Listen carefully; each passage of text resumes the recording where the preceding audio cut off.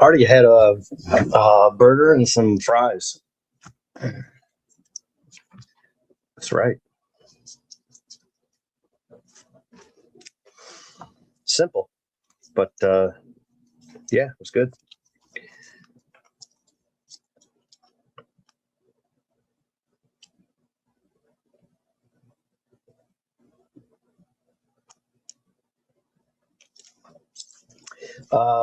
The bourbon, the barrel. Wait, hang on a second. What the hell is the name of this place? The Oak Barrel. I have been drinking. Nah, never that. I drank so much yesterday. I didn't even feel like eating. I know I had a burger yesterday. I think I had like 2 bites. And I left it in my car. I opened it up today. And my God, it stunk so bad in the heat.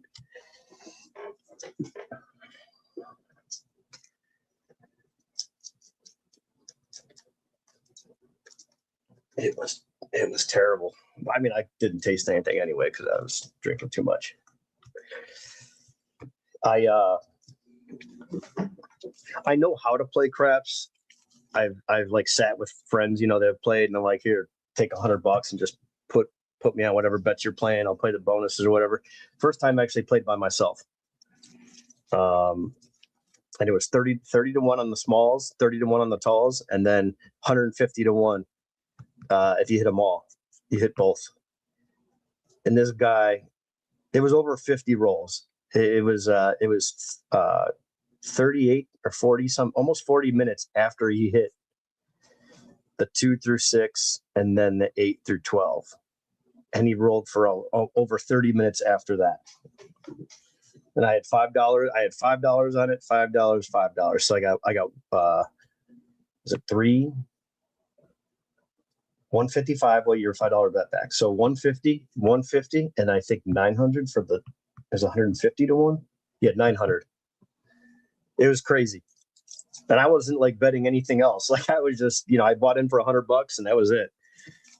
And I ended up talking to a guy that was from the area, and he was a machinist, and we were just talking about work stuff for a while and just hanging out, and ended up having 1 drink, 2 drinks, 4 drinks. And then, yeah, I wasn't even paying attention, and the table was going crazy because there was guys that had $25 chips on it, green, on all across. The table was pretty packed. There was probably like 10 of us, and there was chips all over. But I want to say that bonus, they paid out well over like 10 grand, maybe more, just for those bonus bets.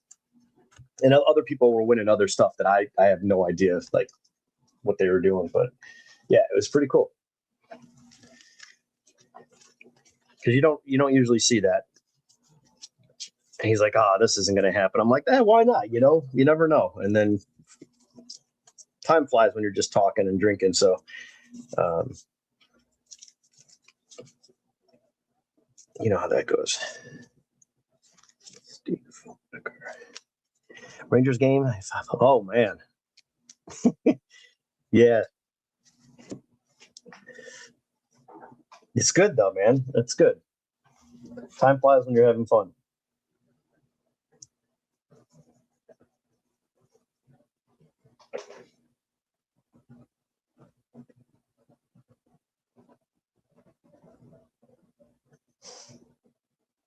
Did you get the house all cleaned up, or you still gotta get on your hands and knees and mop floors?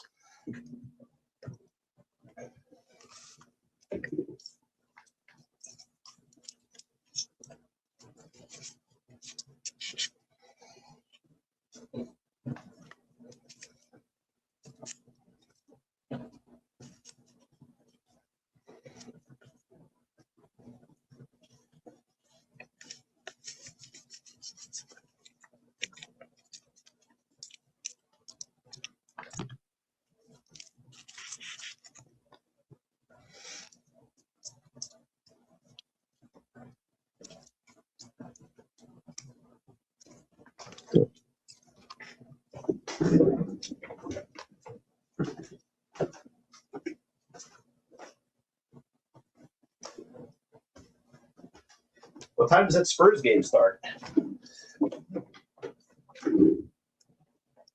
Oh, nice. That's good. Yeah, I found this slab. I don't know why I had this, but it's all busted up. So I'm just going to take it out.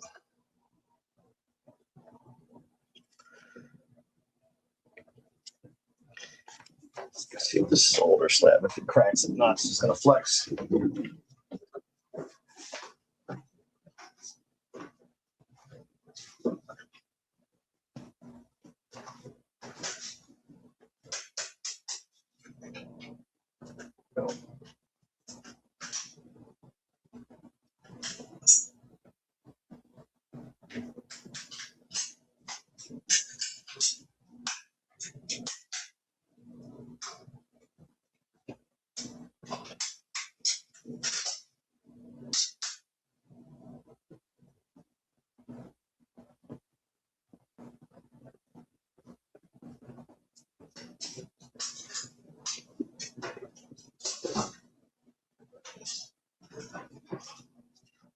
Perfect. Perfect.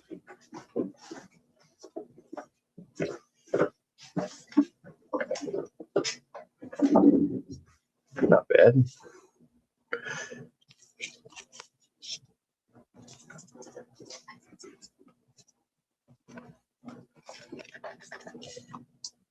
Yeah, no worries, man. No problem.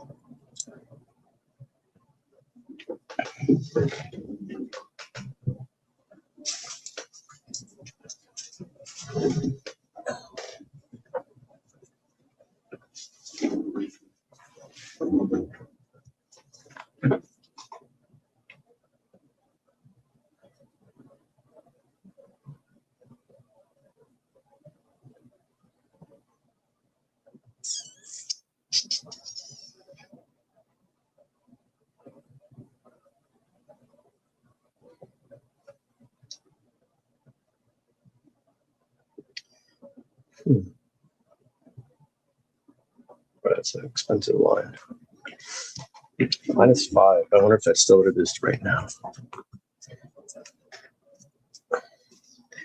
So a lot of people think they're going to win today, at least.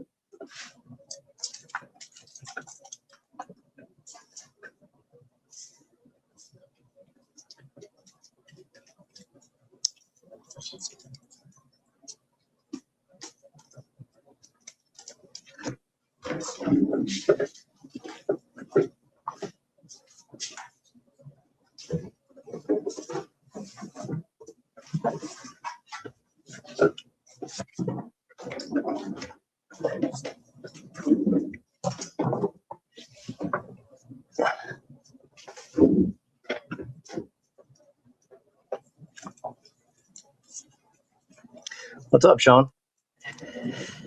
Yeah, Bobby. 15. Mega boxes. Yeah, Sean, I did.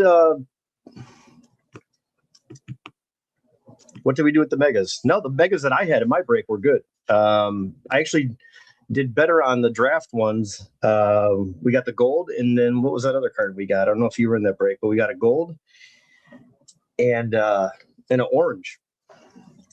The other ones weren't as good. The other the blasters I think I did weren't good. But again, it was a small sample size. You know what I mean? It wasn't a full case, so I can't say that they were great. I can't say that they were bad because that sample size isn't going to tell you squat.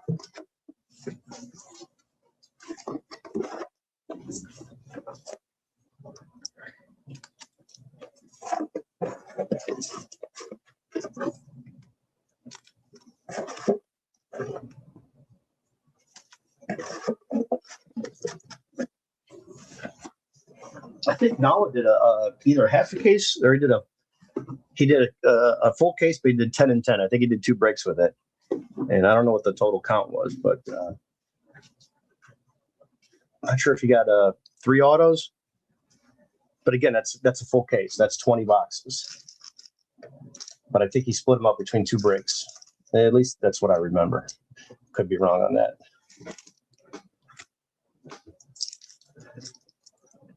Oh, Sean, I had a burger and fries. That was simple, nothing fancy, man. I was overthinking it, and then I just ordered something. So.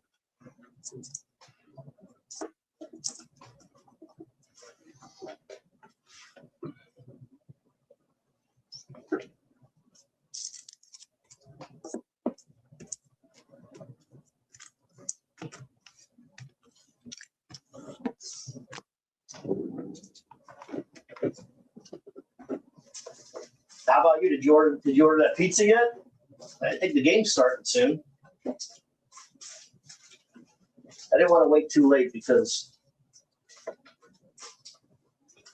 I stay up late. I don't want to eat too late. I end up sleeping in too long, and that's never productive. Especially how nice the weather is. So I got a million things to do outside.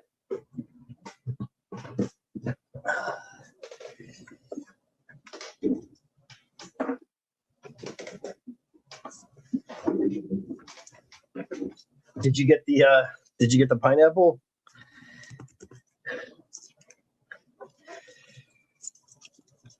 Okay. Okay.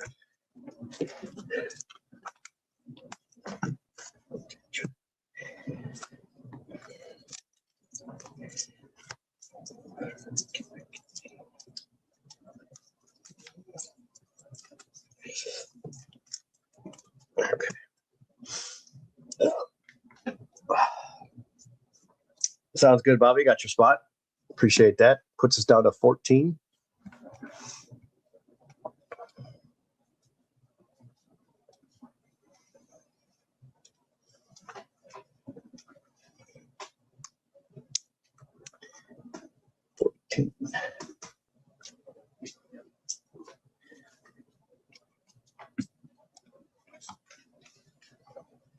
The Hawaiian, the flying Hawaiian.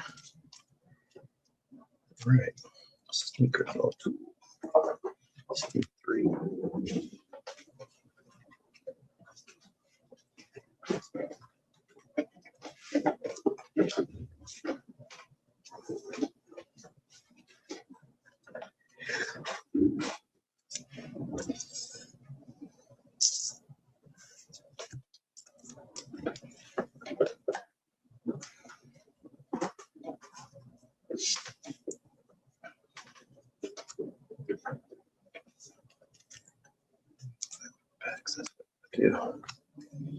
a stack of these buybacks.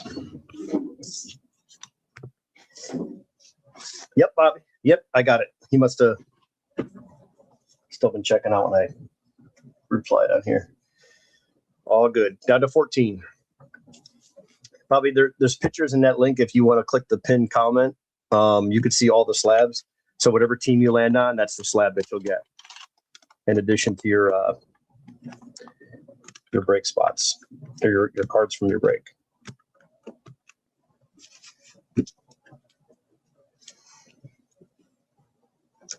And Bobby, did you get the first package with your Dodgers?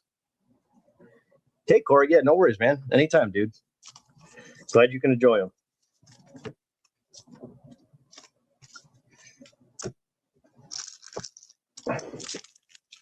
Because you got this break coming up. I think it was a platinum anniversary, and then before that you had the Dodgers. So you should have 2-pack. Well, one should already be there, but one's on its way. And I think that's where we're at with your boxes. If you need tracking, let me know. I can shoot you an email.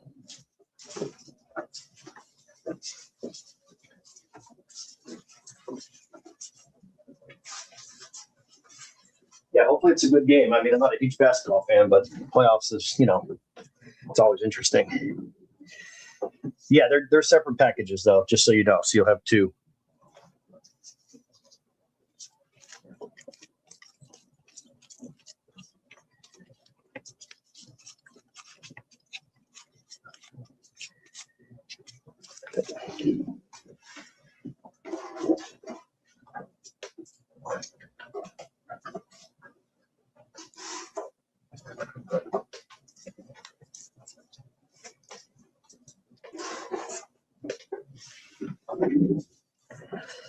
The College World Series. Oh, nice. Sweet. What channel is that on? Does ESPN have it? I'd rather watch that than basketball. That's just me.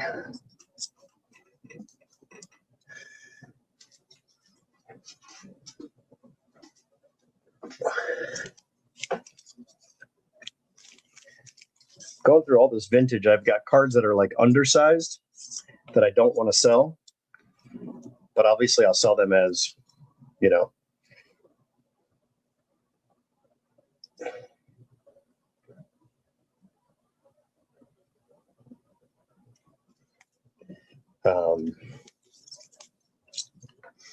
I can get them graded as authentic, which they will. I just don't know if it's worth it. Corey, yes, I did. Yeah, I was going through it earlier. I sorted all my Cleveland stuff. Thank you. I was on a little bit earlier, filled up half the break at 15. Now we're just trying to fill the second half. But yeah, I was on earlier. That Manny Ramirez is pretty cool. I don't think I had that one because I didn't open up a lot of that stuff when I was younger. That stuff was so expensive. But very cool card on that Manny.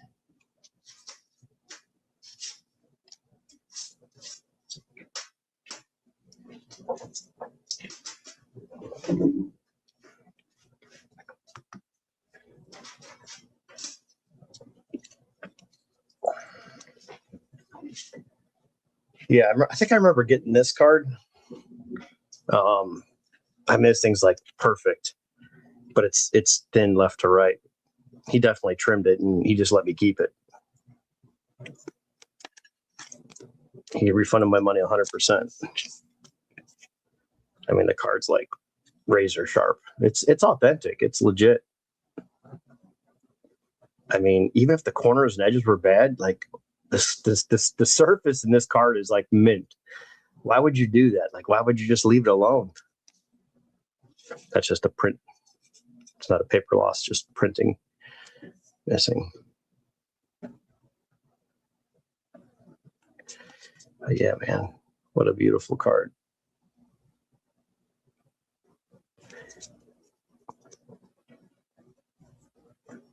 Oh, that's great, dude. Love dollar box hunting. I only like dollar box hunting when there's chairs. I'm lazy, man. I ain't gonna lie. Standing there leaning over a table. I like when they have chairs and binders and stuff like that. So yeah, I got a bunch of stuff here. You can kind of see that one's obviously thicker, but that I gotta double check this one. I think this one's undersized as well. I just put a note on it. I had a couple of these. This one's definitely undersized, but it's still a nice 53 authentic.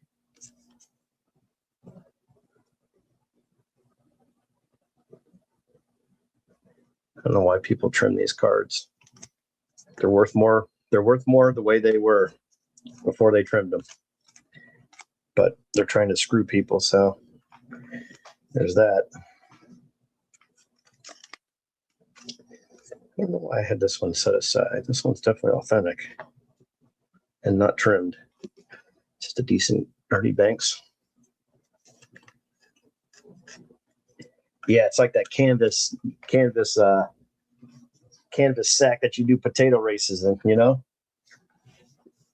The potato sacks.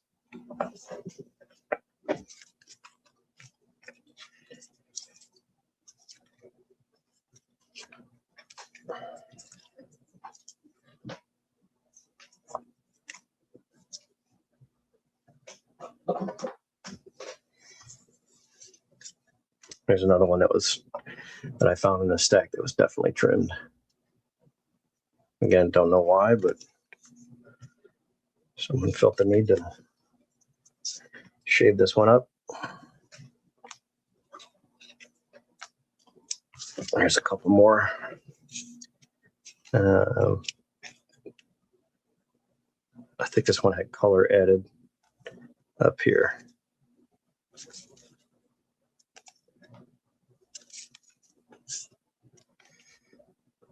Maybe it was here. No.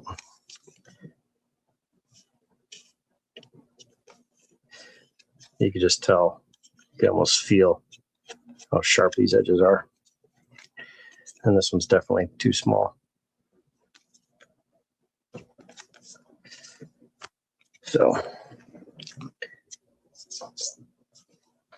we'll do something with these. We'll probably just solve it a lot. And the mail, I mean, even an authentic mail, it's $100 some bucks, you know. So we'll have to deal with these another day. There's more too. I just go through every card.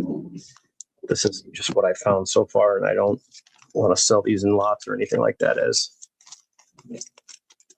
Yeah, Bobby, that's true. They do, but what the easy way you can tell, because that marker will change over time. But if you take a 7U1 and if you hit it with a marker, here, let's just hit it with a marker. Let's get a Sharpie out.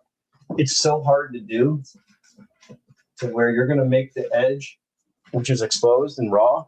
The top part has the gloss and the color. But if you touch up these edges, well, here's another thing too. So if you take this marker, this is a pretty crazy Sharpie. This is brand new and it's a jumbo. So if I were to just hit those edges real quick, and you see that nice shine, and give it a little dry off, you know, you could see right there. You don't see it, but if you tilt it in the right light, you start to see it. Always check this way. It's going to be super hard for me to get this to focus.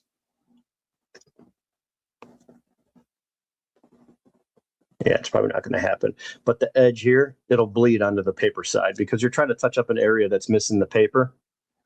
You know, it's missing the gloss, the top paper. So it's down to just the brown cardboard. And if you go to hit that like that, it's sucking up this marker. And then you can see right from the edge, it'll just trust me, it bleeds. And that's how you tell if a card's had recolored, or you can use a black light. But if you tilt these cards in the right, thing. So I'm not going to sell this to anybody. But yeah, that's what it is. Yeah, just be careful who you buy ungraded vintage from. And if I miss a card, I guarantee, like, hey, I sold you that card. It was in the stack of cards that you bought a lot from me. I'll definitely give someone their money back because I don't want to sell them a card that they can't do anything with. But yeah, that's kind of why I just put these off to the side. And I could spend, 100 and some bucks, $125 on these 4 or 5 cards and get them done at SGC and grade them authentic. And I could probably have, $300-400 in cards right here when it's all said and done. But right now, it's just not that big of a deal for me. I'd rather just set them aside and deal with them another day. I don't even like disclosing like, hey, all these cards are trimmed, I just don't like having any of that stuff. But people do that to new cards. Like they'll do it to anything they can make money on. So it's not just the vintage that you got to watch. It's like, I don't know, there's scummy crap everywhere.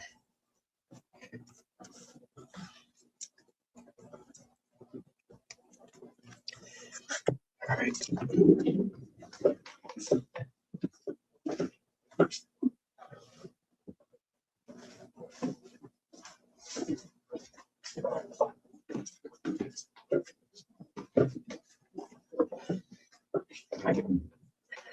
I only put pinholes in mine to hang them on the wall. That's good. That's good, man. Yeah. Hell yeah. Love a good pinhole card. Mookie Chilson. I don't know if you ever heard of him. He's got a YouTube channel, but he's that's all he collects. I mean, not all he collects, but he collects specifically. I gave him a beat up Sandy Koufax, like a 60 something or a 62 Koufax at the Strongsville show this year, the vintage, the big vintage show. And he was happy. And I actually found another one for him. And it's got to be a true authentic. Like he looks at it up pretty close. Like it actually was. You didn't just put the pinhole there yourself. I got it here somewhere. Here it is.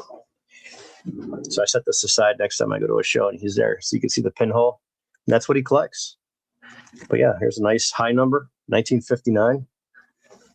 Nice high number, centered. But yeah, it's even got the divot from. You can tell it's all worn right there.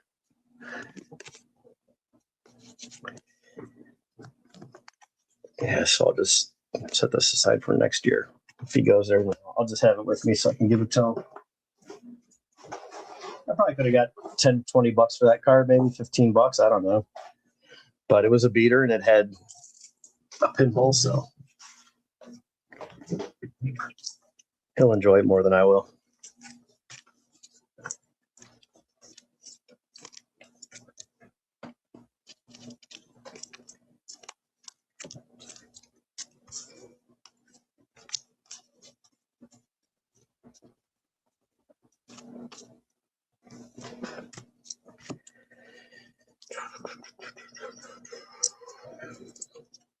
All right, anybody in the chat got any questions? Just holler.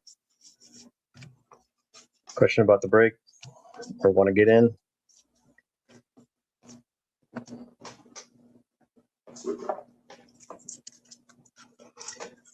What's up, Mark? How was that game?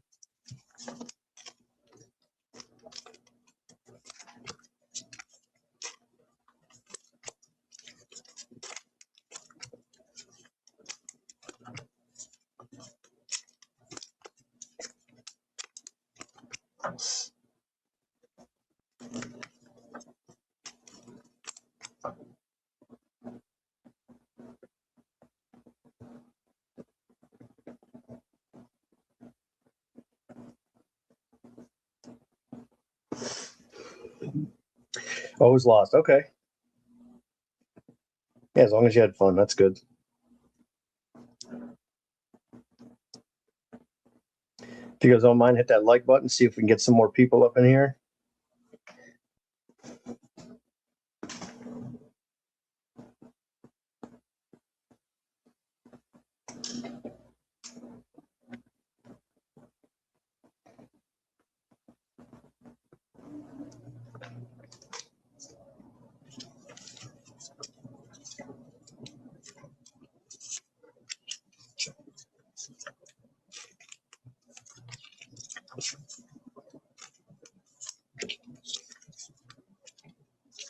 What do you guys got for the World Series if you had to pick today? before the All-Star break. Who do you got?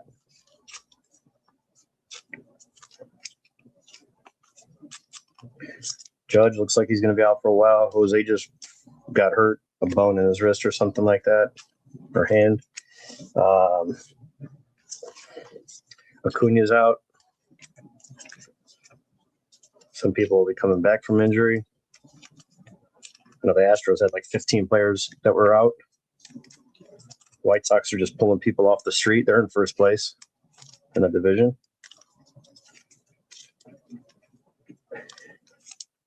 Dodgers and the Brew Crew, huh? Okay. Boy, that Mizrowski kid looks good. Impressive. That's for sure.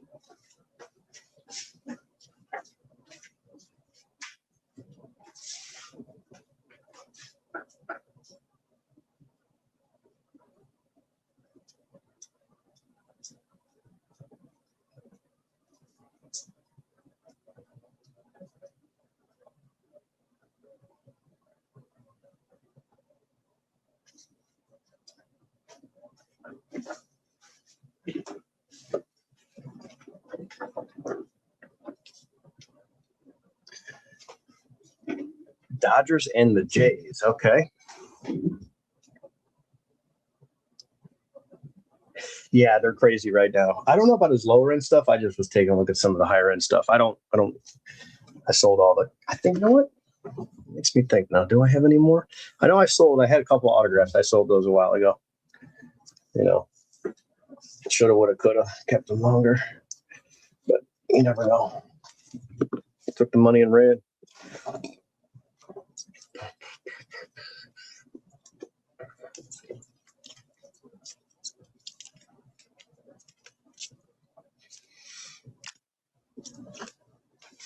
Who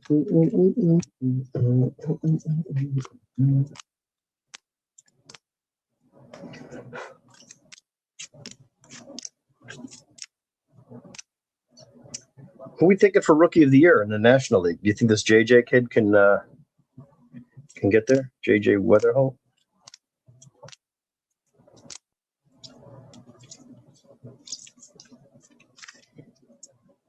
Is this guy going to get called up since they're playing so well? Do they call up him? Nala pulled me this. I got this back from him. I don't know when I got this, but that's pretty cool. Churio first. The Brewer, there's a Churio in here for the Brew Crew. I got the Managa back from the Redemption. These sapphires look nice. Expensive to collect, though. They look nice, but they aren't cheap.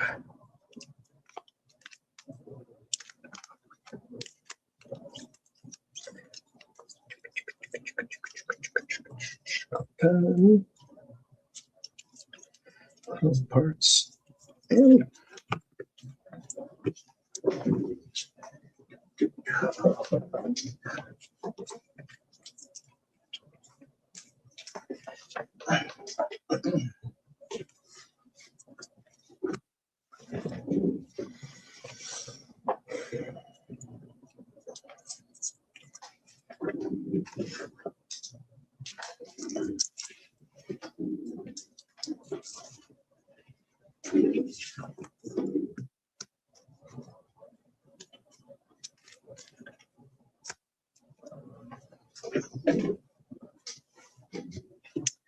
Pajes isn't a rookie, is he? No, I don't think he qualifies.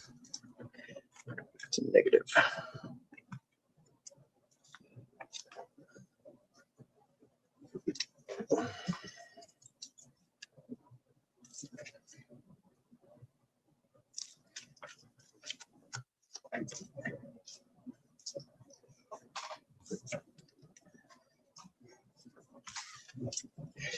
All right, modern vintage.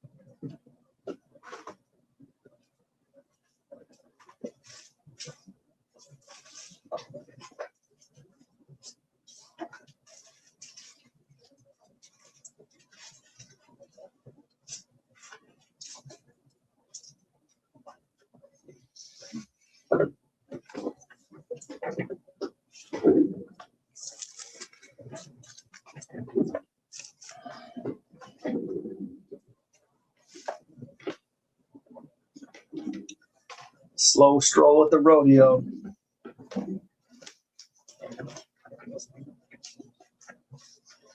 Oh, there's the starts. Oops.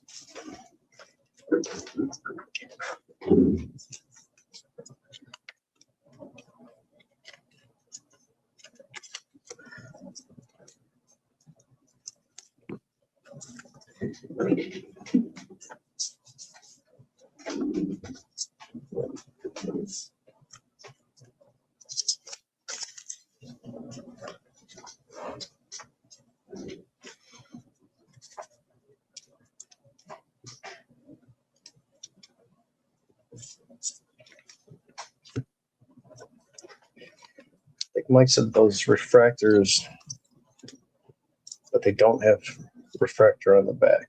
That's how you can tell. They're refractors, but they don't say refractor. Right? Right. Got it.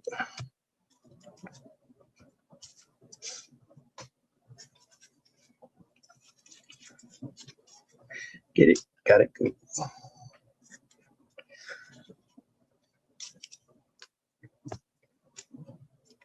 So base refractor.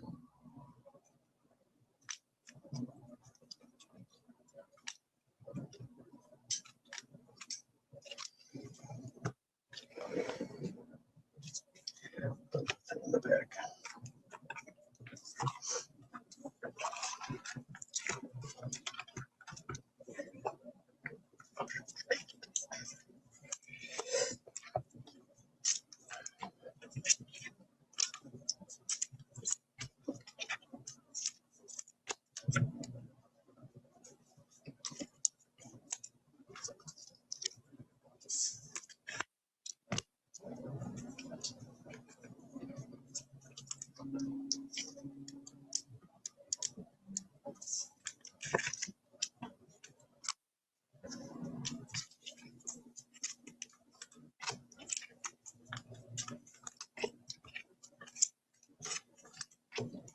Not sure how I feel about inserts in Platinum Anniversary.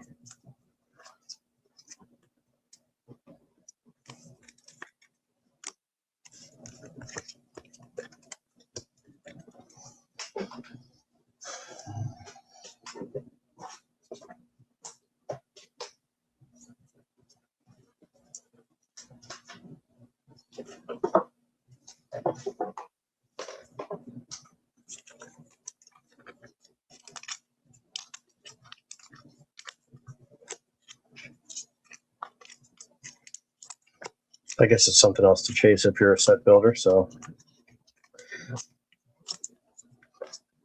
I guess I can get behind that.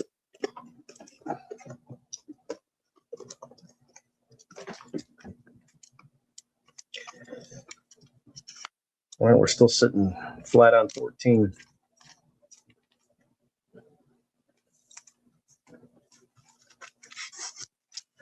14 is the number.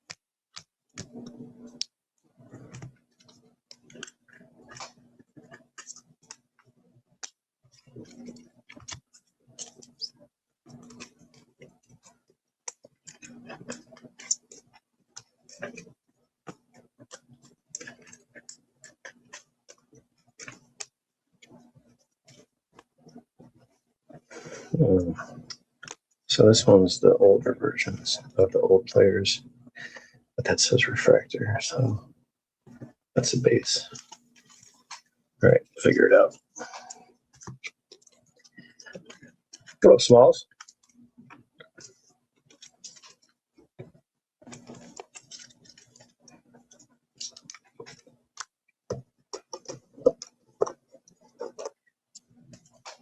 Watching that basketball, that b-ball game.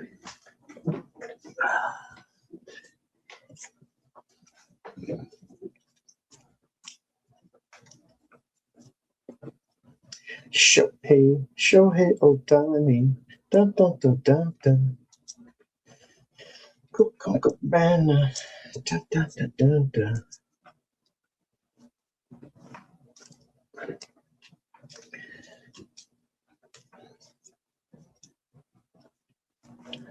Oh, yeah. Oh, no. How the Royals? Yeah. Yeah. Baseball's been tough. The Royals so far. A lot of baseball left, but J-Ram's out. They lost 3 players today on the field. They opened some doors.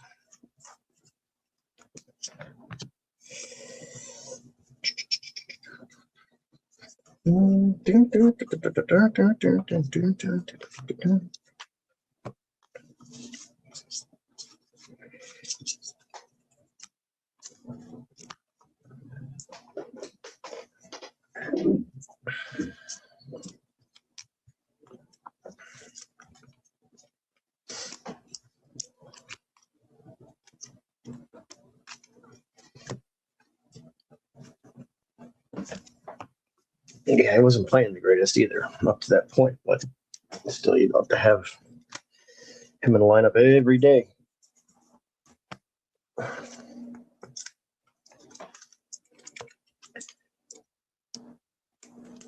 My problem is I buy like a blaster box and I stick it somewhere and I never know where it goes. I always looking for stuff.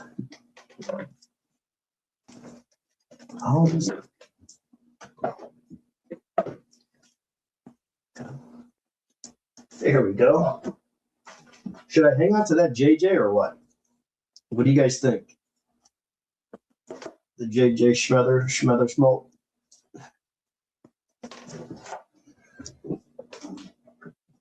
Should I hang on to this one? See if he does Rookie of the Year? It's numbered 150 of 150. It's clean. It's nice and centered.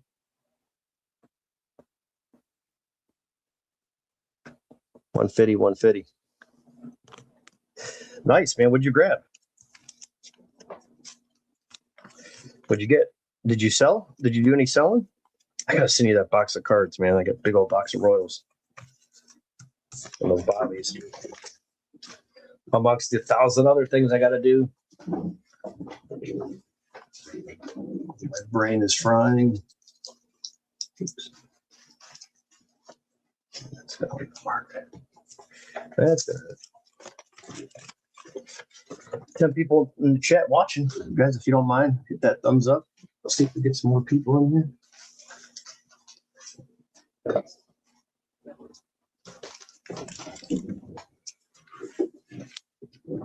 Yeah, let me know what you got from the show.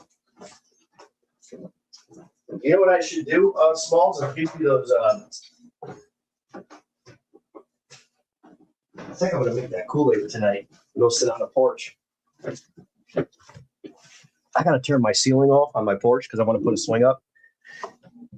And the problem is they wrapped it with metal soffit, and I want to expose the original beadboard and sand it and then stain it. If not, I'm going to replace it with cedar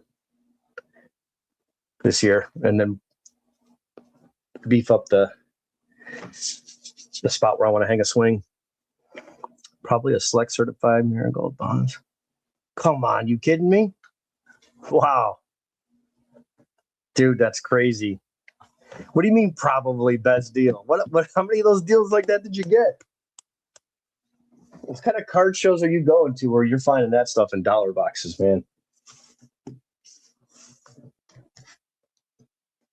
That's those collections that walk in from the '90s and hands them to the worker that's just, a younger kid or an older person just there for some hours and for some money, and you just like sorting through. It looks like a regular card. Throw it off to the side, dollar bin, price it, let it fly. That's where knowledge comes in, man. Good for you for snagging that, because that's a big one. Even if it's not in good condition, that's a good card. Just they're tough to find, and there's not going to be any more coming out. That's why these '90s inserts hold such value. Like this one, I don't know if it's a pop something like pop 24 or pop 19 or 17. I'm not sure. Anyway, it's out of 5,000, but it's a PSA 10. Nobody's opening this stuff. 96 Leaf is going to be tough to find and get 10s out of. But I got some lowball offers like $250 for this, and like I had it at like $500 or best offer. And I'm just waiting, waiting for the right person. A lot of mid-2000 chrome stuff. Nice. Yeah, any of those X-Fractors you get, even common players, you can just buy those for $1 and resell them. But you got to put the work in. That's what a lot of people don't understand. There's all this stuff that can be done and made money, to help fuel your hobby. You got to really put the work in. And that stuff takes a lot of your time. So that's the other side to that.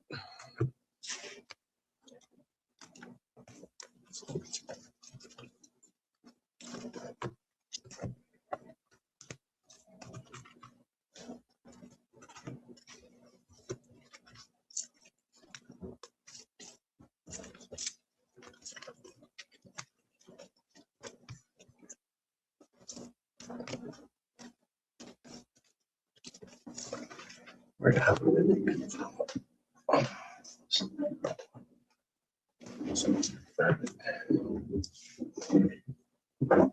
Bowman Chrome X-ray. Nice. Oh, nice. That's good. Sounds like you had a good session today, which is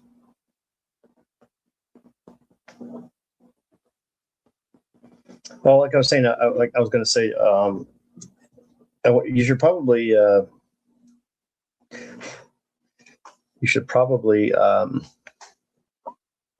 yeah, three, yeah, you're not lying, Ryan.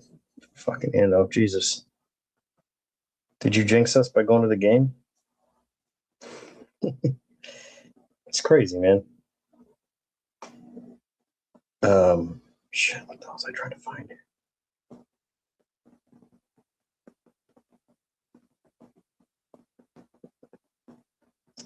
I forgot to ship someone's card that they bought. Yeah. That's why I like old-fashioned cash, Paper notes, all this. I swear it's just harder to find stuff when you got technology. That's just me. Urban. Swerving urban. All right. These are still for sale.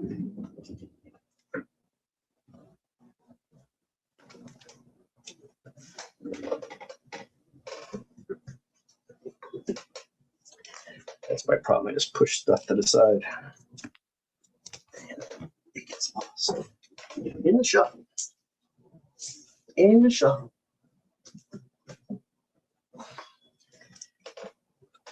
It's 9:10. Do you know where your kids are at?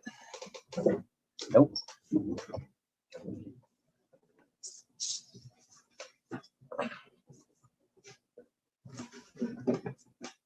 Oh, go. Ha! There's more stuff back here. A little dusty. A little dust. It's never hurt anyway. 20 table, little show. Hey, that's great. It don't matter, man. So as long as people showed up. Johnny Vandermeer. Autograph. Old print photo. Only pitcher to throw back-to-back no-hitters in history of baseball.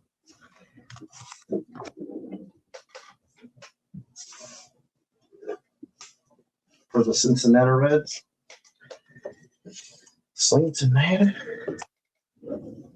Red legs. Red stockings.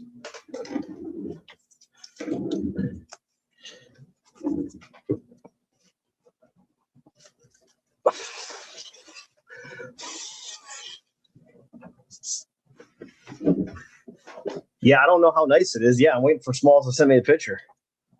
That card's, yeah, like that's what I said. I'm like, how did you find that? Now in high grade, obviously, but even in low grade, just any grade.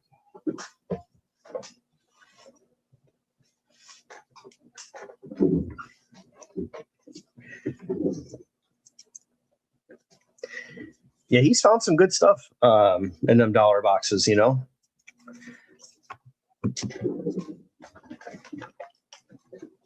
Small, well, tell them what else you found in a dollar box before.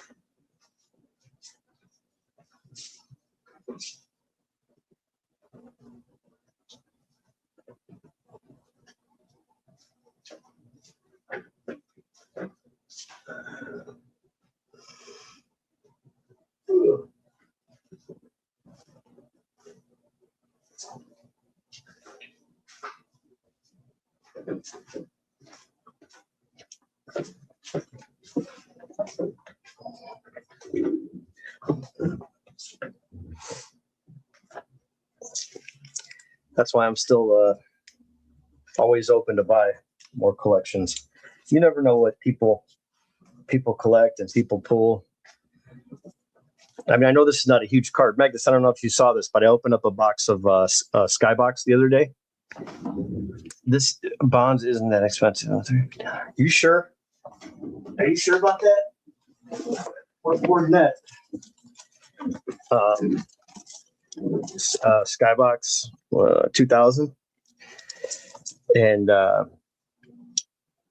Pack Fresh 15 of 50 on the Star Ruby insert of Sammy Sosa. There's a authentic, and that's it. There's no card. No card had a what do you call it? PSA has only one graded, and it's an authentic, and it's chewed to hell all the way around. Like it just was probably in some kid's shoebox, so it came back authentic. But yeah, Pack pulled last week or this past week.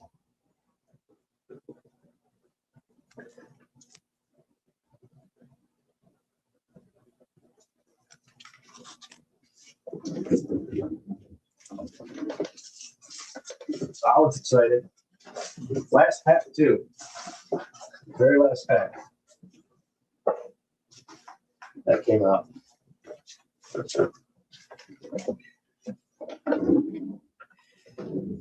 And if you get any insert card of Barry Bonds for $1, let alone something like that, there's just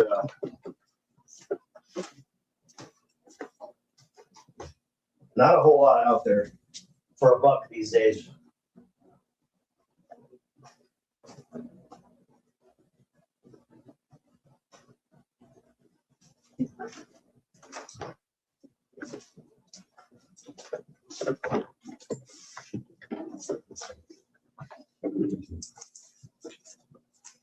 You can't even get anything off $1 or not dollar menu. There's no more dollar menus anymore. No value menu, value meal, no nothing.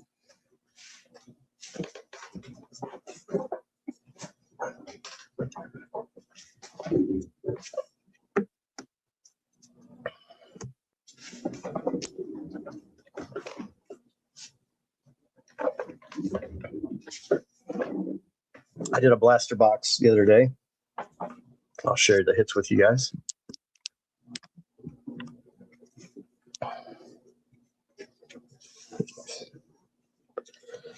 Yeah, this one's extremely rare. Yeah, I put it up on, I don't know if I put it up on eBay, but I put it up on some of the forums and stuff. Problem is nobody likes to trade, you know? I'm like, hey, I have all these cards. I want to trade. Like everybody wants this card. I'm like, I'd like to trade for it. What do you got? And especially the 90s groups. You know, I'm trying to find some nice Loftons, and people they just want to buy stuff. That's it. They want to buy. They don't want to trade. But yeah, I got a CJ. Man, check out the year he's having. No hobby love at all. I got a Greg Jones to 75. I've never heard of Greg Jones, but that's his green auto. Good looking card. I like how it like fades and picks back up. I like that versus having like the whole thing and then just like a white haze. I like this, like, I don't know, like mini blind look to it. That's cool. Biggio Prism, Jake Bloss. Insert. Had to get a Sobrowski for Cleveland. I put that in my binder. Tommy Nance, Billy Williams, Nico, and I got an orange Jose Cruz. Sean in the building. Check that out. What a cool looking card. That shine ain't giving it some doing it justice. There we go. Those old Astros unis. Pretty cool.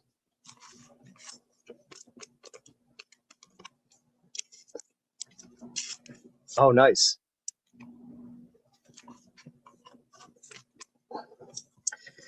No, I don't know who that is. Andrew Jones' son. His name is Drew, like DRUEW. It's spelled differently. But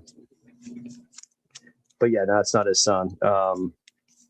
Yeah, his son was like injured and batting 171 when his cards came out, and there was like a $200,000 bounty.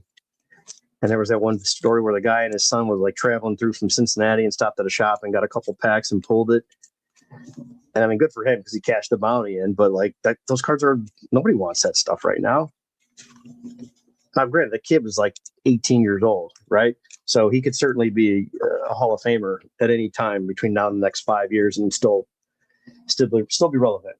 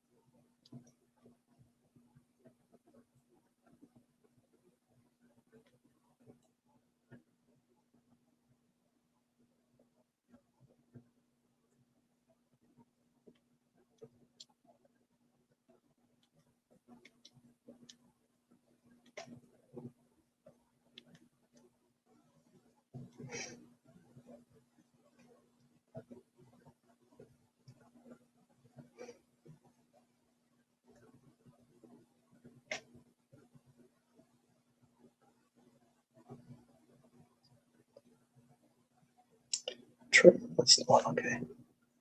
So who's going to play third for Cleveland? You know what? I'm not sure.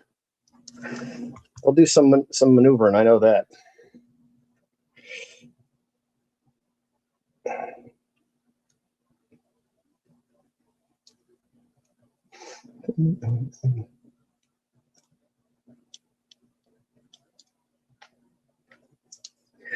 Not sure on that. That's a good question.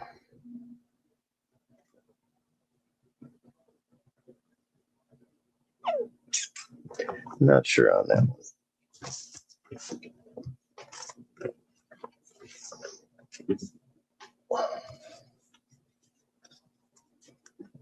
So yeah, that was the box that I got.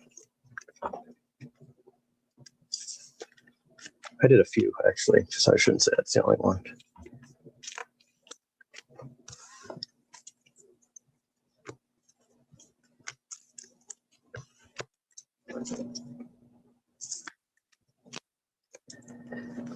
All right, anybody else out there in the chat? Want to get a spot? Drop it in the chat.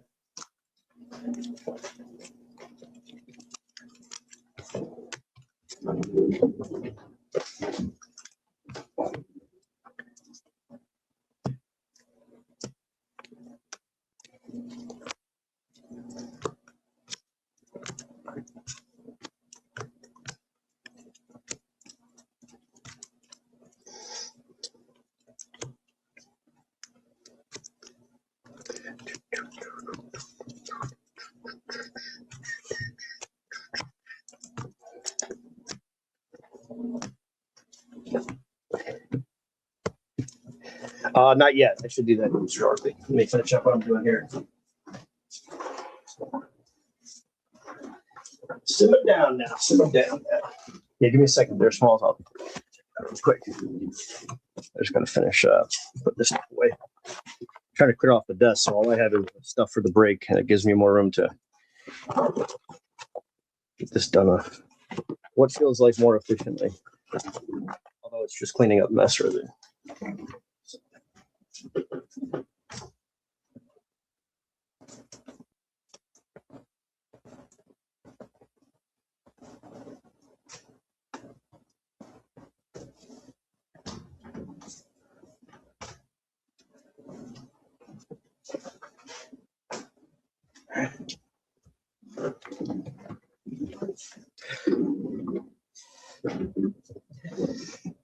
Okay, so I gotta pay this freaking guy. Text him. Okay.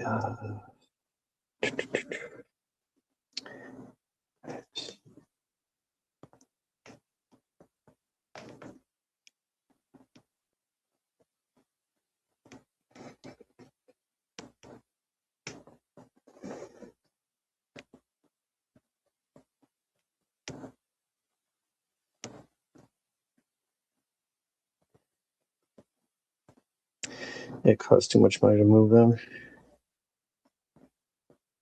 I say 3 drivers over there. Put yours and sand and equipment around. Costs too much to move in. Oh man! Tell you what, man. You give somebody a big job, a big deal, a big job. You know, you help them out. Not help them out, but you give them business, and they're like, "Hey, can I do this over by you so I can save money on my equipment and blah blah blah?" And I'm like, "No, that's not what I'm paying you for." Everybody's got an angle. Not everybody, but this guy's got an angle, and I don't like it. Just be normal. Just go do it, and everybody's happy. Everything's a fucking ass ache lately. Anybody else? You know what really grinds my gears? You know what really grinds my gears? Oh man, it's where people learn. They're funny. They make me laugh. I'll tell you if he means laugh. I mean, he means well. Ando knows my problem. Ando knows what's going on.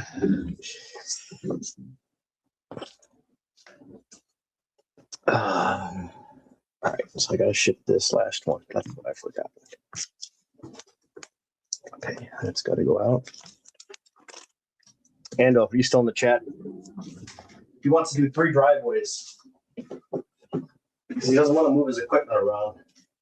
He's telling me what to do. like, listen, man, I hired you. I gave you a bunch of money. I don't care what you do. I just want it done. Like I sometimes, man, I don't think people think about others. They're just thinking about themselves all the time. It's gonna happen, but he's got to know where I'm coming from. How about I sound like an asshole here? But I also, what you're trying to tell me is really not my problem. My friend. It's not my problem, sir. All right. Let me finish this up right here, and then we'll look at those sweet shades. We'll drink 5 of these open waters that I've got over here. Am I joining the rip party? No, I'm trying to close this breakout. No, Casey. I'd love to, but I don't have. I mean, I've got stuff to rip, but I'm just trying to clean off my desk right now and price some cards and hang out while we try to fill this damn break. But I will definitely stop over there, once this is over with. Definitely going to come hang out.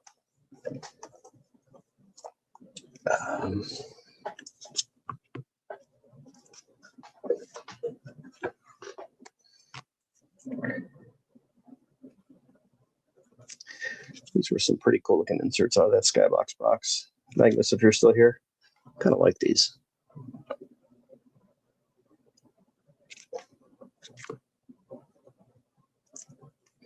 These were really nice.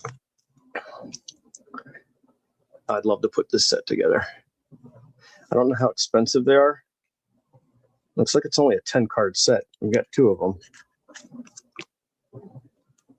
Obviously prone to chipping. These were right out of a box, but you can see the little chipping at the top. But man, look how nice it is. This one's got like a little dimple on it. But this one's got the downtown skyline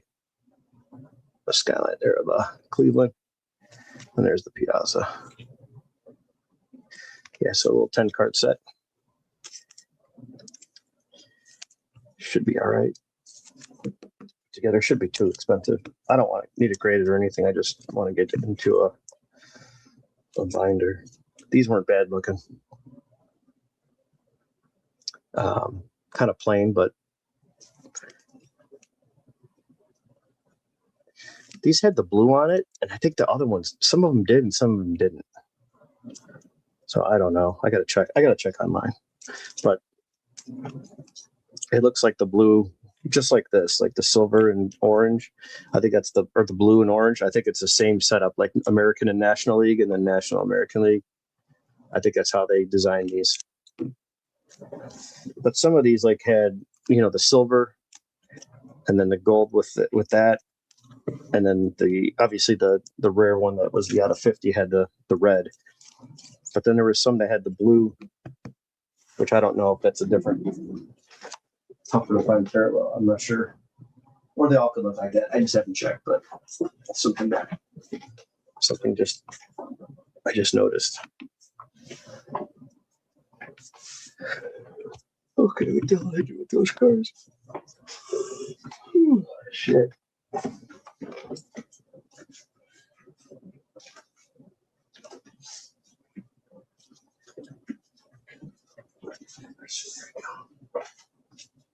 Yeah, I got some breaks coming back from Platinum Anniversary, so I'm not sure if I don't know if I'm gonna build a set or, if I find a lot for like 300 cards, that someone did a bunch of boxes, just wants to unload the base, maybe I'll do it. But I'm not opening up, $3,000 worth of product to get that set. That's for damn sure.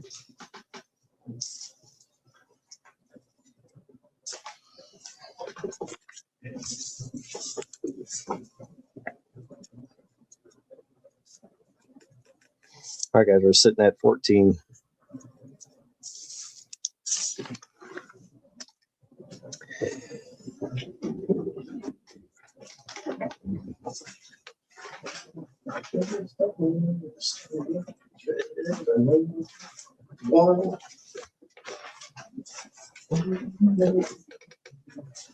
And the Indians got the win today, but they lost Jose, which isn't good.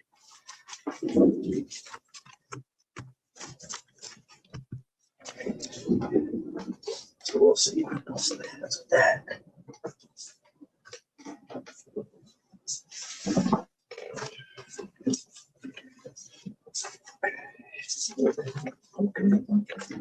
All right, okay. All right. Okay.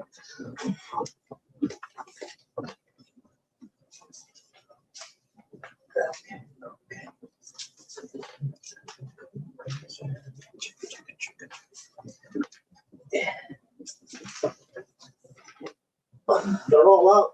They only got these on. Then I want to rip some cards. Come on, let's fill this up. I ain't taking those spots because I don't want these graded cards.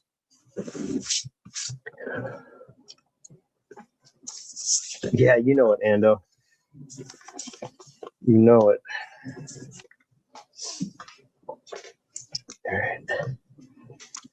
All right. Oh, Ando, I got that Bazana for you. I set aside. I forgot to give it to you when I saw you.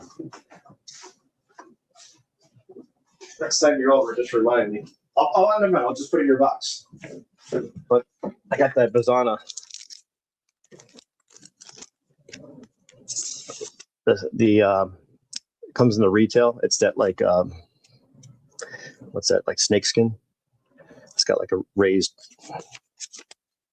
pattern, but that's the one you're doing the rainbow on.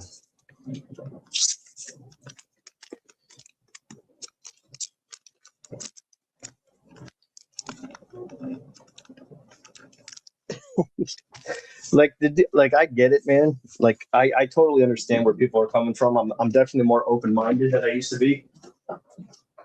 But I just want them to see how it is from my side. That's all. I'm not asking for anything for free. You know, I'm not trying to get anything over on anybody. You know, I mean, and again, it's not a huge deal. It's just after you know people for so long, you're like, man, come on, dude, just you got to open your mind a little bit. Be open-minded here. This isn't all about you in this one. And again, like I said, he doesn't mean any ill will or anything by it, you know. Oh, I did get these back from KC's break. I got a black. Last year, a black did $40. So I was going to list this for like 45, 50. It's really nicely centered too, which some of these inserts, like that orange auto or that orange one you saw, that to 25, that thing was way off center. But KC pulled this for me. It's black refractor to 10.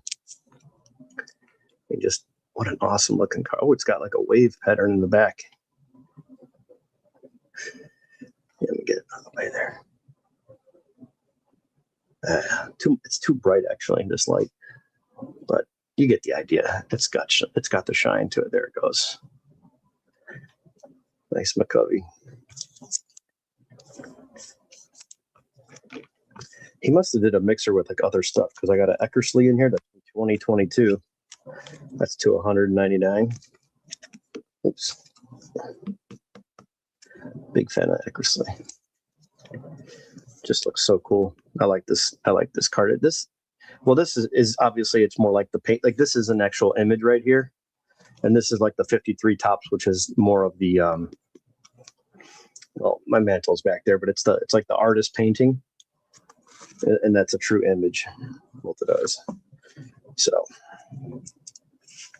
but yeah, I got that in KC's break. Let's see what else I got here. Got some base cards, some rookies. You know, it came from KC when you get all base cards, and he sleeves the fourth year Bobby Witt, third year Bobby Witt.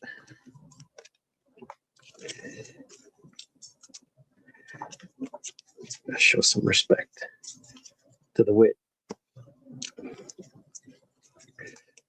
All right, so yeah, as I get some more of these breaks back, I'll see kind of how much base I got. I just wish with a product like this, you're getting their own teams. And another thing I thought about doing, I know it's going to sound crazy, but instead of spending a bunch of money on that, what if you just bought 30 breaks and got each team once? But you'd have to find like a case break for each team. Spend your money that way. I don't know if that makes sense. You know what I'm trying to say? I'm just rambling right now. Right now, I'm just standing here wondering where I put these cards at so I can put these with me. Oh, here we go. All right. Yeah, so I probably got like 200 cards right now out of a 500 card set. You know, that's a lot. Samson, what's up, man? Oh, yeah, don't worry about it, Ando. Yeah, no worries. Oh, yeah, from the other break they got into? Yeah. Yeah, if you're not going to use, I'll give you something for it. Really, the only sets that I'm not hanging on to, but I'm keeping is obviously my Topps run, all the vintage and everything, and then the heritage sets, the 93 finest, the platinum anniversaries. I've done them all so far, so that's why I'm like, I should probably just do this one. But I'm trying to focus on stuff I can actually, get done, because I just got way too many. You wait till I have that set sale. A lot of them are smaller sets, but I've got well over 100 sets to sell that I have no business owning. Like 2 of this, 3 of this. Like, it's just, no. It's all stopping this year. I just need to spend the money on these cards to finish these sets that I have in the works, or upgrades and stuff like that. You know what I'm trying to say. Oh, and I got this out of Casey's break too. Man, that's a beauty right there. Again, this has got those lines. See how it fades down? And it's just this little area. This one looks good because the white fade and the white jersey.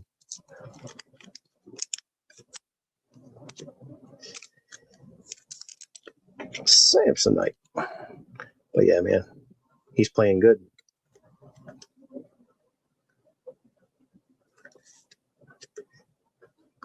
Yeah, no worries, Ando. You got it. Remember, I know I owe you for that card that we sold too. I got to deduct money for that card, that Jackson Holiday we sold. Actually, I got to print that out from eBay because I got a sticky note up here for the shipping, but the fees. From Ray. No, this one here. Oh no, this was from not Ray, from what did I say? Did I say Ray? I don't know why I said that. If I said Ray, no, it's from KC Card Connection. I had 2 teams. I had the A's and I had the Giants. All right, guys, 13 left. Chipping away. Banners.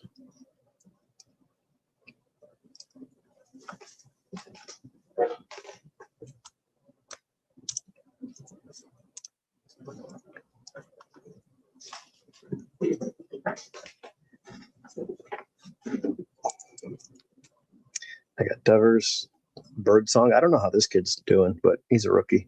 I don't follow the Giants. I don't even know if he's bullpen guy or he's active starter, because they don't have much going on with that team. Bryce Eldridge is really good.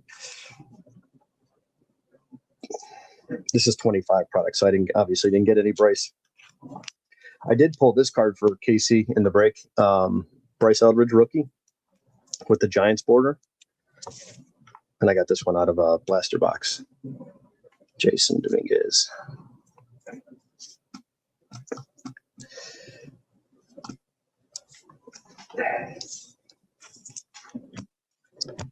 All right, I'm getting sidetracked here. I got to go find those sweet shades real quick so I can let Smalls know which ones I needed for my set that he was going to help me with. Oh, and I had the Rays too. Yeah, the Rays. Yeah, these are pretty cool. It's like you can feel the scales. And these are the 1 per blaster box. I still think these are all those previous Lunar Glow green ones that they were doing for like 3 years in a row. And then they went to these. I'm glad they switched, because that's a really nice parallel for, that's not numbered, that a collector that just buys a blaster box can get one per box. And they look good. It makes you feel like you're getting something different than those damn green ones that look like every other baseball card, in my opinion. They just didn't have any, they just weren't nothing special. They didn't have that special feel, I guess. trying to say. They just look like every other card in the products.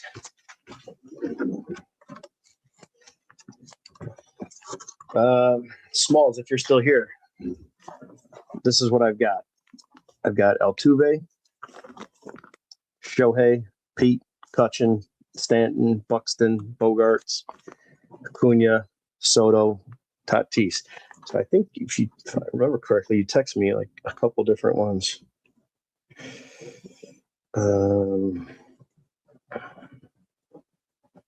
Let's see here. You said you got Mookie, Vladdy, and Trout. I think I need all of them. I swear I had a Mookie somewhere. Hang on. I know I need the Trout, and I know I need the Vladdy. So yeah, I may need all three of those because there's 20. I think there's 20 cards. So 6, 7, 8, 9, 10. I need 10 minus those. Yeah, I'll need 7 more. Yeah, these are like insert sets that I've got. I don't even have them in binders. I just got them in boxes, like right out of the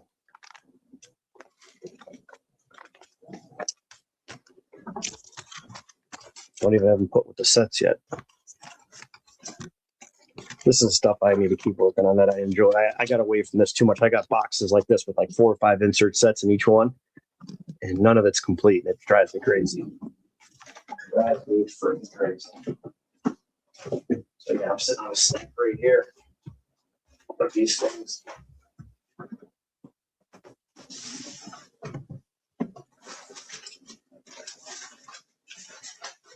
You know what it's like?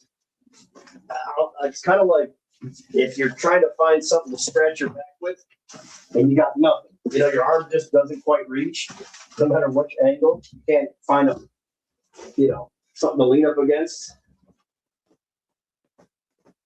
You're just stuck. That's what it feels like.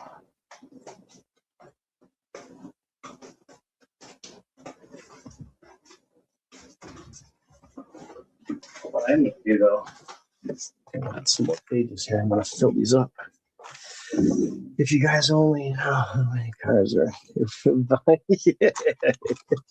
yeah, it's bad, Ando. Man, one day just do me a favor, dude, and come freaking haul this crap away and clean my house. I'll probably thank you.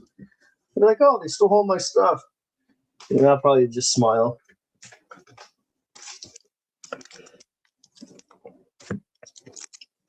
It's like the walls are closing in. So yeah, these are those little hanger boxes I did. I decided to start building all the sets that I pulled stuff from, and I'm not far away because all these are like 12 card sets.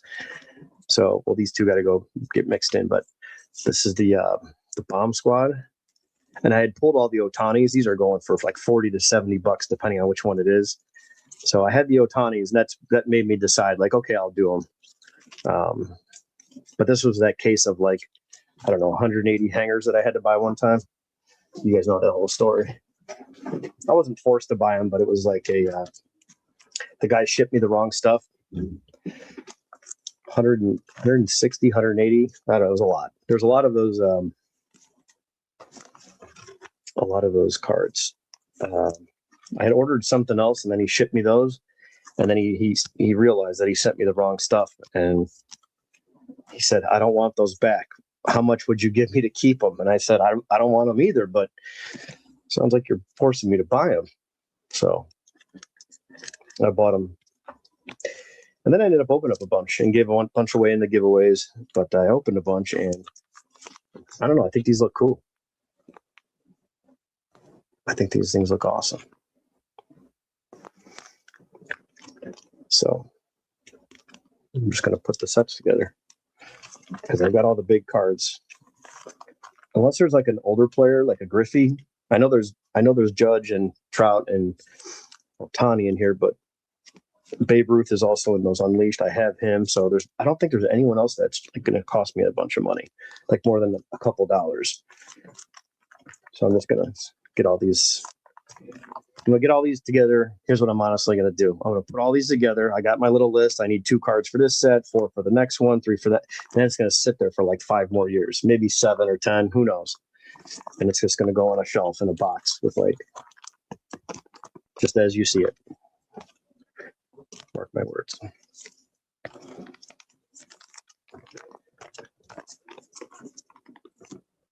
Even the backs of these look great.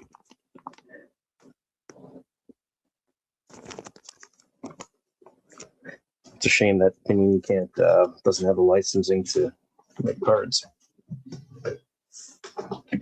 Still kind of price from the Reds card I hit. Yeah, I'm honestly, hey, let me grab your box. And if you want me to just post it, man, I don't know what it's going for. I know he's not having the best year, but there's no comps because he it's his rookie, and it's a true red out of 5. I mean, the card's really nice too. It just looks good,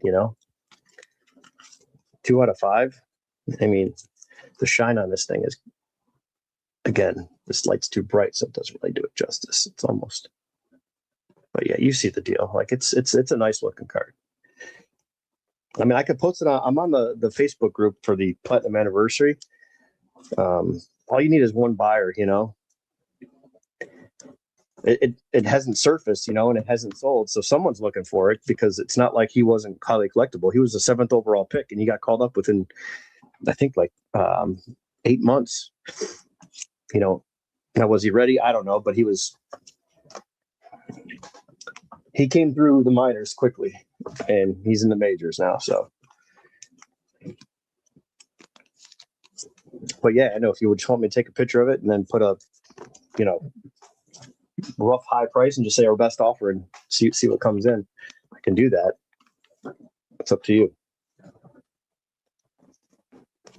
I know it's not a player you're collecting, so that's why I just suggested you sell it. The true reds are really, really desirable in any product. And it goes, wave and then, speckle, shimmer, and all that stuff. Tears down, but yeah, the true reds are always nice. Even common players are highly collectible. And one thing I noticed, there's not many out there, but I've listed some old cards I got a 25 that I pulled from a random pack, from 5, 6, 7 years ago, whatever it is, right? So you go through a box, something, and people have watch lists for these cards because they're trying to put together the whole orange rainbow, the whole orange colored set run for every player, commons and everything. And I posted one for like $25 or $30 or $40 or something like that. And it sold within two minutes. Whenever it was posted, he got the notification, he clicked on it and bought it. Yeah, how nice are these unleashed? And I know you got some of these, but yours is like the next year up. But I don't know, I just think these are, I think they're pretty nice. And this older stuff, like, I know it's going to sound crazy. There is Ohtani autographs in Panini product that is not redemptions. You got to dig through the checklist and make sure you're buying right. But you can get some cheaper wax that is not going to go crazy. And you can't. It's hard to hit, obviously, but you can get some stuff that's affordable because these prices today are just insane on all of this. You're as bad as a junkie, you're not. Yeah, you're probably right. That's great. It's true, man. It's true. True story. I ain't going to deny it. All right, guys, we've got 13 people in here watching. If you guys don't mind, hit that thumbs up. See if we can get some more peeps in here to close this out. I'd like to open the stuff tonight.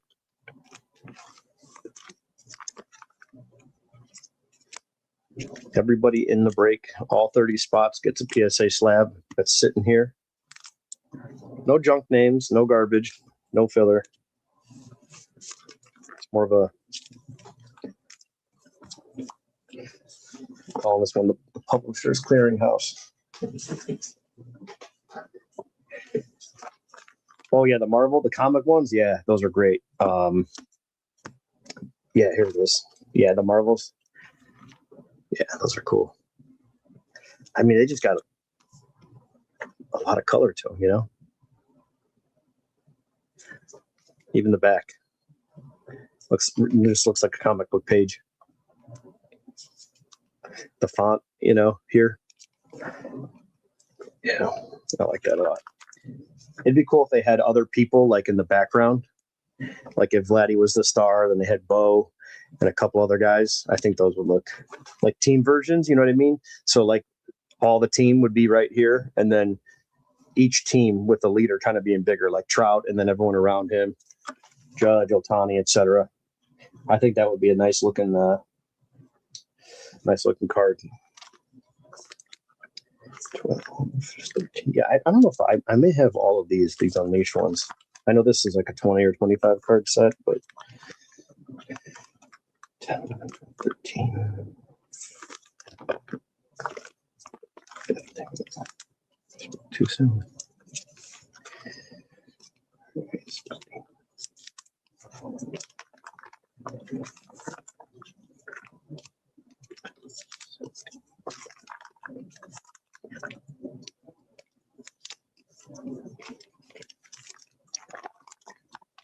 Yeah, looks like I'm only needing 2 so far. 18. Looks like 20 card set. So I just need 2 cards for this one. There's the Griffey. Yeah, absolutely they do.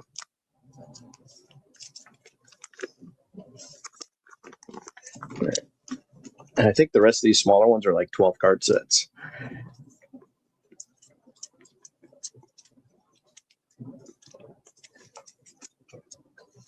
Eleven, 10, 8, 7, 6, 5, 4, 3, 2, 1. I'm missing 2. That's 12 card set. Yeah, maybe I'll get online and snag these. Problem is, I pulled so many cards for so many people that owe me cards when I need them. I just send them stuff and then I forget. So I have to build like a master list again, redo it,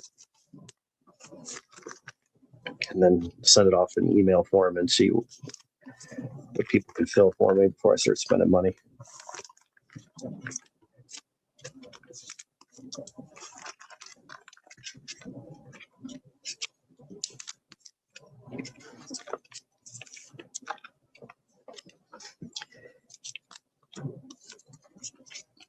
Yeah, absolutely. Listen, Topps is notoriously stealing designs from Panini. Home field advantage, aces, that's all Panini stuff. And all the other stuff they do that looks cool, it's all from the 90s. So there's that. You know what really grinds my gears? PETA.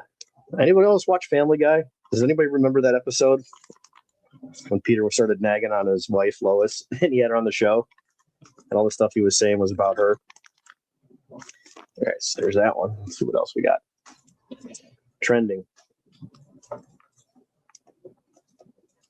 Yeah, there's nobody in this set, unless the guys I'm missing are better, but yeah. 10, 9, 7, 5. So I need 3 or 4 of these. You know what really grinds my gears?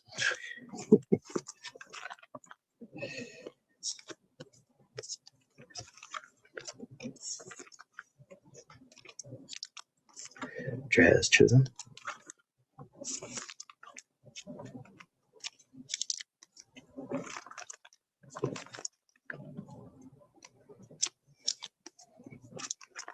I did sell a couple of really tough Jeter inserts in the 90s.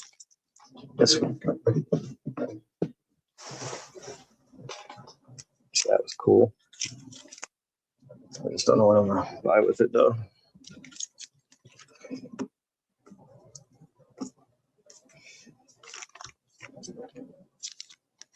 Yeah, I need a few on this one.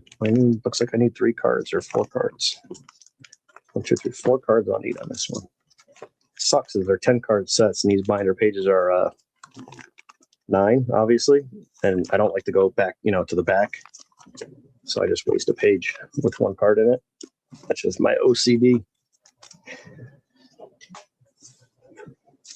All right, so I think I needed this one too. That's why I hit it out. Nope, I got it right here. So I don't need that one. All right, marbles, Flatty. Nope, don't need that one either. Those are both doubles. Yeah, there's the Otani.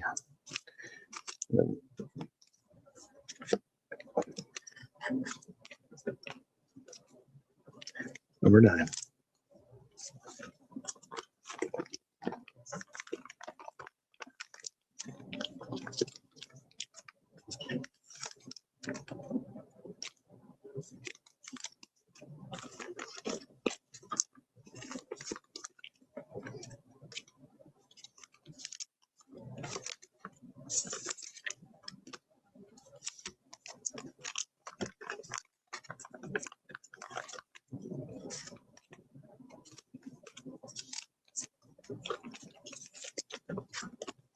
Yeah, these would look good on a wall display, I think, in like some one touches.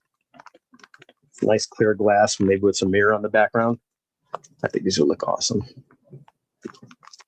All right, so I definitely need more of those. And page for the back.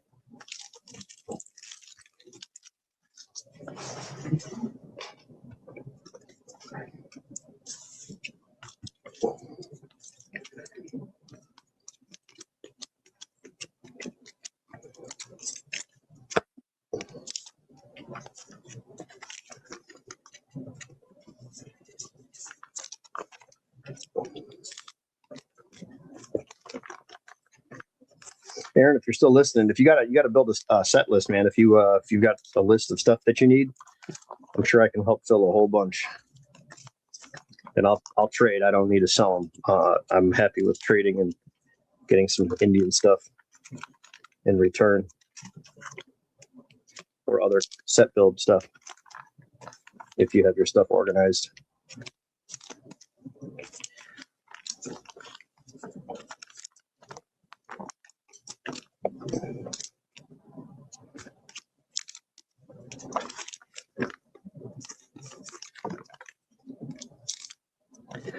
What's everybody's favorite soda? Now, don't hit me with that Dr. Pepper and crap like that. I mean, I love Dr. Pepper, but what's like your favorite, like as a kid? Like, what's your best soda? Yeah, Aaron. Yeah, that's one thing I was going to tell you, Aaron. Like, not to tell you what to do or how to collect or anything like that, but watching you and seeing what you have, that's what I have, and I've had for a long time, and it's just it doesn't do you any good. You have so many good cards there that I'm not saying to sell them. You can keep them and hoard them and do what you want to do. But I realize the stuff that I have sitting in just one row box here, like a 2-row box, how much money is sitting in here. It's disgusting. And I could show you 10 cards that I could have sold for 200 to 4,000. And now they're worth $20 to 200. And it's like, I just don't want to be dealing with that anymore. Number one. Number two, I don't have this stuff priced, and I don't want to leave this massive mess behind if something happens to me. So that's all I wanted to say to you the other day when I was like, hey, if you're here, I wanted to, and instead of typing it all out on your channel when you were live yesterday, just easier to give you my 2 cents, especially when you have put it this way, not saying to sell them, not saying that they're junk. Even if the people that are buying them from me are listening, I don't care. I sold 600, 700, 800 Otanis in the last 4 or 5 months.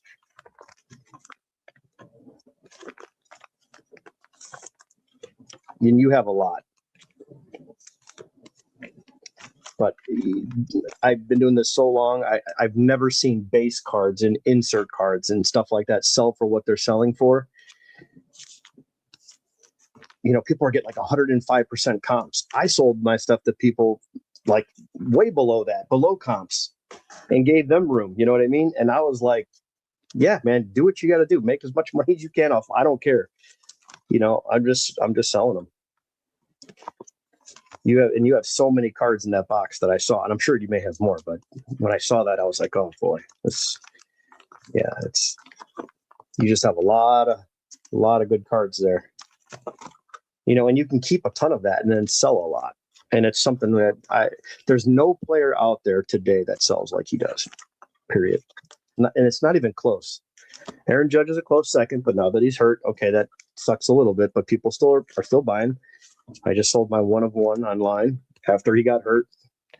So, there's that. His stuff's definitely still hot, but you really should. And again, don't take this the wrong way. I'm just looking out for you because I'm in that position with here's a good example. I own all these sets already. And here's just stacks of vintage cards. Hank Aaron. Here's 2 like high grade Raleigh Fingers rookies. Lou Brock rookie, Clemente, Aaron, Clemente, Willie Mays, Banks, Pete Rose. Like this stuff is just sits here and does nothing. And you have the same thing going on with Ohtani. And Ohtani to me is like cash right now.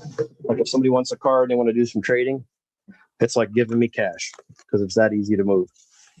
And I'm selling to people that are selling it 2 and 3 times over, probably on top of it. I just can't believe how much this stuff is selling for.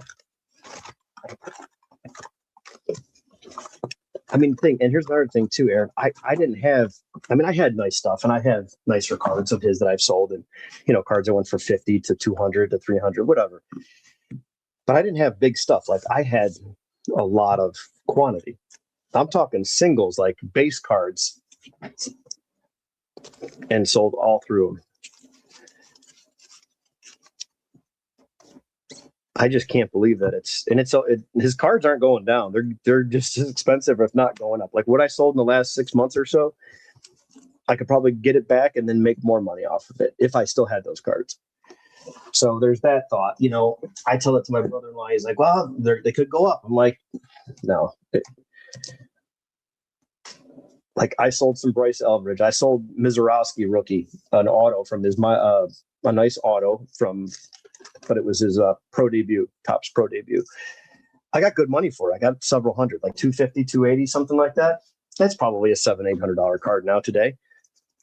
But you know how many times I thought it was going to be $700 and $800 and the guy ends up being worth $5? I mean, I got Volpe in here. I got 10 grand worth of Volpe that I pulled that I didn't sell because I was like, oh, this kid's going to be, he's going to be the next guy for the Yankees. And I'm sitting on about $10,000 worth of cards that I could probably get $600 for.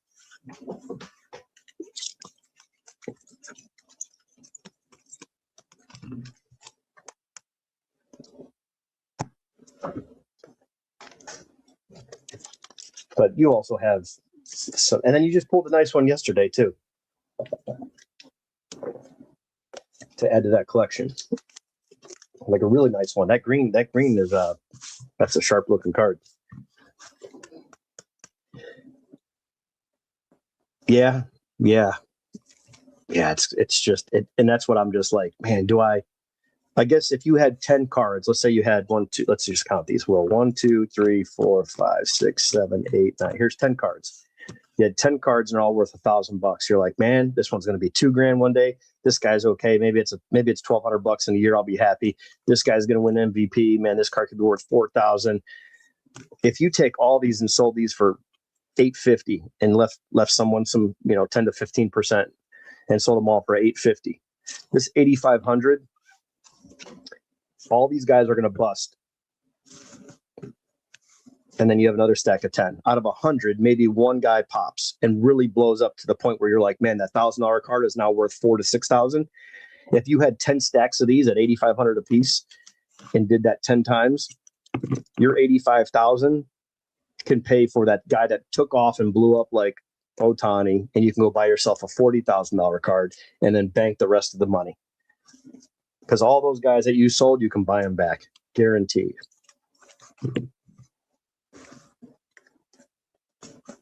And that's just one example. I'm sure you have more. I'm sure everybody in the chat has better examples. Like when I get into the breaks with those guys, I do it because I enjoy the collecting and I have my own binders, stuff like this with my sets that I put together.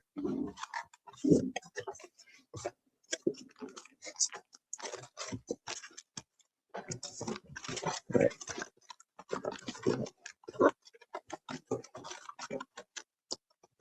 But yeah, great card. Awesome card here. it's just not for me. I mean, I'd rather sell this card for $30 and it's a $40 card and someone's happy and they get a good deal. I'm out of it. And then I can put that to more cards. I think I had 3 of his autos that I sold earlier this year when he started playing better. I think I kept 1 and then I have this one to sell. So again, I happen to get lucky in that break. So I'll do good and I'll actually make some profit. And then I got some cards that I can put towards the base set.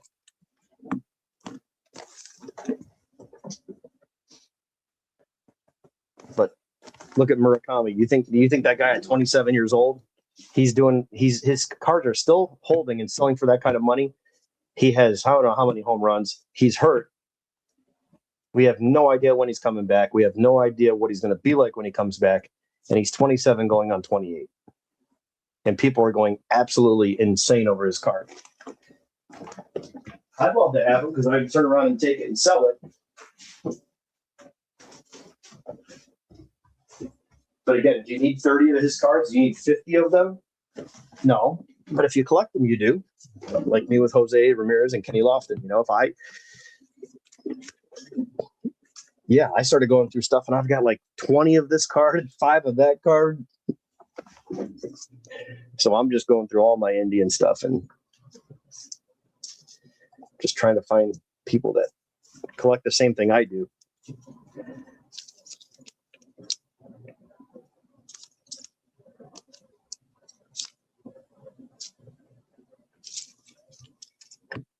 I just wish there was more trading than the hobby because that's what's missing for me. There are trade nights. You go to those trade nights though, and I don't have stuff that those kids want. Those card shops around me, we have several and they have trade nights and I don't have what they want. I don't have basketball. I don't have football.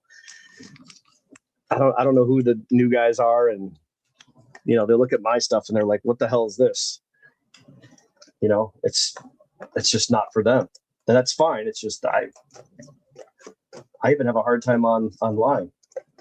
I go onto an Oakland A's forum and I'll post every photo, like a whole table full of Tyler Soderstrom, autos, numbered, rookies, stacks of cards, next player, McGuire, Canseco,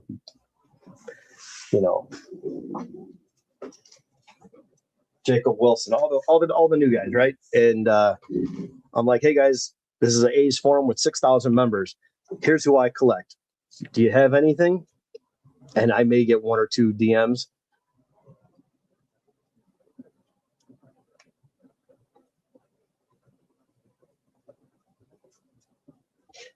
This is a common problem. My hoarding on Ohtani up to this point has exactly, yeah. But again, this is the anomaly, right? Ohtani. Name me another player other than Judge in the whole entire league that worked out. It's dead silence after that. It's nobody.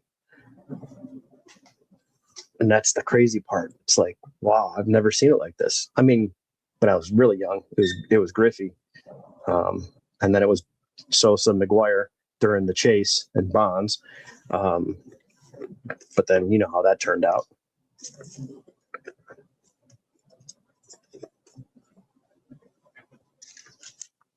That's why I like collecting certain cards that I have. I don't care what the value is. I don't care if it's worth nothing or if it's worth a lot. I want it.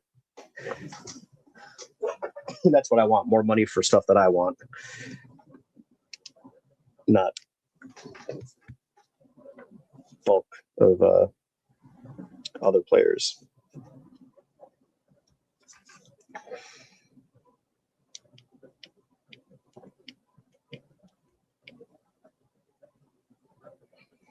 Not sure how late Casey's going to go for, but maybe he'll send some people over this way. Casey is doing his live rip hangout tonight, where you basically just go in there and he says possible weather delay. That sucks. Yeah, he's out in tornado country.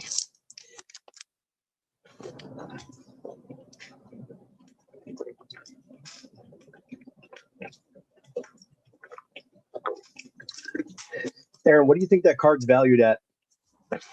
That Otani Judge that you have, just in your honest opinion, what do you think that card's valued at today? Even with him being injured, like, what do you think that thing's valued at? Because I don't know. I don't follow the. I don't have those. I don't have cards like that for modern cards. I did get these back though, which I got to get these listed because Adley's having a good year. I got this back. Redemption. I showed this a few times.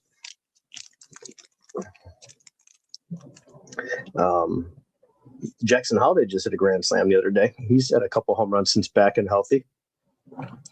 That's the Drew Jones. It's it's spelled DRUW, and that's the dual Bowman's best, which is cool. On card, pretty nice one out of 25. And then this is Joe's right here. We pulled this a while ago. I had it listed. This was from like 2 years ago. Finally got it redeemed. Red foil to 10.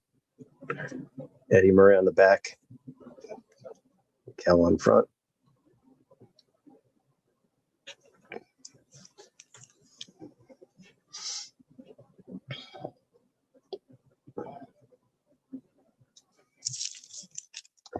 You guess 15 to 20K, yeah, and that's not a rookie, right? That's just a regular like multiple year past their rookie years, and it's a dual auto. Are they stickers or are they on card? Yeah, it's a great card, man. Not very expensive. I mean, his stuff went down, but still, I don't know. I just think it's great because it's two of the big names out of this, this class. These two. Then it's on card, which is nice. So pretty happy to. And I think I had the redemption up, and it looks great too. It just sucks that I'd have to pay like $100 some to get it graded if I wanted to. I tried to trade for a BGS 8 Jordan, and I got turned down a few months ago. Wait a second. If you want to trade that card for a BGS 8, okay, I see what you're saying. And you got turned down. Yeah. I don't know, man. You're in a good spot. You got a good problem to have. Let's just say that.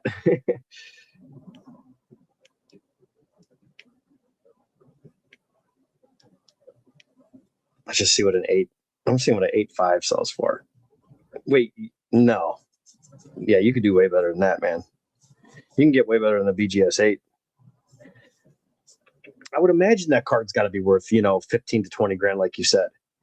So you couldn't get a BGS 8. Well, this is a really nice one right here. This is a nice card. That thing, look at the centering on that bad boy. Centering has got a 9.5, edges a 9, corner's got a 7.5. Okay, no big deal. And the surface has a 9. See, if I was in the market for one, this would be the card I would like. And obviously people are like, well, corners are a big deal. I'm sorry. That thing is beautiful. Look at the centering on that card. It looks better without the glare that I'm seeing right here. But this card is amazing. But this 9.5 centering. So, yeah, Gem 10 centering. Edges a 9 on a paper card, which is really good. Surface is great. And it's just the corner touches. That's it. I mean, that's a great looking card. And this is on PSA's site. So, yeah, they're asking $13,000. I would imagine you could probably get this and something else for that card. To have the two of the biggest names right now.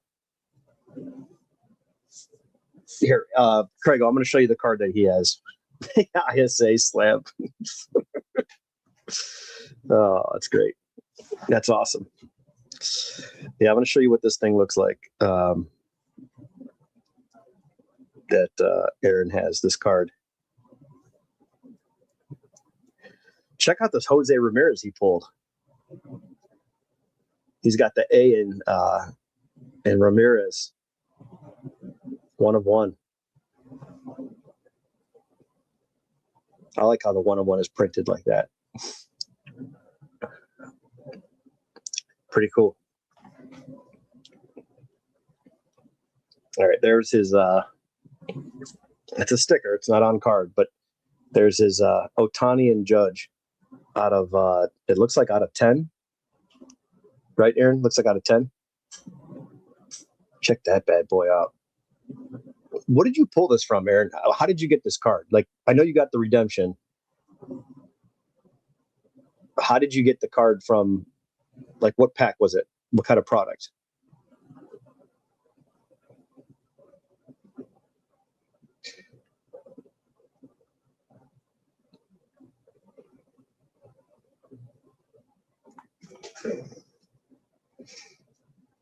Yeah, man, if I was in the market for a Jordan, I would definitely go with something like this that's just got awesome color and centering. And then the only knock, and the reason it got an 8 is because it's got those corner touches.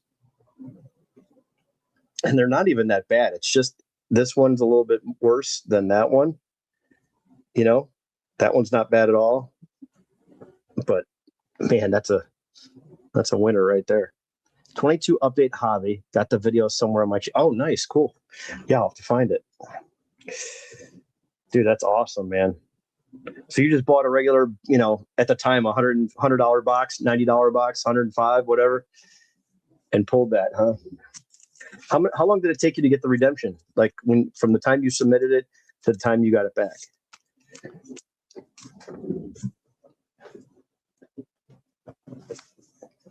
That's amazing, man. That is just an awesome card. And to have the perfect storm of those two in their prime right now, the two greatest players in baseball, you know, Judge and Ohtani on the same card is it took you 3 years to get it. Holy crap, man! They really didn't want to give you that card. They were trying to get out of that. They're like, this dude's gonna forget. Maybe he'll lose his computer and his account. Maybe he'll just pass away because he's old. He's just gonna go off in the distance and just never touch cards again. Meanwhile, there's 1,000 cards with Judge and Ohtani on it from that point on, everywhere. Like, they're everywhere in all the big products. They took it off the official checklist. Are you serious? So wait a second. If you go to get that card graded in slab right now, they won't slab that because it's off the checklist.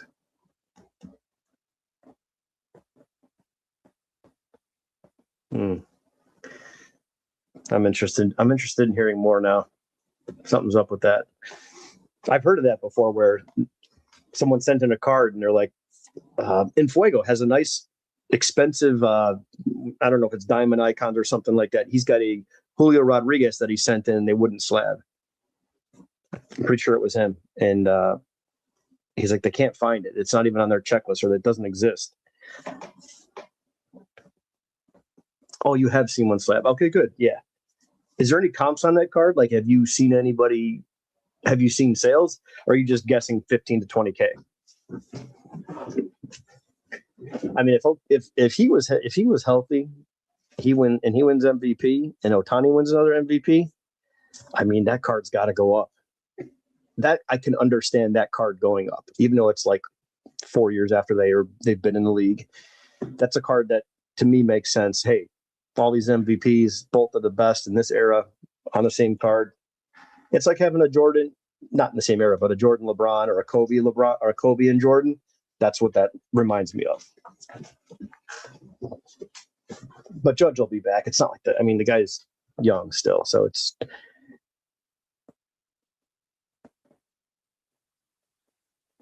And I don't know if that's the right move to get a Jordan with it. What if, hypothetically, let me just throw this out there, Aaron. How about, what if you were able to turn around and take that huge box of Ohtanis, take all your rookies and move them all to the side, and you got into a really nice high eye appeal 6 or 7, and you sold a couple cards, and then you sold all those Ohtanis? I bet you can get to 8,000. So several of those Ohtanis that you showed me are several $100s, and you got stacks of them, right? I mean, I sold thousands of Ohtanis, you know, in value. So I have a feeling that you can keep that Ohtani and Judge card, which I would suggest keeping. I think you could still get into a nice Jordan. And you could always upgrade too. If you get a 5 that looks clean, that you like, that you could afford from whatever cards are, and you don't spend any money, you just bank all the money of those sales of those 3rd and 4th and 5th year Otani cards they make thousands of. And then you get into a card that you really have been wanting, because it's tough to come up with freaking 10,000, 15,000 for a card that's just going to sit on a shelf. I'm just curious what the sale price is on a BGS 7. How much difference? Because some of these price ranges, there's a huge gap.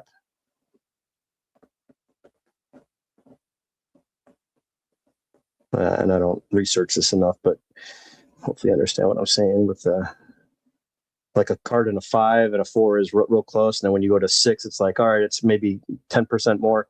Then when you jump to a 7, it's like 30, 40, 50% more. I just want to see what a BGS 6 looks like.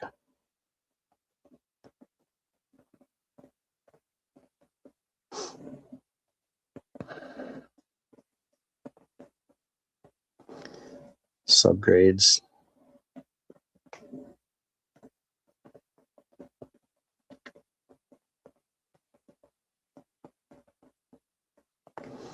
Here's a sick man. These people, yeah. So here's the crazy part. And again, this is what they're asking. That 8 looks so good, and they wanted 13, and these guys are asking for 6s and 7s and 7.5s. They're asking 10,000. I'd definitely spend the extra 3 and get the nicer card.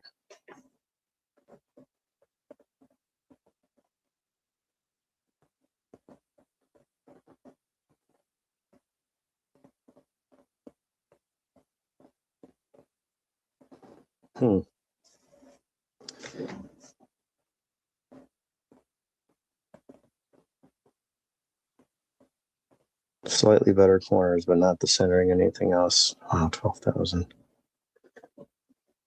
Yeah, this is not a card you're buying on eBay and spending the tax, or you're not buying on an auction site. If you've got cash and you're trying to buy a Mantle, a Mays rookie, something big, I don't care if it's a PMG or some crazy Griffey insert that's $10,000. You buy that card in person.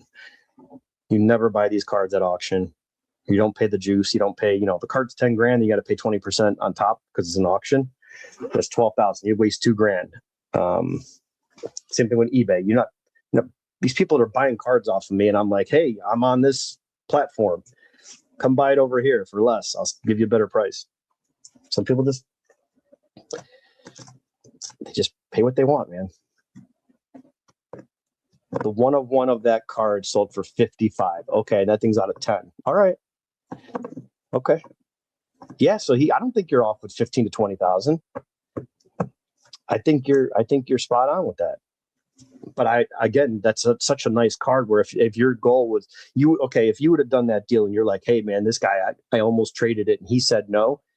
Like, I'm telling you, that's a blessing in disguise, because there is a million of those cards. And there's a million, when I say a million, there's a lot of those cards. There's also a lot of Otani autographs. There's also a lot of Judge autographs.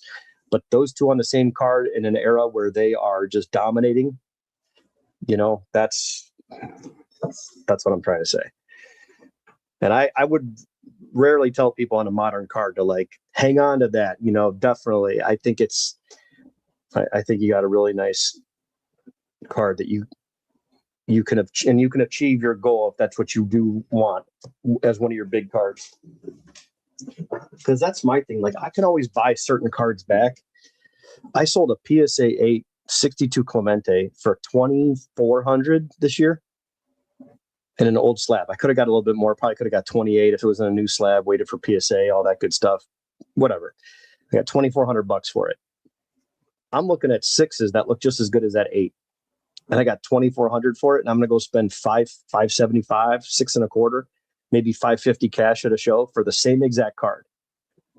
But because it said Clemente 62 and it was an 8, I'm telling you, there's 6s out there that are on eBay for $500-$600, and maybe they're $50 more since I last looked. But going through some cards that I'm like, why do I have this? What do I need this for? You know what I mean? A 7-year Clemente. and it's like 2,000 just sitting here doing nothing. It's just, yeah, let's see what a PSA 6 looks like.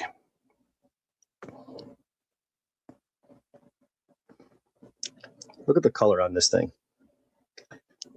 Okay, a couple spots right here, but left to right, it's perfect. Top to bottom, it's probably 70-30, 65-35. But outside of these two marks, that's a nice card. This is only $400. Yeah, I don't know where I got that card from, Craigo. I wouldn't be surprised if I did get it from them. But no, this is an old slab. Like it would have been a long time ago.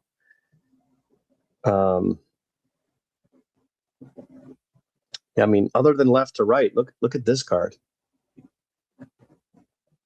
Let's see if I can just tone this down a little bit. There we go. That's a great looking card for $400. Put 2,000 in my, and this guy's a high. This Tony E trade, this guy prices everything way too high. Although he's not too far off on this one, but this Tanya trade, whatever that's called, Tanya. There's another 6 for $430. Maybe I was looking at a 7. I have it saved, unless it's sold. But yeah, I mean, come on. The 8 that I had, it's like, man, I want out. Yeah, you know what? It is this card. Yeah, I do. I have it saved. This is the one. $430. I was like, I'm buying this and putting $2,000 in my pocket. And that's just a glare up there. But this card, yeah, look at no white, all the dark here. Super clean. Little touch on that corner, a little touch on that one. These two are sharp. Centering's pretty nice. Left to right's perfect. Top to bottom, again, just a little heavy on the top, but not by much. But yeah, actually, it's not that bad off top to bottom. It may be like 50, 60, 40 at worst.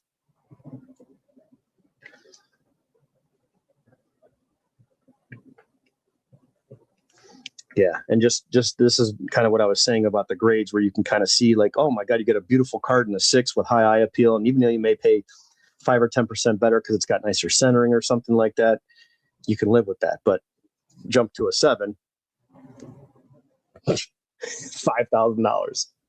Like, come on. I mean, here's 4,000. These people are asking an insane amount of money for these cards, but you get the idea. Yeah, $4,000. It's insane. This is insanity. Here you go. Here you go. You tell me what the difference is here. Thicker up top, thinner on the bottom, heavy left, thin right. Does have chipped edges. Beautiful image. Couple spots on his arm right there. There's another spot there next to his ear. And this card's $4,000, and the other one is $430. You're absolutely out of your mind. Now, this card's not $4,000. That's what they're asking. The comp's in the 2,000 to 3,000 sold, and then the next person jumps up and puts theirs for higher and keeps inflating. But you see the point I'm trying to make. You know, let's just go to a 7. And again, you're not going to be able to tell the difference. I'm telling you, put all 3 of these cards and put tape over the labels, you're not going to be able to see the difference. Here's an old label 7 if you're just looking for the label. And again, here's another good example. Real thick on the left, top to bottom's not too bad. Very similar to that 7. And this is an old label, and this is $570 or 4,000. Here's one with bids. Let's see how nice this one looks. This is 4 sharp corners. This is 437, 19 bids and counting. Completely off-centered, really extremely sharp, and a great image. Probably a 9, 10 quality image, but you can see the white line from the next. It almost looks like it's a 9, a straight 9 with OC designation.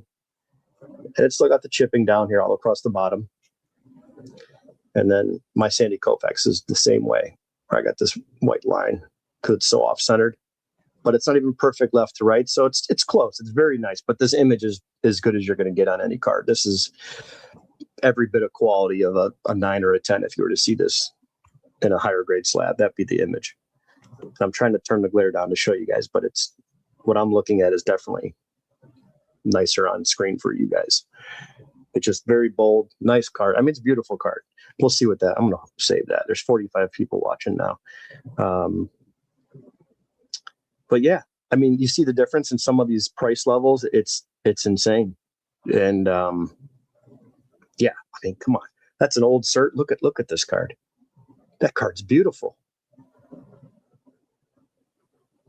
You want to talk about close to dead center. Top to bottom is really nice. Left to right, maybe a little 5% heavy on the left.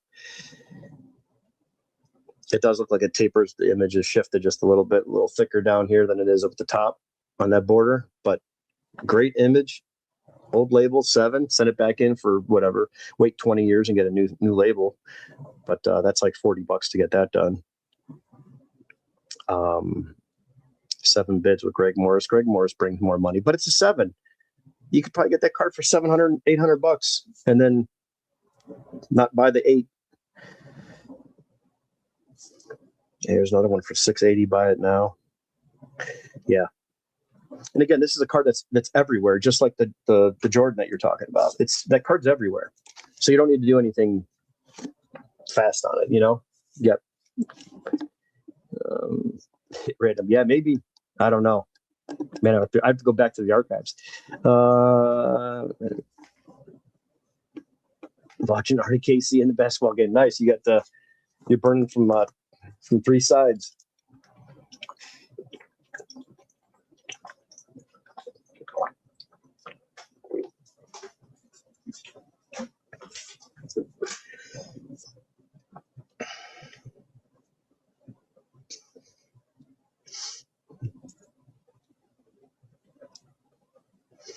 Yeah, let's see what Casey's got going. Oh, he's got the rip party going. People are there. SOL's now. Ron, is SOL, is that the one with the daughter that comes in and rips packs? He's got like 2 kids, but the daughter is always in there helping out. And she was opening up packs and pulling better cards than him. Yeah, Aaron, no problem, man. I enjoy that stuff, man. And I just offering, whatever advice I can. And I just think you got some awesome cards over there. That's all.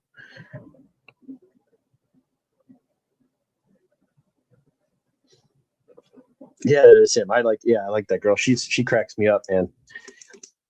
It's good to see like a young kid that's into cards,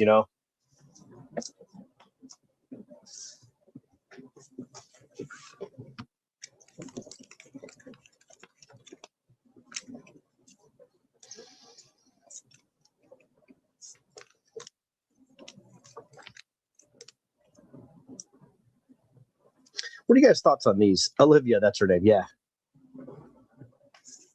Yeah. Oh, is that her on there now? I just see his hand, so I figured that was just him. Let me see.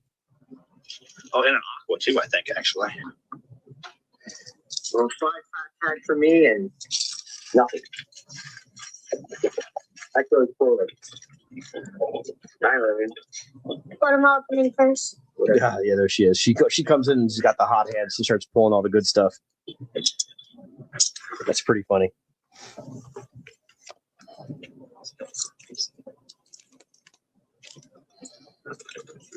Oh, man. Just basically. What are your thoughts on these psychedelic, groovy looking on this 1950 set? I don't know if I like these or not. Is there anything like I really like these a lot, though. They were my first 5, so I think those are great. paint the pink hollow. And 3 hollow point, 2 rainbow. So, Aaron, kind of what I've been doing is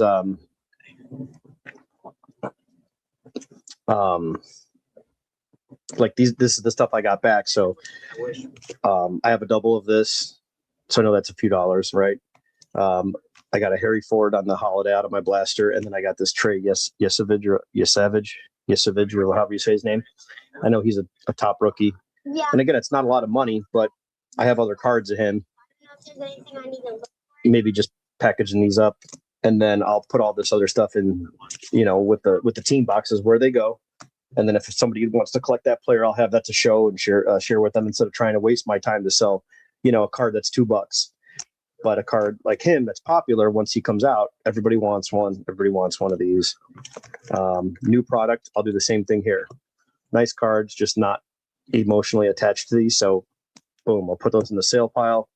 All this lower end stuff goes in the same platinum anniversary box, and then bulk lots, or if people are doing the set run of the 55 anniversaries or all these purples, or it'll go into a box with the Royals. So that's my new thing where I set stuff aside. These are all from breaks. A lot of good stuff in here. I have to go and price out, see who's who. Some of these guys I know. Some of these new guys, though, I'm going to hang on to that have, to me, upside. Stuff like this will sell now. Gold paper, pitcher, 45th overall. That's a good one that'll probably help me get like a break spot back. So yeah, this is the kind of stuff I end up with where normally I would just dump it into the team it goes into and it sits there for too long. And then I'm like, oh, I got one of those. Oh yeah, that card used to be $300. Now it's worth 12, Same thing with a guy like this. I don't know who this is, but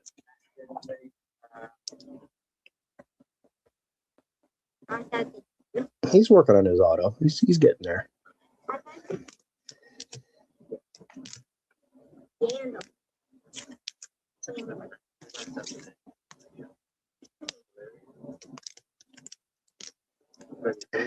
Cameron Nelson. Yeah, I don't know. I didn't dive into a lot of the prospects this year like I normally do. Not a big fan of that parallel. NBA wants the Knicks to win in New York City. Yeah, going to be a game 6. It seems. Oh yeah. How was that game? What's the score? Yeah, you had to I think it was. You had to lay double the money. It was like plus or 205 minus 205, which is a lot in playoff basketball or finals basketball.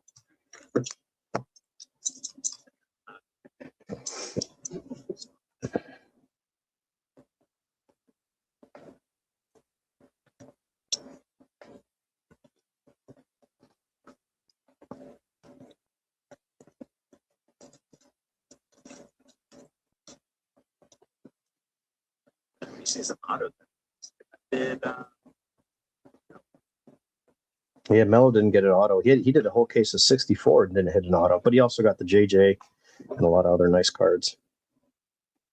Oh, I almost showed the gold. I almost showed it. But wait, I don't feel like it's not a gold. It's bigger. No, it looks like the pack of good cards. No. I won't say no. No, what I'm saying is like the pack of good cards looks big. Sometimes they get loaded boxes. Hold on. Sal Stewart. I think your report's decent. I don't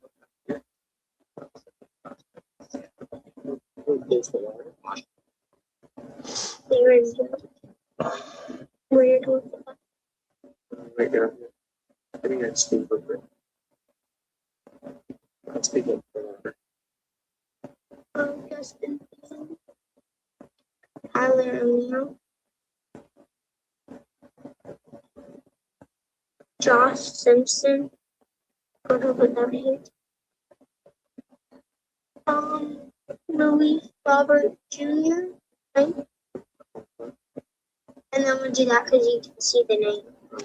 Yeah, I don't know how I feel about that parallel, Aaron. I think it's just What team is it called? this doesn't fit that set. Mm. Oh, you want to play Colorado? So we have this. Wrong team. No, wrong team. I don't know. Pull it. See. No, not that. Yep. Oh, she got KB'd. Chris Bryant.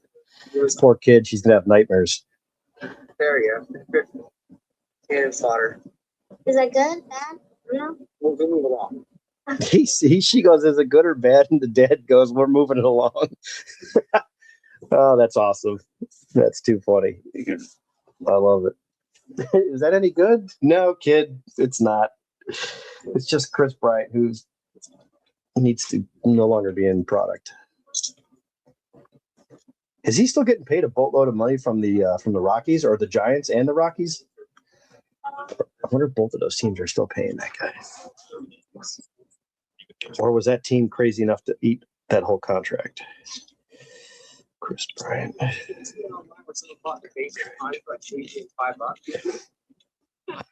Oh my God, he's in the 5th year of a 7-year, $182 million contract with the Rockies, fully guaranteed. Average annual value of $26 million through 2028 season. Unrestricted free agent in 2029. Well, that's going to stop there. 182 guaranteed, plus a $7 million signing bonus. And teachers can't scratch 100,000. This fucking world is nuts, man. This is crazy. So what does that mean? 18 cash, 26 million payroll. I don't know what that means when it's. I'm not smart enough to figure that stuff out. Oh, Sport Trek. They have a whole contract profile for this guy, all the way back from his rookie year. For the career earnings, 189 million to date. So that's going to go higher, obviously, because he played through his rookie deal. Good golly, Miss Molly. Look at this money. So 2021, he had 19 arbitration, 19.5 million in 2021. What's that? 18.6, 12.9. So he had 4 years of arbitration. Okay.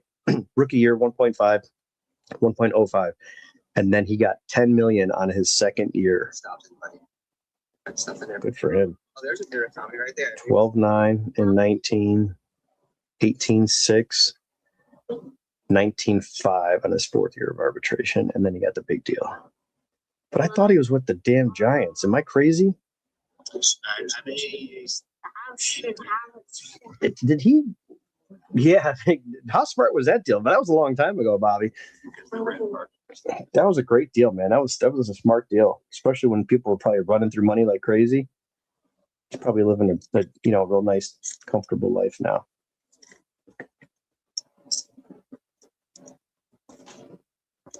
Yeah, I thought he played with the Giants, man.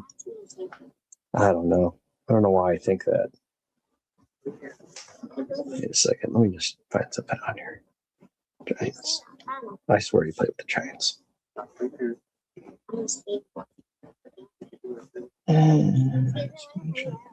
get back to my bill. Okay, I see. 2021. Okay, just that 1 year. Numbered out of what? What is that? What is that one called? Oh wait, never mind. I'll see that. Wow, that's crazy. Yeah, you know what? They are pretty young, so you're probably right.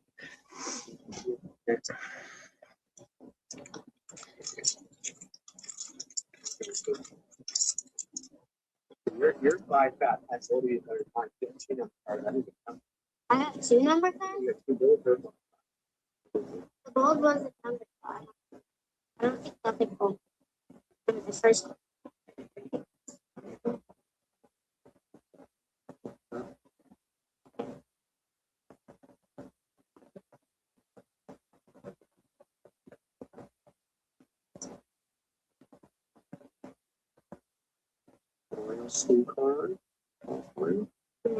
It's like drum bass. Oh, she's opening fat packs. I thought those were hangers before.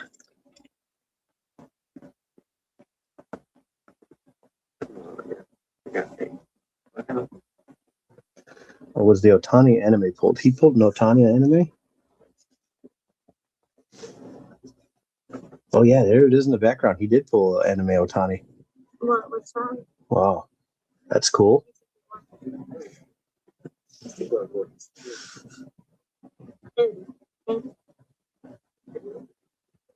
I I don't know. Edmonds? Edmonds is that? Almonds. Jim Evans.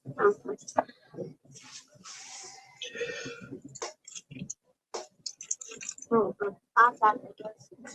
Oh, shit. That's the funny. I didn't think so. What? That is not a very good sign.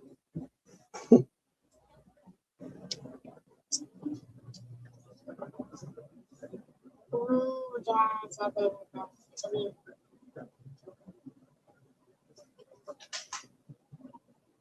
Let's see. What you got? Alex Freeland. Montgomery. Juan Soto. We got a golden. Oh, man, golden mirror. Wow, out of a fat pack. I think so. This kid's hot. Yeah. She's always pulling the fire, man. Beer out of the fat pack. I got a golden mirror. That's cool. Yeah. It's Schneider. Oh, is that a Chase Daughter back there? I think so. Let's see if I can get that from him. I don't think I have that speckled Daughter.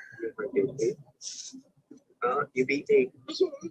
Well, Killer card, man. Those are tough, especially out of a fat pack. That's great. That's sweet. congrats. Kid's got the hot hands, man. Every time I watch him and her, she's always pulling good stuff. Not bad, Olivia. My hands are extra hot since you rigged stuff without me. Well, you know. They got charged up. Super charged.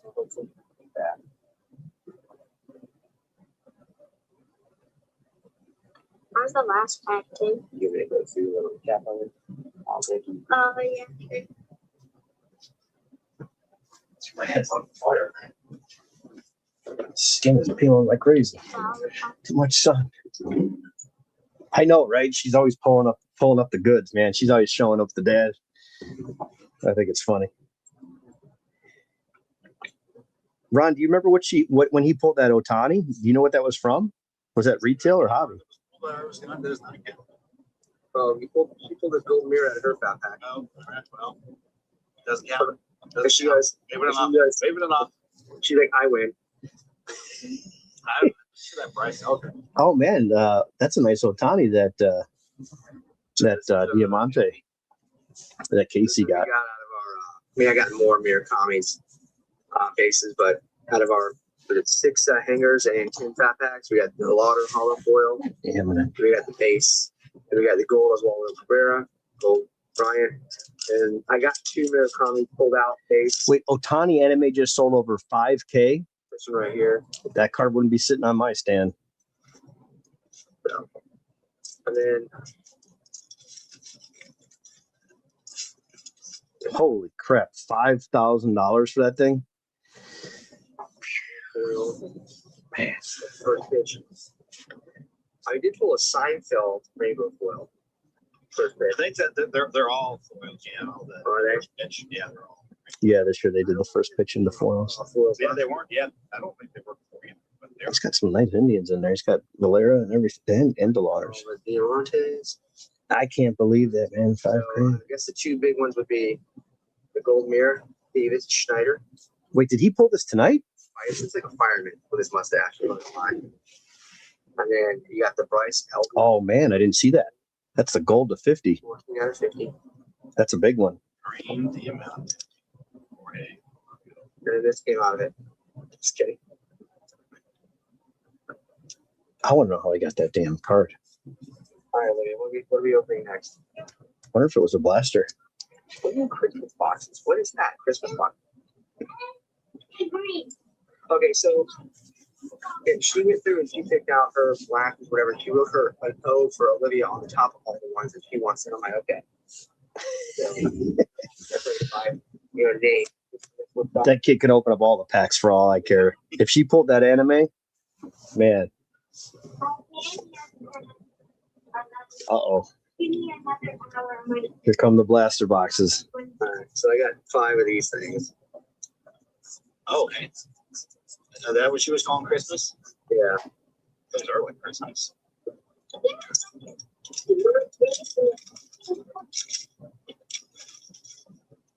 Yeah, right.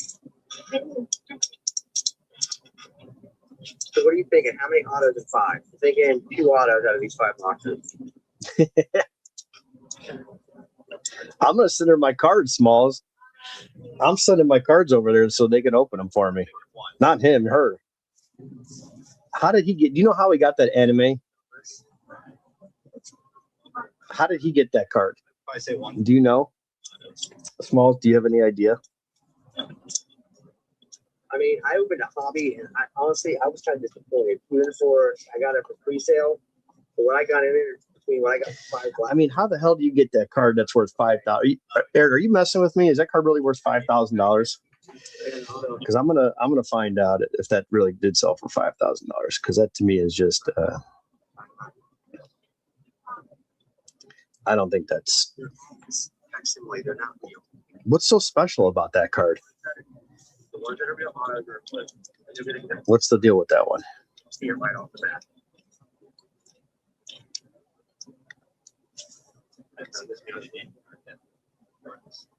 Honestly, oh, shit.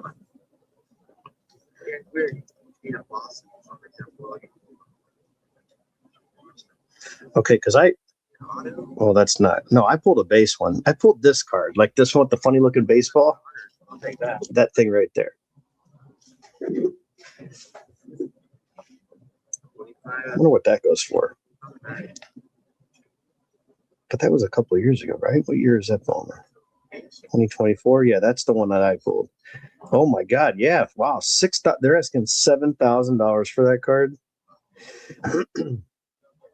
What the hell is going on? What is this? What is going on in this world right now?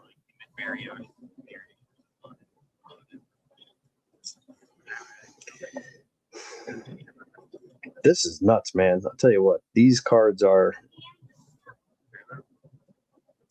Yeah, these cards are getting out of control. So May 23rd. Oh, okay, I see.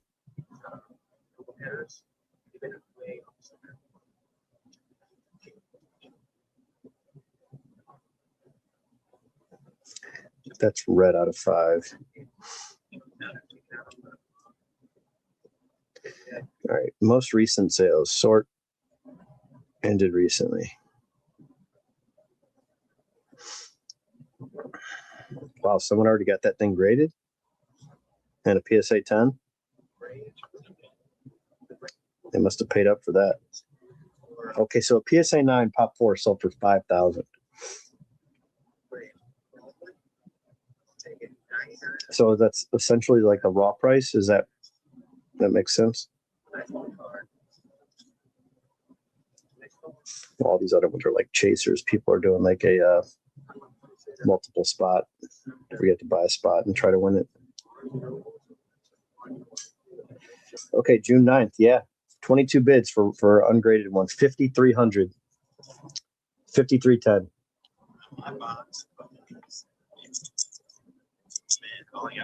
There's some guy named Otani on it.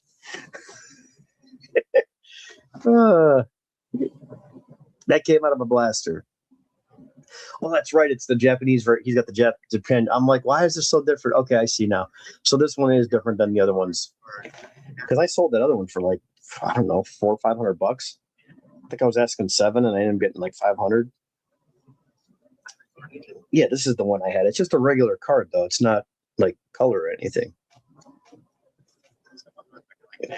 Boy, did I screw up.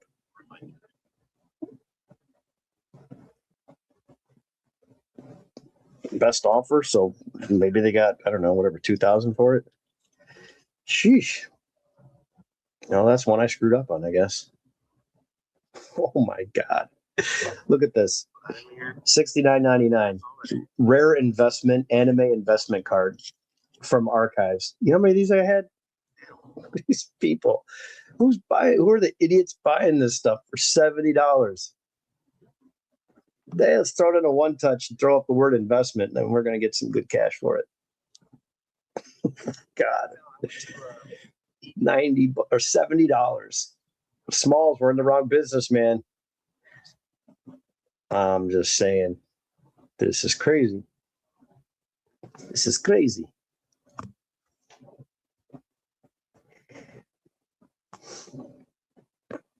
Oh, dude, did you really? That's what I got a 4-runner. I love mine. I'm on my second one. Those are $70. I told you, you might have 20 grand in that shoebox full of Otanis. Aaron, you might have 20 grand sitting there. You can get 2 of those freaking Jordans. Oh, gotcha. Okay, I was gonna say that's cheap. Yeah, still got that. Got the roll down back window. I love mine. I got 180,000 miles on my last one. And I was over. Was I over 200? No, I think I was 180, right around 200. And then I got the next one, which I still have now. I think I love it, man. All they need is gas. You don't even need to change oil in them things. It's just broke. That's just getting broken in, man. I love it. You gonna fix it up or what? Or what does it need besides engine parts or transmission? How's the body on it? I like that style too.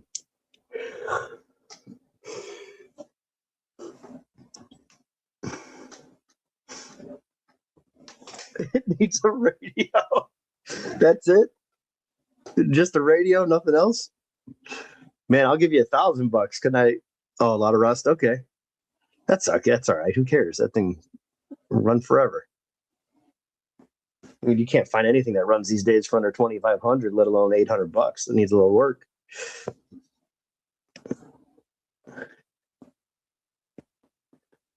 That's great. Yeah, them Toyotas and the Hondas, man. Some of those cars are going to outlive us.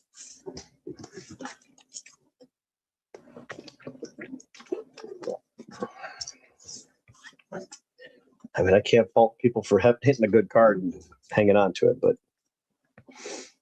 I'd have that baby up there for $49.95. Buy it now so fast and be done with that card. Meanwhile, then there's this nonsense that's on my YouTube Shorts.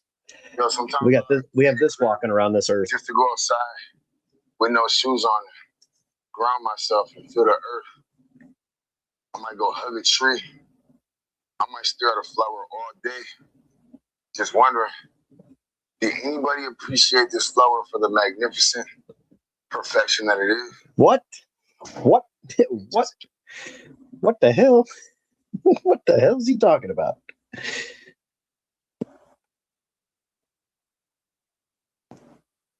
You always got to click that button when you get on here. You got to click show viewer shorts. But I can look at her all day if she's got the cash machine. But yeah, you got to hit show viewer shorts or fewer shorts. That's Melch. Dude, you saw it was feeding me that chick. That was the girls with the tattoos, is probably what it was. Then this dude's got tattoos all over his face, and I don't know what the hell he was talking about. He looked like he had fruit roll-ups stuck in his teeth, and he's just mumbling about something about the trees. I don't know. But anyway.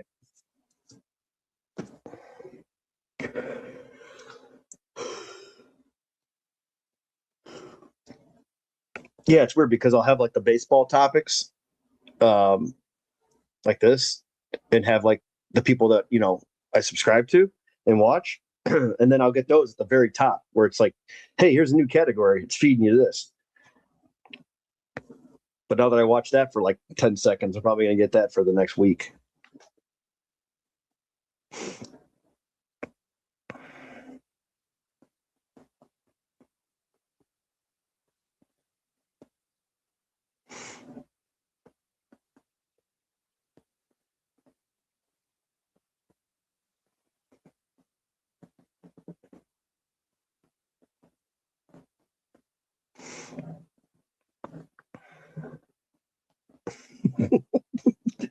What the hell's up?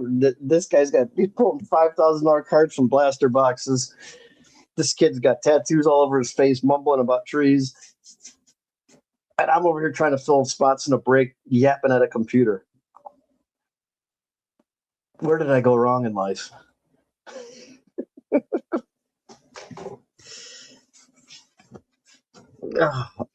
Honestly, listen. I don't have the answers, Smalls. I don't, but I'll tell you what. At this point, I think I'm willing to try something.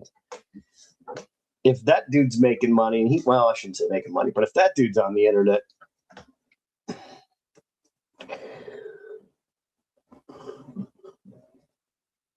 oh shit. Good lordy. Good lordy. Oh God. We're officially circling the bowl a few times. We're definitely on like a couple of nice brown swipes on the side of the bowl. You know those toilet bowls that got like a real low water level, but it's the right amount to get the flush down, but it sits real low. You look down and you're like, oh, this toilet's broke. One of those, and we're just swirling. You know, that thing's just wiping the side of the bowl. I think that's what's happening to this country right about now. We're swirling the bowl. Someone needs to go in there with a pair of scissors and cut the turd off.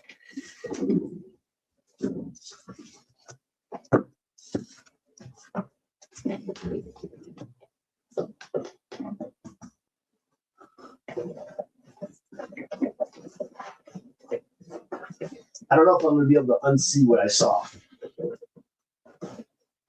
I don't know. Can that be unseen?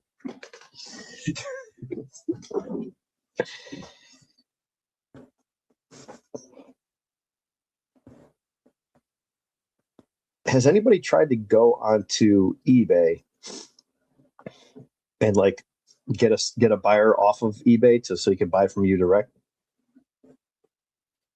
Anybody been successful with that without getting in trouble?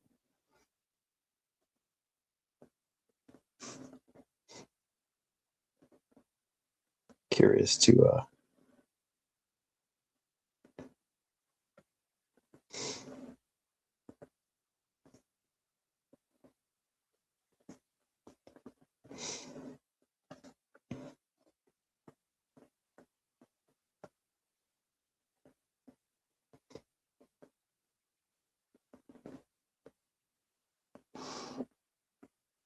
I think I sent a picture of my Insta page. Okay. Kelly says yes all the time. Okay. Yeah, he made an offer on some Jeter cards that I have, and I was trying to tell him to come over here. I'm like, I'll sell you the card for what you want to pay for it. I just can't do it on eBay. I'm already giving you a deal. I can't give you 15% more on top of that. That's like 40% off. I just can't do it. You know, willing to work with them for sure, but.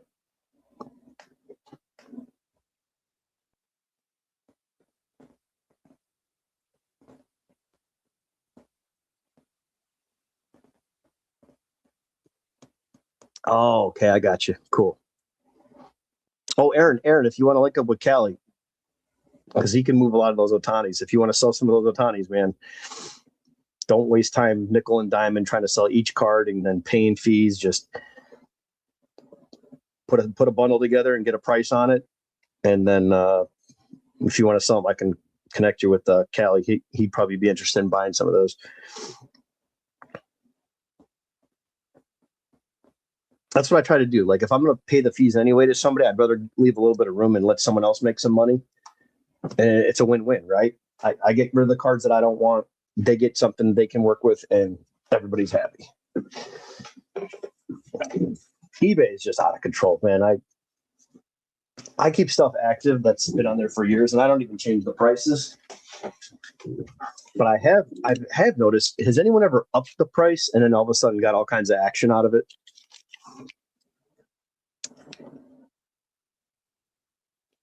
I had a comic on there for a couple grand, and I put like an offer like where people watch it, and then it says, "Oh, send them an offer." So I sent an offer like $125 off, $130, something like that, because you have to do like a minimum. They won't let you like take $1 off and send an offer to somebody. It has to be a certain percent off. So, anyways, I sent it off. Everybody declined my offer. 48 hours go by, and I get full price for it. It's happened many times where I'm like, I just sent people offers, and then all of a sudden it's sold at full price. Okay, I've heard of guys that up the price if they start getting yeah. I was getting lowball offers, and I raised the price. This was it was on this 96 Leaf. It was the All-Star horizontal card, and it was that low pop Frank Thomas I was talking about. And again, they were offering me like $40. I'm like, no, I'm not selling this card. I got it listed for like 69. I think I raised it to $99 and I got full ask for it like days later. But it's happened to me multiple times, like with 4 to 5 times in the last couple of years. I've noticed that it's like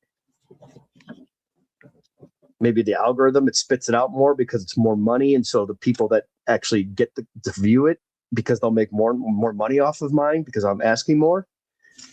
Does that make sense what I'm saying? Like if I'm asking 300 more, but I still have the or best offer and everyone else is selling it at $2,000, I put it up for $24.99 and then it gets more eyes that way. I don't know, man. I don't trust eBay. Nick's back within 2. Oh no, they're going to blow it again. Oh no.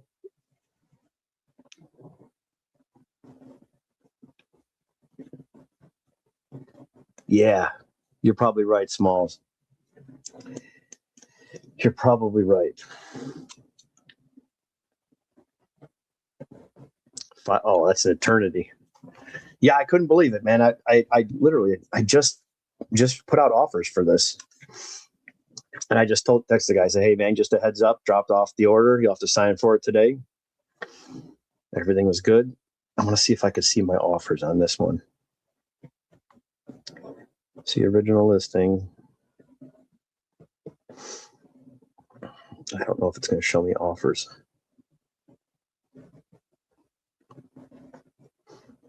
I don't want to look at the freaking payment details. See how much they got me for here. 400. $307.13. Are you fucking kidding me? They got me for 307. This is why I'd rather give someone 250 off, and I win, you win, we're all happy. $300 for one listing, and it's. I mean, this is crazy, man. It's nuts, dude. $307, and they got, and hey, a percentage of that is my shipping and taxes too, or the shipping fees. They give you a percent. They charge you on the shipping. It used to never be that way. It used to just be line item, percentage, and then stop right there. Now it's the whole breakdown. Let me see if I can see the whole breakdown here. Net proceeds, see details. Yeah. Here's the, now I have a discounted, final value fee and blah, blah, blah. But that's the breakdown. 13.25. No, I'm sure it is. I just, I don't know. Whatever.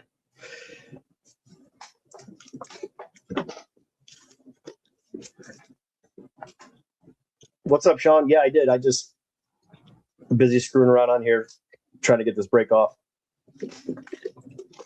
But I got a big old stack right here that I still have to go to.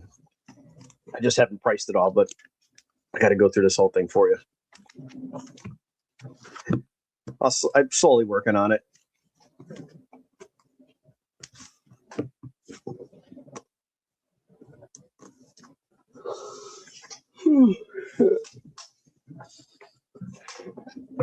Oh yeah, no worries, man. You're good. Yeah, Smalls. There's not a lot of eyes. That's and again, I'm not saying 13% is high. What I'm saying is that once you get over like $1,000, I think that number should drop below 10%. Whether it's 9, 8, whatever I think is fair. I just think 13.5 on up to 2,500 or 5K. I forget the number, but up to that point, I think 13.5 is just too much money. But then again, you're right. Millions of people looking. Everyone knows eBay.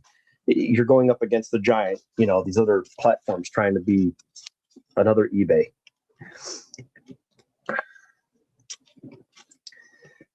But yeah, you've had good luck on there, right? And how much do you pay for a $100 card? Is it tiered or is it just like up to 1,000? It's always this percent.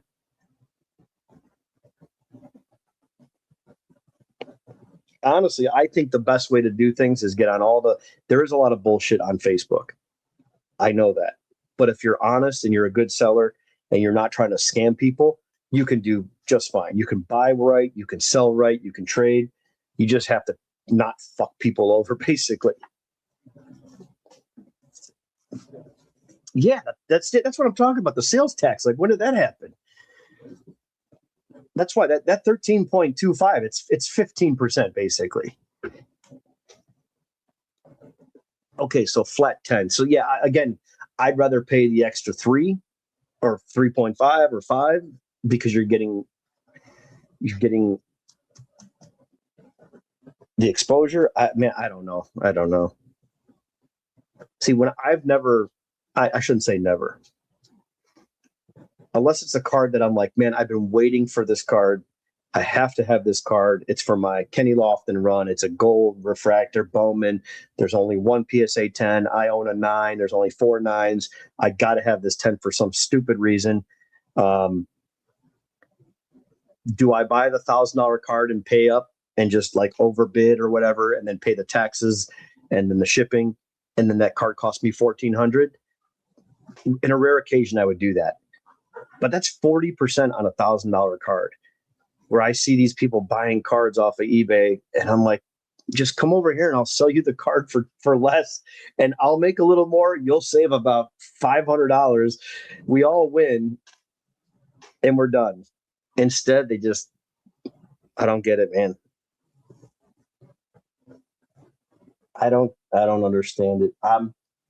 It hurts my head trying to figure out what people do and why they do it.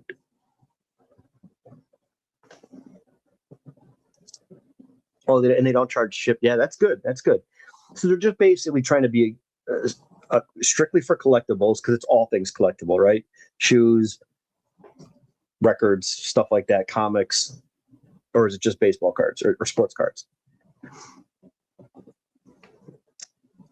The collects platform that you were, whatever that one you were saying, that's 10%. Yeah, Ron, but you remember what we're talking about when we're getting those big PSA orders? You're just trying to make back your PSA money, and then the rest is just let it whatever happens. That's why we got stacks of these cards everywhere, and you just pulling out cards from years prior. Oh, so it's strictly sports cards. Okay. Well, that's another thing. Maybe that's. Does it show like the traffic? Like, you know how you could see the traffic of a popular card? You ever try to like list a popular card, or does it show remember there used to be a counter? I don't know, this is how old I've been listening on eBay, but there used to be like little counters where you would click on it and it would be a drop down box. You got to select like the font. You got to select if you wanted to hide it, and it would tell you how many people actually saw it, like clicked on the item, and it was at the bottom of the page in this little tiny box, and it would have a number, like a view counter.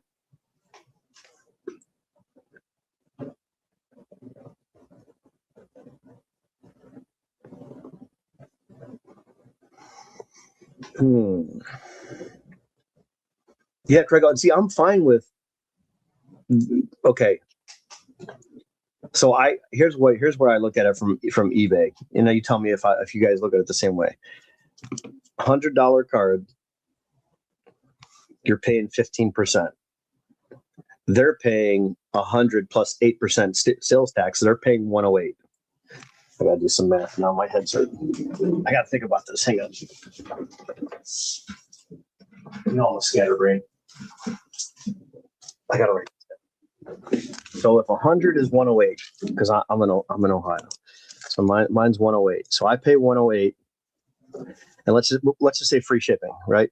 3-point Nick lead. Wow, that was a lot. Yeah, I've been on the air a long time. Yeah, it's been a while. Okay, so 108.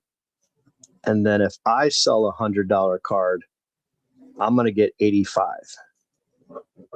I'm not worried about shipping. Whether they pay, it doesn't matter. So let's just leave the shipping out of it. So they pay 108. I net 85. I think what Smalls is saying is right here in the middle is where the deal should be, right? Is that what you're saying, Smalls?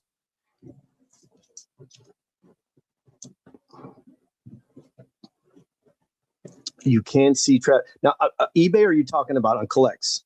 Because Callie, I don't know if you're on collects as well. If you had any luck with it on Facebook. Oh, they want it for, yeah. No, fuck that. No, I won't do that. I mean, if it's somebody I like, like people that I deal with all the time or people I've interacted with for years, I have no problem with certain cards, giving them a good deal. No luck in collects. Okay, gotcha. You get 90. Okay. So the deal on Facebook, okay, so collects is 90. And these are eBay. And that's as a seller. So the buyer side though, he's paying 108 because he's got to get hit with the 8% tax. And then the shipping's a wash, whether he pays it or you pay it, whatever. So 108. So he's paying 108. They want it for 85 shipped on Facebook. Oh, when people ask me questions, I'm like, listen, if you like ask me in a nice, polite way, hey man, would you accept this? I PC him. I'm like, look, man, I'm pretty fair, and I just let you know how I work. I know you never bought from me before. I don't recognize you, but this is how I sell cards. Unless it's somebody really popular, I usually give everybody the same deal. And if you can come up to $5, $10, I'll do it for you. Or do you have any Indians cards? Could you send me a couple cards? And then if they will take the time and give me something that I like, I'm like, yeah, you can have it for that. Because to me, that you're going to gain that customer and that friendship or that trade partner, and someone that's going to be like, hey man, I was at a show and I saw this card. I know you collect Loft, and take a picture of it. Yeah, man, get me that card. I'll buy it off you right now. And that's great. Like, I like that. But the people that are trying to get it like for like $70 and like, dude, the cheapest one on eBay is 109, and that's me. Everybody else is at 125. I'm the lowest on eBay. And you're going to pay another 10%, 8%, 9%, 10%, depending on your tax rate, plus the fee.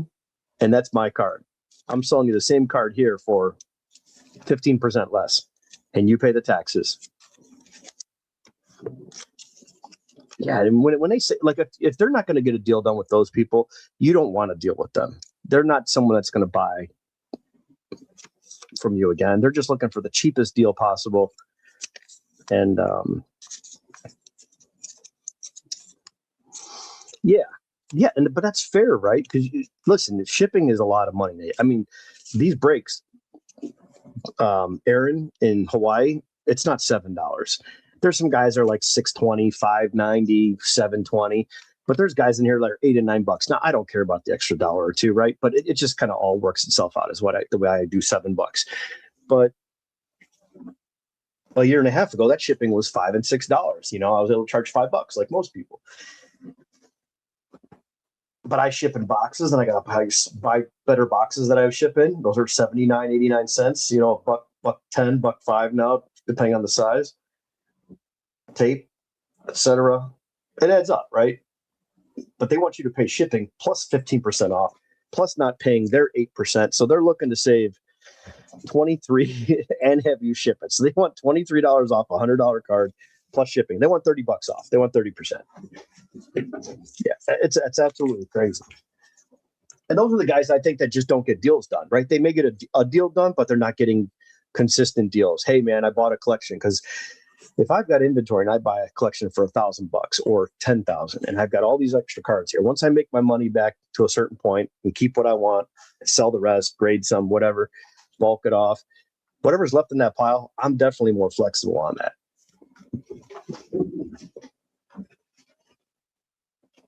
Yeah, the low end stuff is hurt. But that's why when I used to do breaks all the time, and I used to do the Friday live card show, I would save all those boxes. I found something from like a year and a half ago. I shipped to one of Artie's buddies. He hasn't gotten into breaks in a while. I opened up and there was, let me see if I can find this picture. There was like 10 Otanis in there. And I was like, dude, I'm sorry, man. I just found this box and it's got like all these Otanis in here. And there's like $300 worth of stuff, right? And let me see if I texted Artie. He actually ended up getting it. And I was like, dude, I'm sorry, man. I felt bad. But he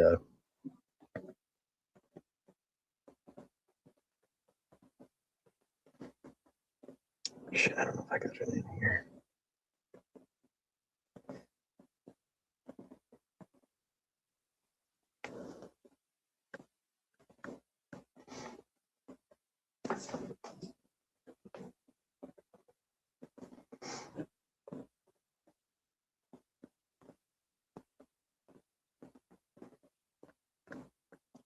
Yeah, but anyway, you get what I'm saying. But it was a nice box full of I don't know if it was Heritage or something. One of those years. Anyways, it had a lot of nice Otani stuff in it, like $20, $40, $50 cards. And there was a handful of them. But I would save packages when it would be, because you're just not getting, if you're buying something else next week or you're buying something again quickly and it's not, you don't have a big hit in there, why send the shipping and keep sending these packages? You do that for 5-6 months and you're like, man, I just lost like $300 just in shipping. Now, if you've got the avenue or the out avenue, but if you have the outlet, like these shows that Smalls goes to and maybe sets up or whatever, and he needs inventory, that's the kind of stuff where this all makes sense.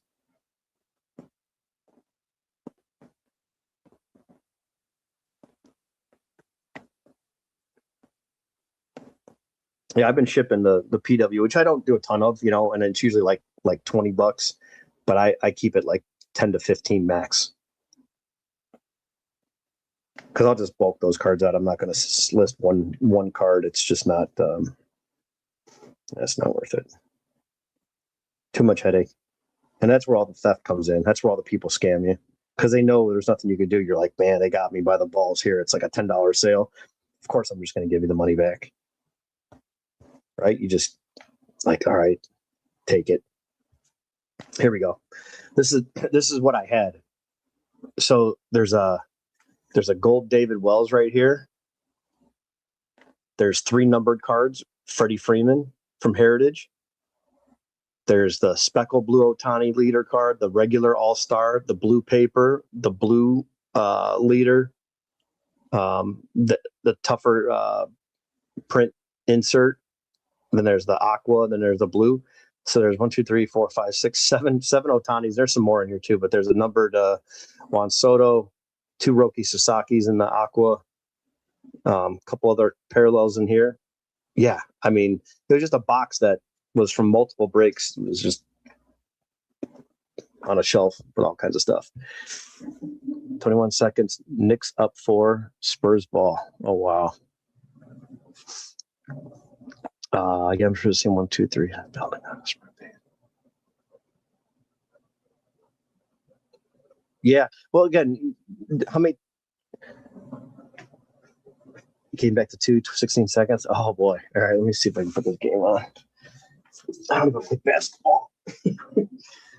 But I like action.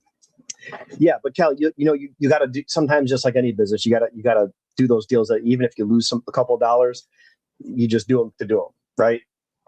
We all know how that works. Not saying every deal, but if you have to. Shit, where'd it go?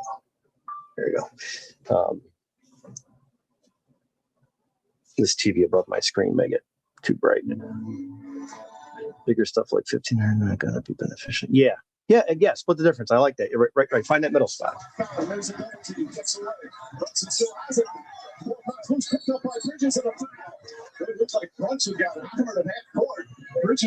that not a foul at half court before that ball got loose?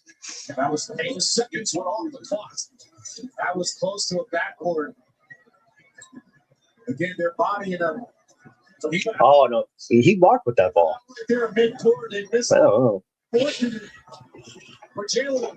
like to see the physical stuff. I wonder if that's how the whole game was. Boy, man, imagine the nerves on these guys right now, trying to hit these free throws.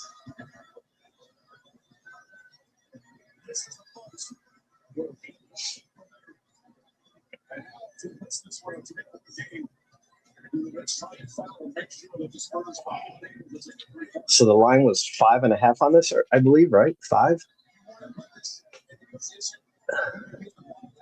Anybody got money on this? Anybody got any action on this one? Can I live through one of your bets right now?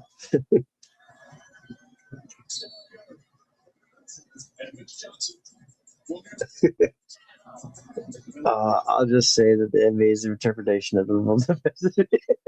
Yeah, no, play by play, it's very loose. It changes from play to play.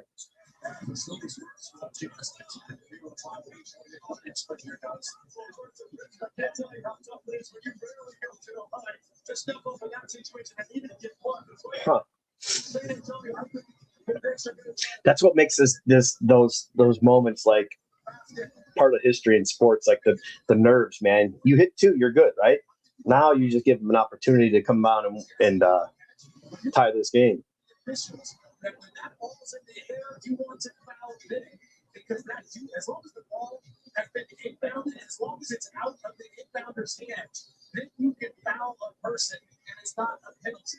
So you avoid the catch and the quick shot.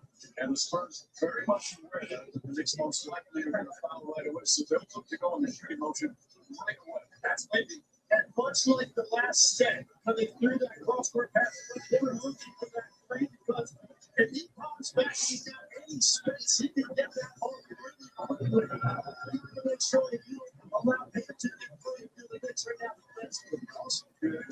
now. Oh, nice, Smalls. Hopefully you got good money for it. I would have bet the under if I had money on this one. Okay. Yeah, I didn't even know what the total was, but 8 seconds away from a championship. Spurs trying to force the game 6 another trouble. Barely's 2026 NBA Finals. Jeremy Sohan, the former teammate of Benji, will be guarding into these final 8 seconds. That's what it's about. We'll go for the inbounds.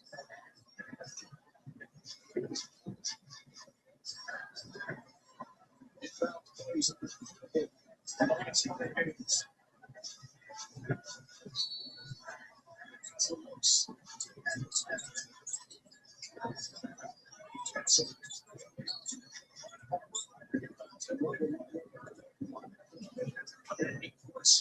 well, I'm no GM and no coach, that's for sure. It's getting very close because now there's 8.6 seconds. The Knicks should call their timeout, advance it, and then they would have to go the full court. The San Antonio Spurs. Oh, Mike Brown's on the Spurs. I didn't know that. So you make one and then try to go for the miss and rebound. What? Well, never mind.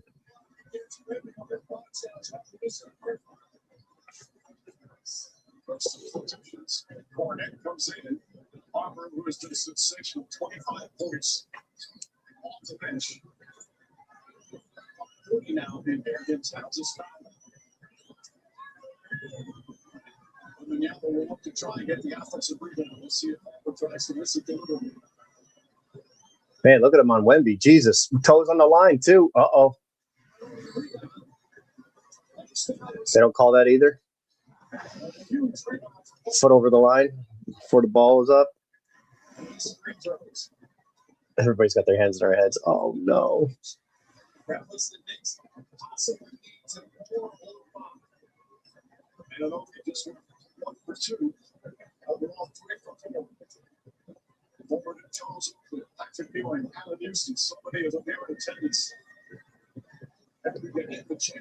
Yeah, they're all excited now.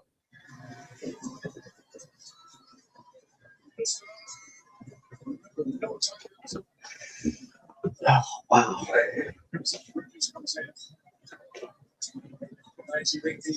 These next players, these free throws, they're feeling the tension, the pressure. What do you say? No foul? They said do not foul.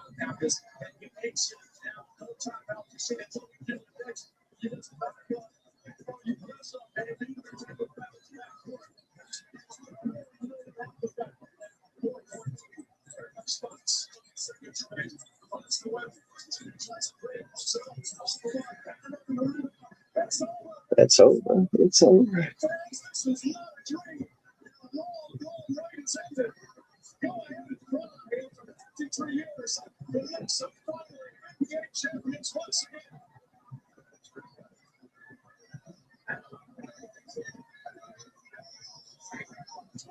I have absolutely no feelings for what just happened. I don't know. I'm just not a fan of basketball. I mean, good for the net, good for the Knicks, right? Is that what I say? Sucks for the Spurs.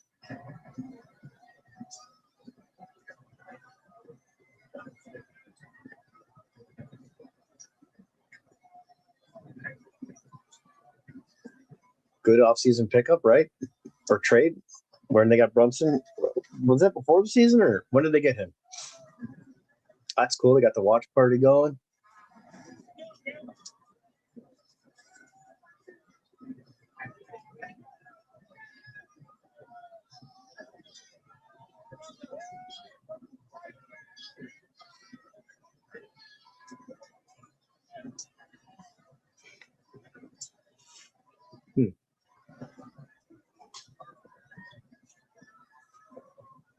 The emotions coming from reality as an excellent 2026 NBA champions. Another heartbreaking loss for the San Antonio Spurs. All Clyde Frazier with one of the great performances in NBA Finals history. Man, look at that tie. Styling and profiling. For such a team to see New York City on fire for the last few weeks during this playoff run. Are they fighting in the streets? To see New York City. Brunson, okay. Oh, didn't you sell that card that you hit? You hit an autograph, Ron? Right? Tears and tears of joy that they are well deserved. And they will win, not only just as a player, going to get across the finish line. Every one of these dots was proud of this moment. Since that first started playing basketball to also liberate the city, the franchise, and the fan base right there. It's real season. It's happening. Celebrations to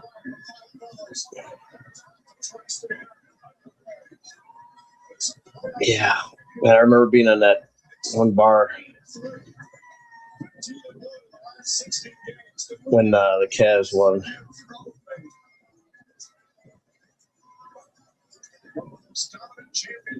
Wow. Huh. All right, well, there's that. Hopefully those players' cards went up in value that people have been collecting. That's cool. All right, there's enough of that, right? Yeah, what were the odds for him to win MVP? That's another good question. MVP odds.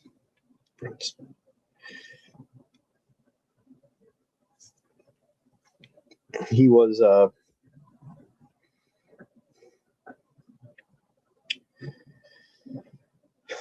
well, it doesn't tell you the date, so this is not really helpful.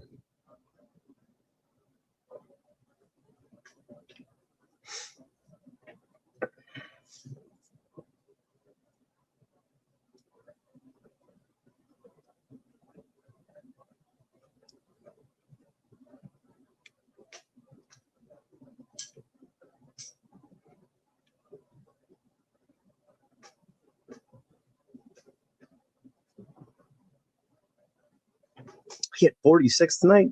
Whew. Yeah, I don't know. I'm pretty sure he's got the MVP locked up, then, right? Based on that alone. Let's see what else is going on here on the other digits.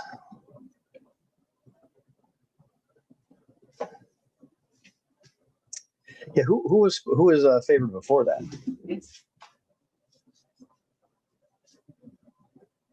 I mean, usually go to some kind of winning team, right?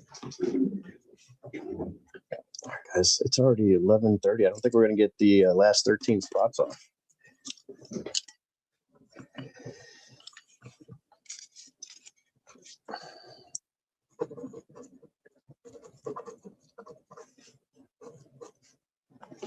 What's today's date? Today's Sunday's the 14th.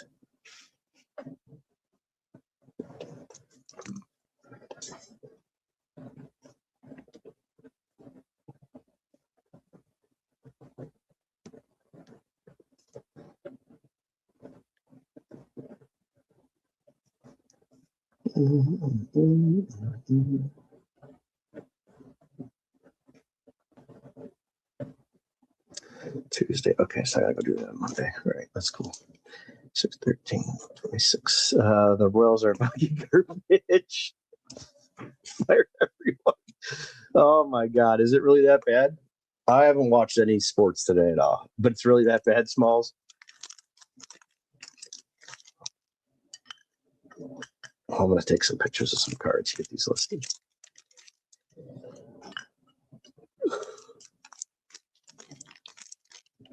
Oh, shit.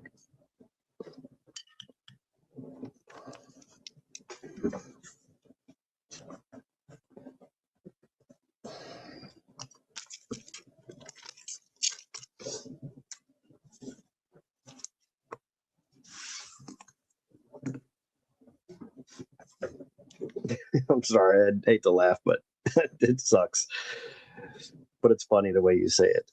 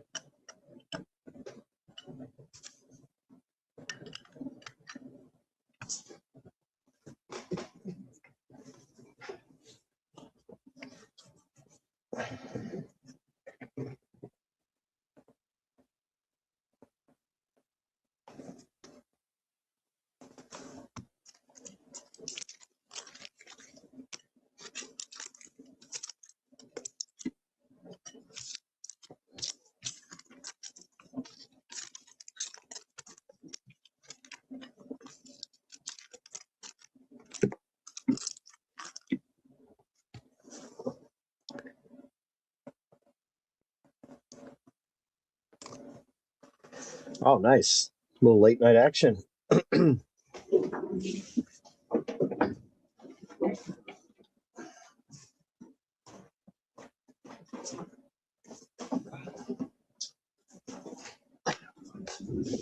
Stuff.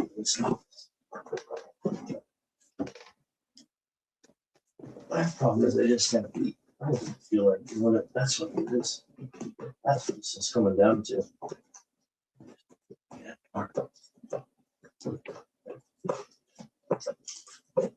You know what I do have in here, though? One of those. It's modern stuff.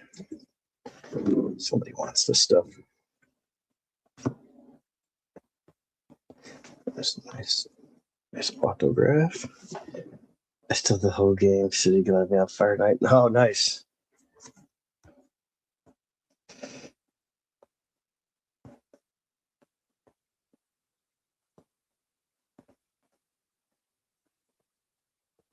That's cool. No, I was having a good time. It's good to hear.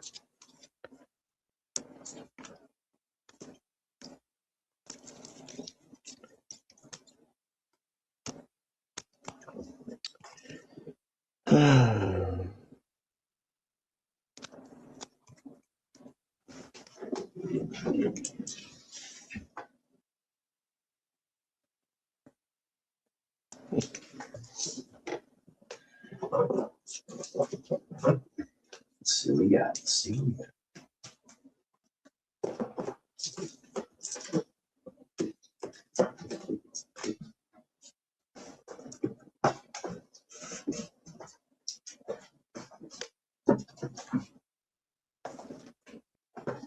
what we got. Ooh.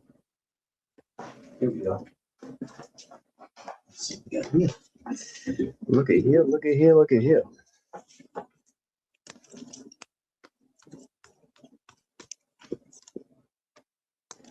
Sedane Raphaela playing good. I got this out of 5. Top's chrome black. It's a funny looking autograph. At least he got, looks like he's got his initials on there.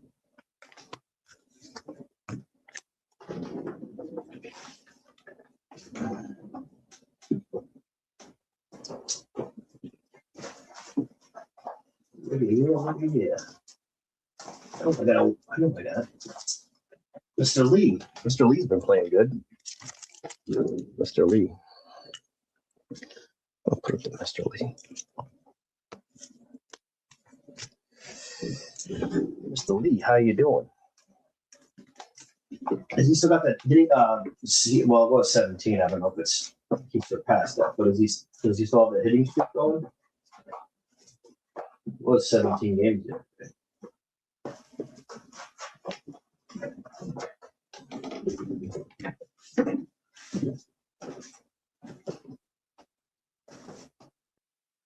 But are his cards selling? That's the question.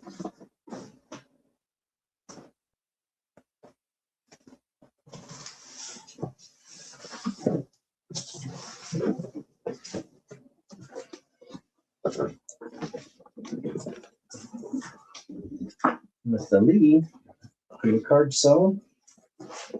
I need to know. You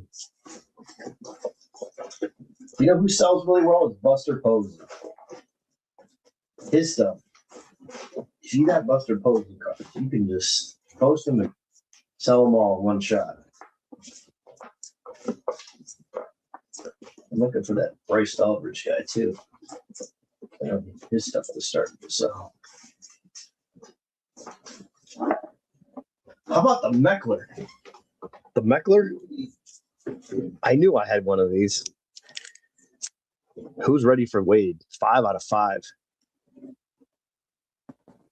Dude, look at that stash. He looks like the guy that was the cop. Not well, he was an undercover FBI or whatever. But the chick from Saturday Night Live. This was her husband. They had the motorhome from We Are the Millers.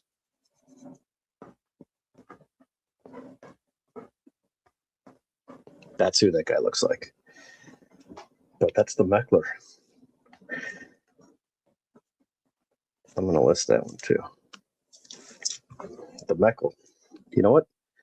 We're doing hot dogs and statues of liberties. We're doing the whole lot. We're getting Meckled right here. Yeah, he does kind of look like Boggs. Snake, yes, that's him. Yes, yeah. Yeah, that's good stuff, man. Mr. Lee. Oh, a couple Lees in here. I got some action. We got a Lee to, that one's out of 10. 4 of 10 on the Lee. I'm going to list all of these in a while. Let's see what else we got for Mr. Lee. A lot of refractors. That's a nice purple. It's off center though. Purple. Well, I like these foils. I always have. X-Fractor. Smalls likes the X-Fractors. Smalls, you collecting that one? Do you need that one? Oh, is he? That's cool. All right, let me get this real quick.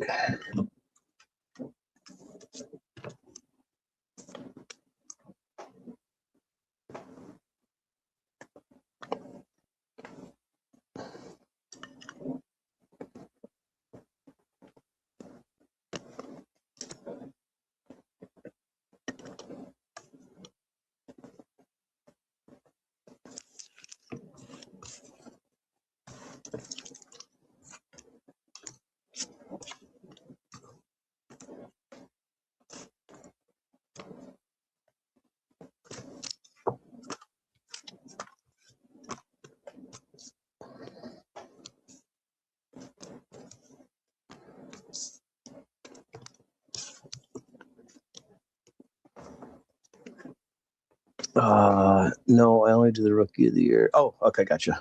All right. Yeah, I just wanted to make sure before I throw it up on here, just in case you needed it. All right, there we go. That's a nice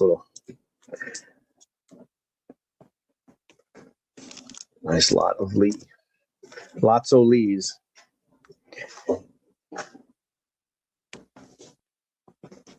Oh, I got to get my stupid fucking tag in here so people know I'm not stealing cards from people. So they're mine.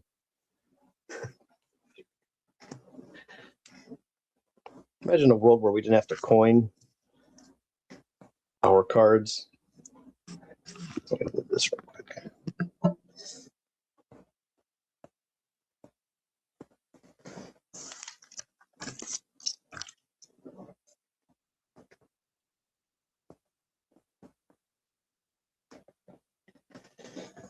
All right, come buy my leaves.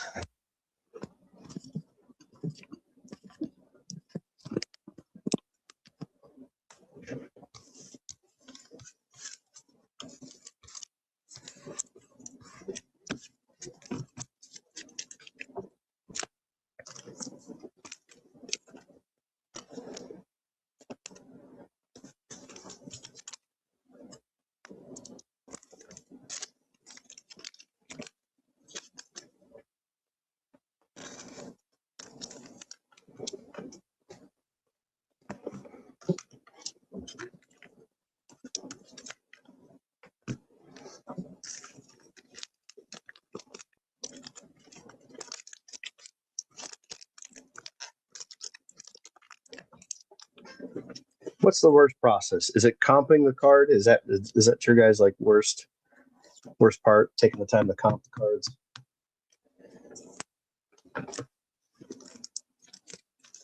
I think that's what my part that I still enjoying.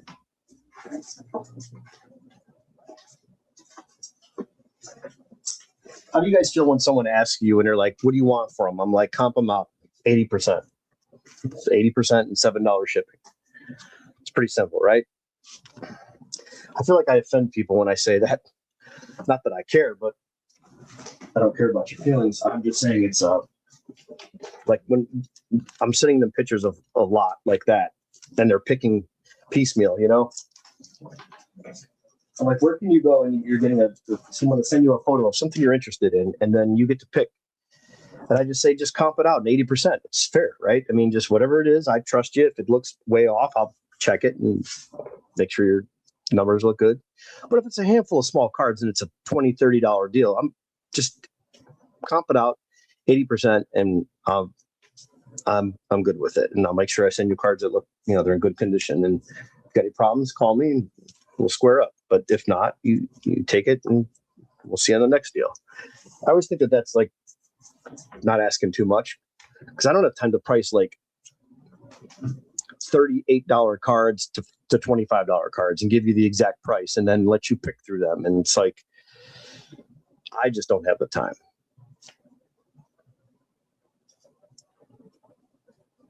Yeah, that's bad. Yeah, that's bad. That's bad. But as long as you have inventory that's coming in and then stuff is moving, I guess you can live with that.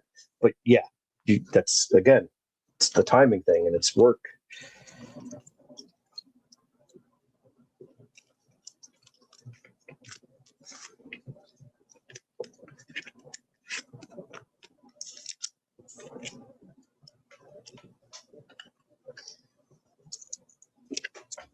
So this is what I like. If I'm, let's say, busy with something, or I'm in a waiting room or at an appointment, whatever, just killing some time on a break, whatever it is, I just go on my phone and grab photos that are just ready to go like this.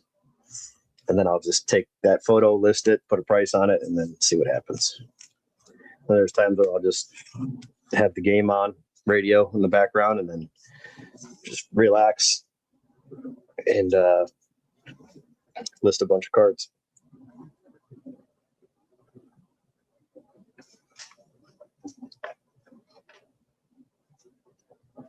Yeah, that's great. And listen, I think that's all people want is just a fair deal and a little bit of a break if they're buying more. I think that's all reasonable. I just sometimes I feel bad the way I come across and say it. I'm like, it's pretty simple, man. Like, I don't overthink it. Just take as many cards as you want and treat me fair, and I'll sell you everything I've got.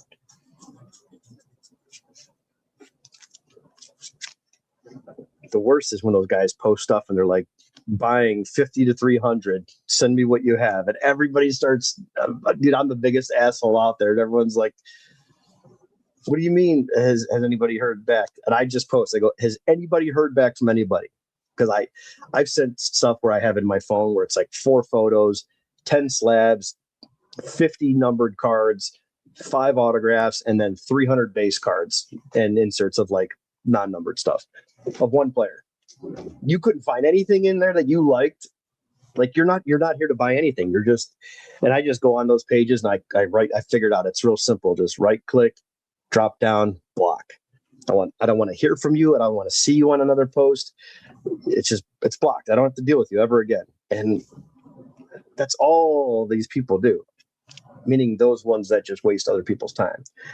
The people that are serious and want to buy,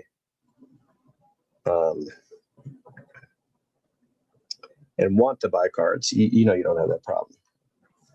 But there's so many just post stuff, you know, buying.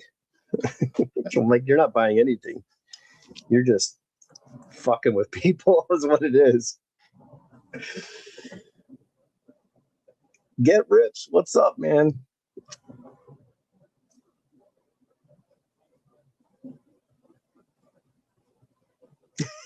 Yeah, you went from retired to working overtime. That's funny. That's great. I love it. Yeah, but this is not hard work.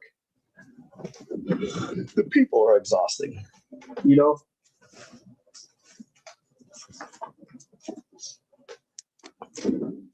Yeah, there's a little bundle that I've been meaning to. I sold a lot of Posey, but I just had found another nice bundle that I came across. Here's a gold. This one's the $2.99. Team Evolution's got the melt on the other side, and that's the more of a foil gold from 17.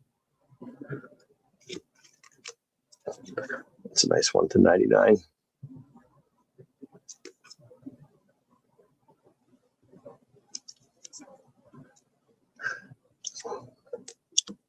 These came out of the new Stadium Club. Chrome base, retail blue, early select, and then a black to $199.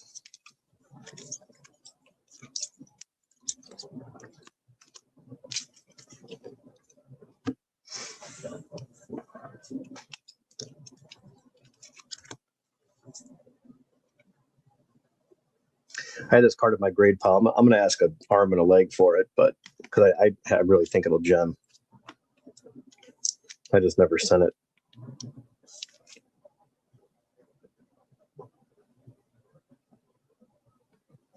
It's gold. It's jersey number 24 of 50 with the hat backwards. Pretty clean. Meaning I'm going to list it and I don't want to sell it type deal.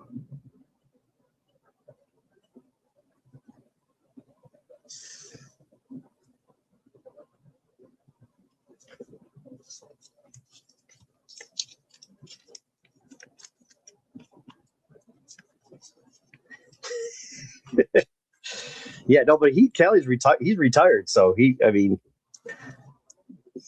yeah, Ron's not working. He's got 30 years, and he's ready to leave that place. Every time he walks in, he's ready to turn around and leave.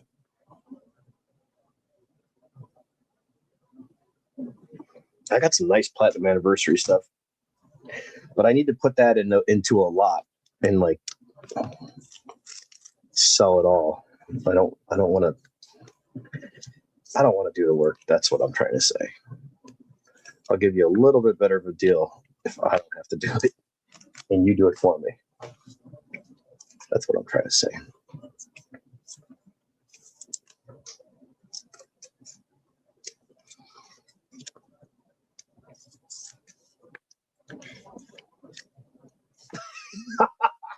That small. I hate to laugh, but I'm sorry. That's funny.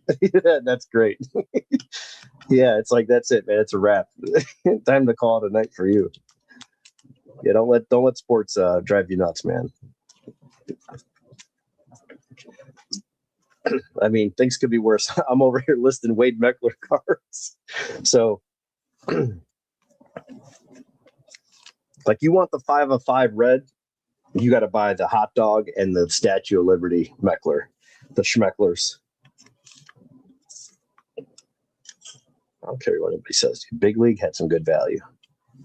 That case, we were getting an auto out of every other box, 10 autos per case.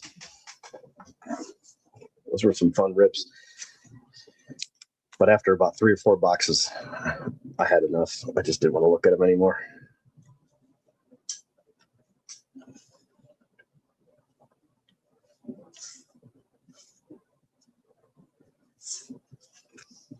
Hot dogs, Mecklers.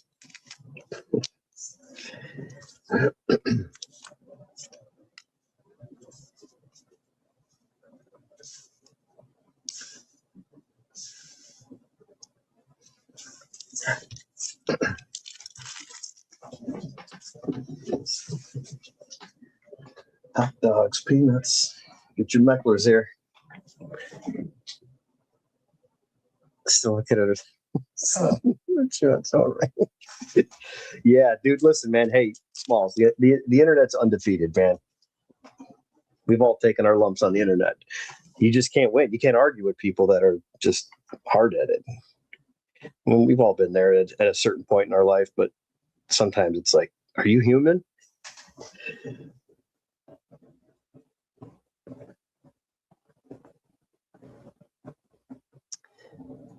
Kelly, I don't list a card that is less than 5. I cut my listens way back that way. Oh, yeah, that's good advice. Yeah, Ron sells a lot too, Ron. I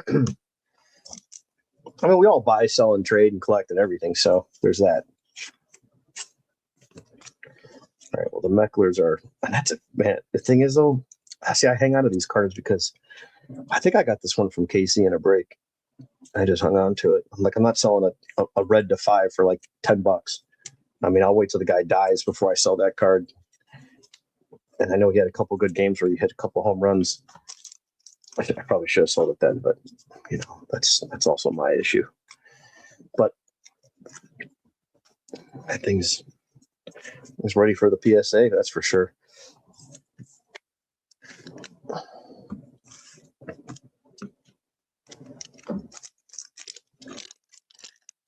Somebody will buy it.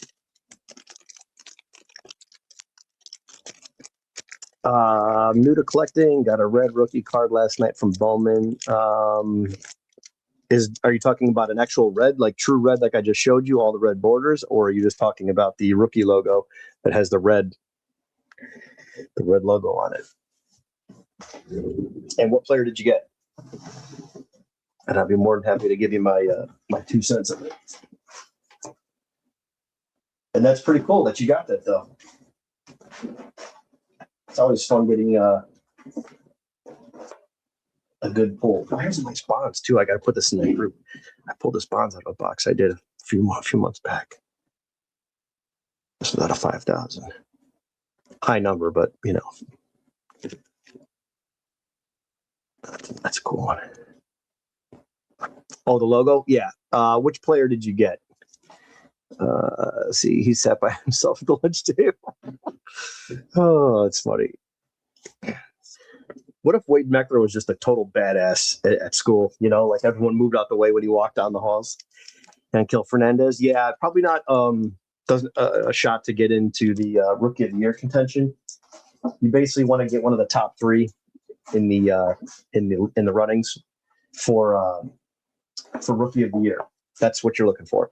So if they win Rookie of the Year, it's treated like a Topps buyback card. If you remember the MVP cards from like 23, 24, and 25 Topps Chrome, whoever wins MVP of American League, National League, different tiers of cards, like the base cards were 20. You got $40 for a refractor, and then numbered cards are worth more. So the red rookie logo is whoever wins Rookie of the Year in that league, you can turn those in for additional money to your local card shop. And the big box guys online, like David Adams, those overpriced stores, Steel City, and Blowout Cards. Those 3, you can actually, they will take those, you can mail them into them, and they'll give you store credit. If I wanted to move cheaper cards, I would do maybe 5 to 10 card lots. I kind of I don't feel like doing extra work. Yeah, it's good to follow that stuff. And to keep in mind, if they don't win, it doesn't mean it's not a bad card. It's worth more than the regular rookie card. And again, remember, these guys that you're looking at, they're so young. So it could take years where they don't take off. 2-3 years, you'll know. But yeah, if you don't have a lot into it, just hang on to it. It's fun to collect. Yeah, I don't know. I have no idea. I don't even know if that card's good for another year, but I think it's only the year that is on the card. So if it's 2026 Bowman, it's the 2026 Rookie of the Year. I don't think that carries over. Like I have a Jacob Wilson, and if he makes the All-Star game, because he already made Rookie of the Year, right? Is that how it goes? He already made Rookie of the Year, but if he makes the All-Star game, then the card's worth more. And there's like different tier levels. Yeah, because he's 26. I think the 25 card I have is Jacob Wilson. He won Rookie of the Year. So that's the tier system, how that works. Whatever your name is, TRP. I can't read that. Oh, Kurtz was Rookie of the Year. That's right. He got hurt. Kurtz was Rookie of the Year. Was it Kurtz? Shoot, they can make me get this card out. Maybe it was. Does Kurtz have the red rookie logo? They do make me dig. But yeah, same concept. You get what I'm saying. That's good. Money comes in.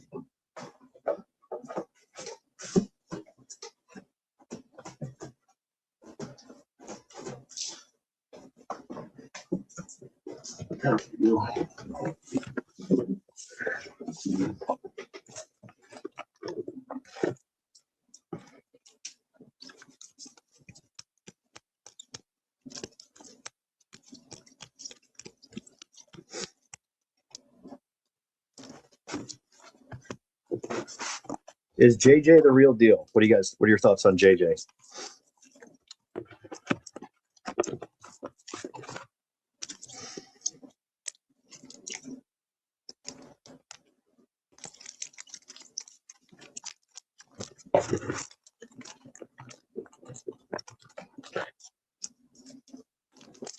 Okay, Bowman Chrome. Is this the one? Is that the card?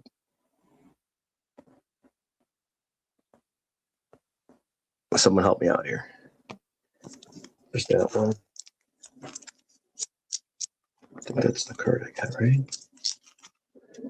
Kurt.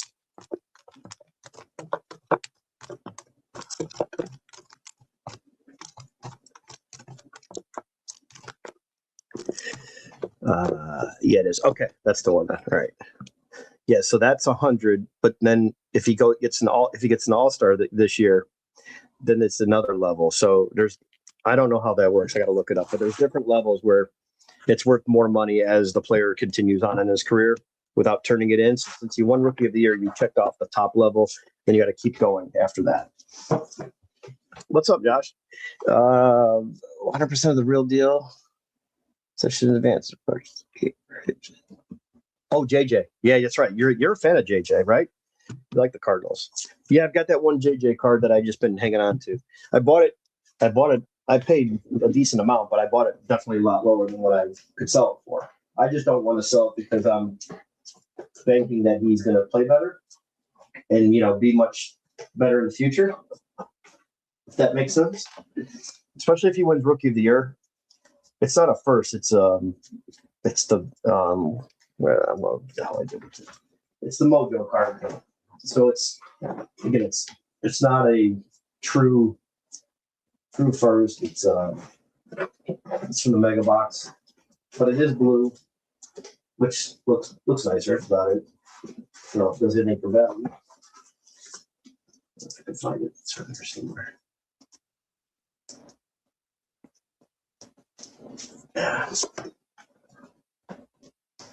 Get the idea. I put it somewhere, didn't I? The key is where is that somewhere? How do cards move like 4 feet? Not even 4 feet, and you can't find anything. What's up with that? Historically, Cardinals develop a good percent of their picks. So it's Rookie of the Year, the MVP, then Hall of Fame. Oh, I thought it was All-Star games after that. Oh, so you don't get squat for that card? I mean, I'll still be able to sell the card, right? I mean, it's not like worthless. Where the shit is that damn JJ? Oh, there's a Cal Ripken, just like that Bonds.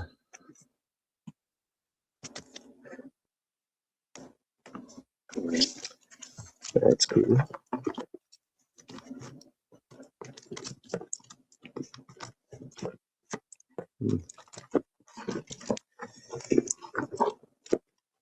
Are you buying a? Have you bought a bunch of the JJs since you're a fan? Since you're a Cardinals fan? I don't know if that's what you've been targeting or.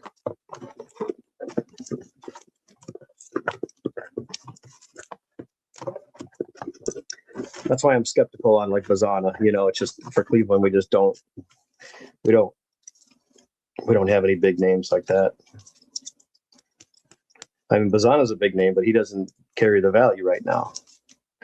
There's JJ. It's number 150 out of 150, but it's not. It's like the, you know, his second card. It's not the first.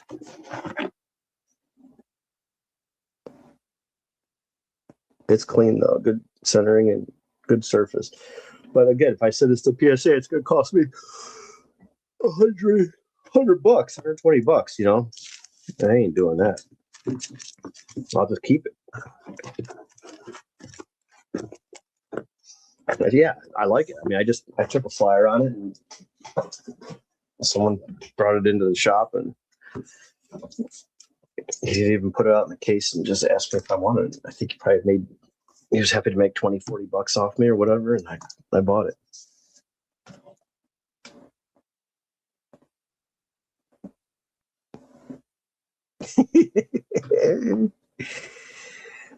Concentrate on Joshua Baez. Is Joshua Baez good? I don't know who Joshua Baez is. Is he on the Cardinals? I think he moved before Chrome rookie autos come out. Okay. Well, what about if he wins Rookie of the Year? I mean, it is got the 150 to 150, the blue. It's got that going for it. But again, it is a mojo, and it is, you know, the second auto card. It's not his first. Baez, huh? First bonus. Oh, you do? Nice. Craigo, send me a picture of it. I just want to see it. Yeah, send me a pic. That's a sweet card, man. How did you get that?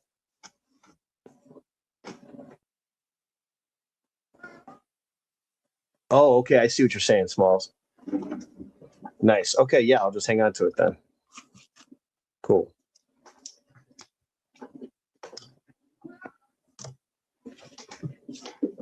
Joshua Baez? I don't know if I even. Oh, you subbed it. Okay, gotcha. Nice. Oh, you got it back already, though, right?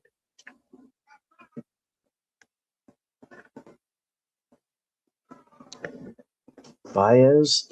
Joshua Baez. Let's see. I don't know if I have any of that guys. I don't know. It's all those guys. They all sound the same when they're in the minors, you know. Joshua Baez. So he's a prospect, I would assume. I have a lot of prospects here. Juan Bin Cho. Whatever that guy. Montero. Just rambling off names. Luis Rodriguez. Nope. Wainwright. Tank Hentz. He was supposed to be good. Is he still playing? Second round pick. Tank Hentz.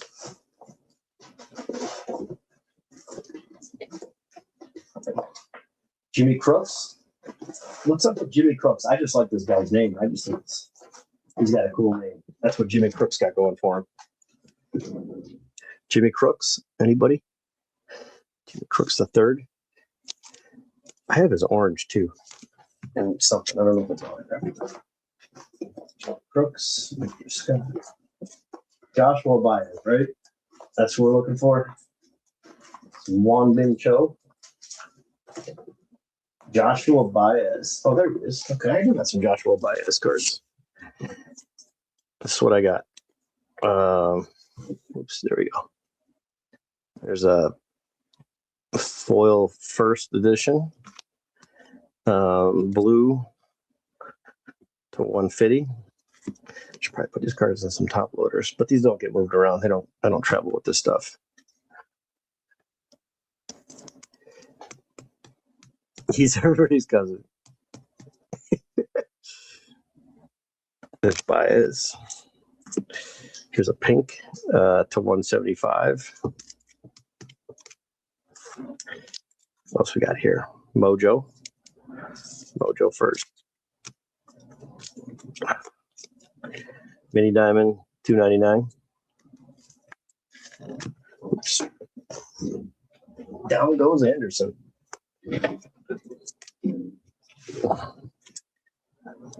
Whatever color this is, paper. Joshua Baez. That's just a base card. Green. 54th overall. 54th overall pick.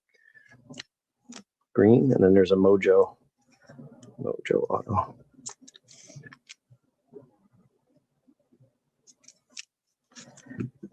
Yeah, if you're interested, let me know. Let's make some trades. But that's what I got for this Joshua Baez kid.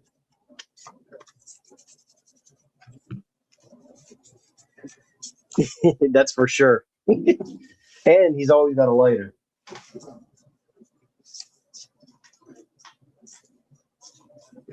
Definitely a dude you can trust. That's a guy you want in the foxhole with you, huh?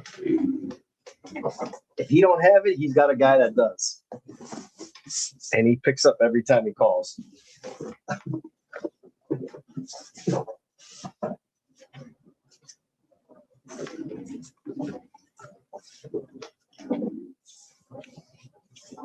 Yeah.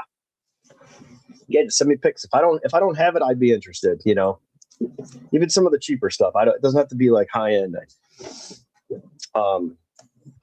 But if you got any older Lofton stuff for Cleveland, definitely interested in some Kenny Loftons. Oh man, Craigo, that's an awesome card, dude. Check that bad boy out. That's a beauty.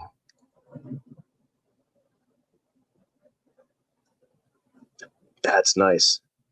120. Man, you must have just got this thing back, huh? 1207. That's a brand new cert. FBI 5801. Absolutely not. That's a big card, dude. What's that go for? 10 grand? I mean, what is something like that? At least 5,000, right?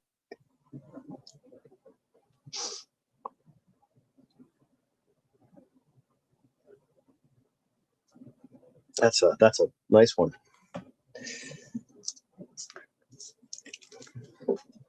Come on, it's got to be at least 5 grand, right? What is? I don't know. What isn't Sapphire like really expensive? 3,000. Forget about it. It's a Hyundai. Don't finish it.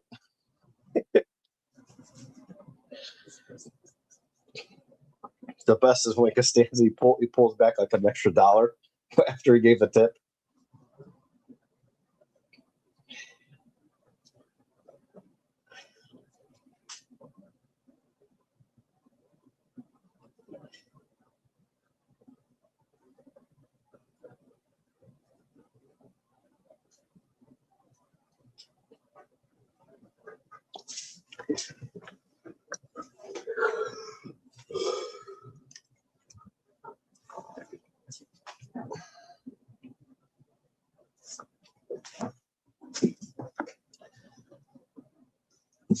Oh, it's that. I think I got enough stuff to sell right now. I got to look that card up, see how much it's worth. I would think it's just. Oh, I got to sell this one for Ando. What do you guys think I should ask for this card?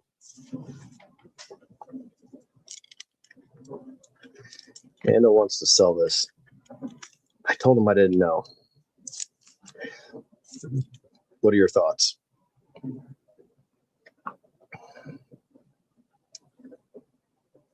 There's none listed. So first to market is good. I'm going to throw it up on eBay as well, but I'm going to put it on the Facebook group for the platinum anniversary. Obviously, I'll just high ask, or best offer.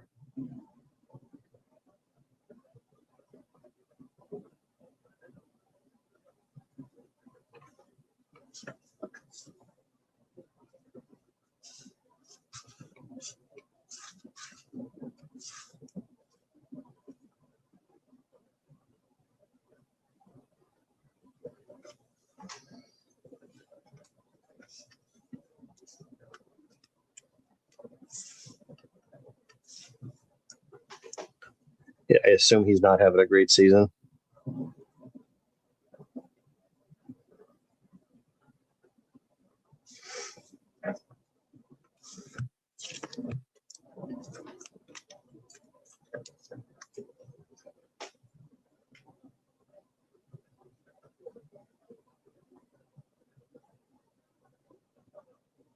Surface looks pretty good. Just a nice looking card, that's all. I don't know if this is something you just hang on to for a while. Being such a high pick. Seventh overall, right? That's what I remember about this guy. So yeah, 7th overall 2023 draft. Zipped his way to the majors, getting there late 2024. Pitching only 100 innings in high 90s fastball. Well, we'll see.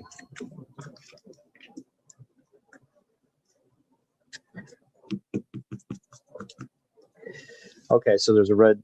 Yeah, so it's 200. So 250, 300. Oh, it just sold. Oh, for 200. Oh, an auto. Jeez. Okay. Well, so then $100. I don't know. See, at that rate, I'd just probably keep it. I don't know. See what he wants to do. I'll hold off then.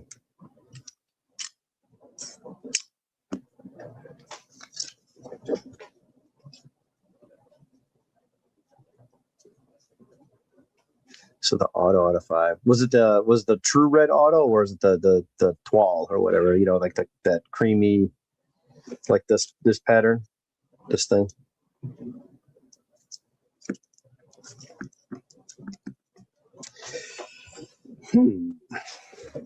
We'll see what happens. You also got to check the condition of those cards too. Sometimes you got to look at the listings. Some people are nice. They put C details, read description because it's got a scratch or something or a dinged corner. But yeah, that's probably legit.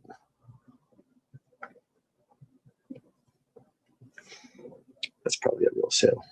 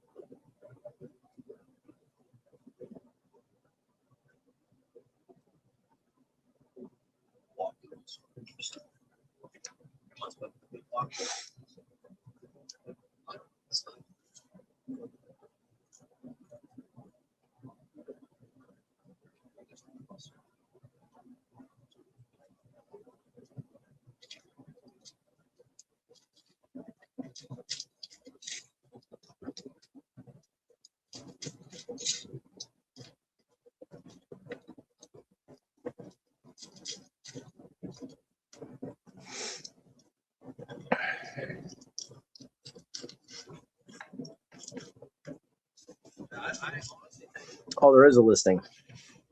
Oh yeah, you must have not checked most recently then.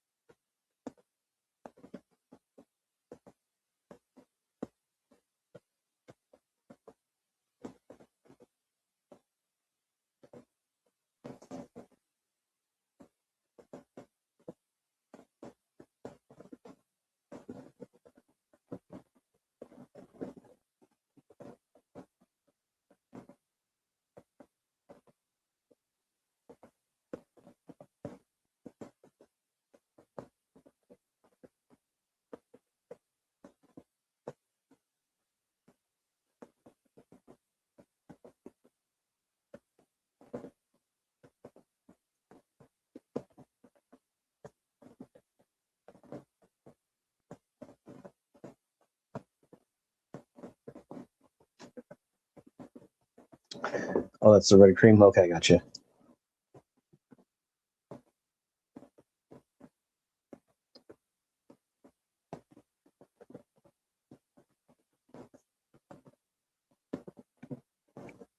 I'll still pay for both his break spots.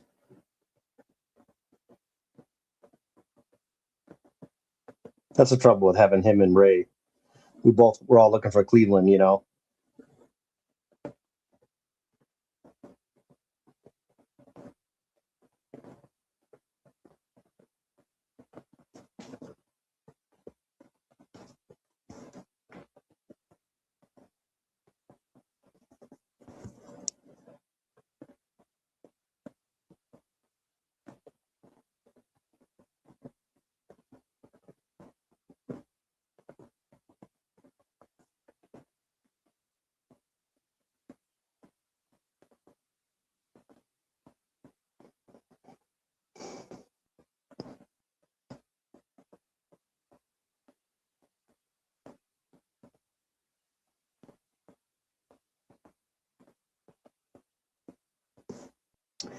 All right, fellas, it's 12:23. I'm gonna go relax. I think I seriously want to go make that Kool-Aid, but I'll be up all night. I haven't had Kool-Aid. I can't remember how many years. When's the last time y'all had Kool-Aid? It's got to been easily 10 years. He's back drinking again. Drinking that Kool-Aid. Regular cherry or black cherry? What's better? Which one for you guys? Still there. No problem. Miller, I guess.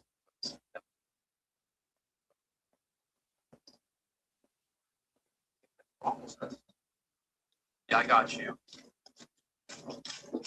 You're all set on me.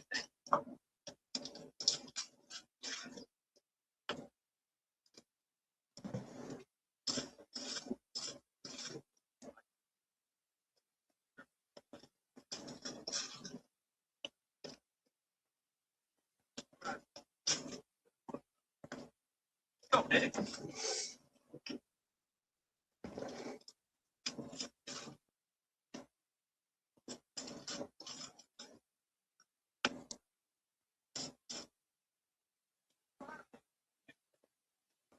One 125. Go ahead.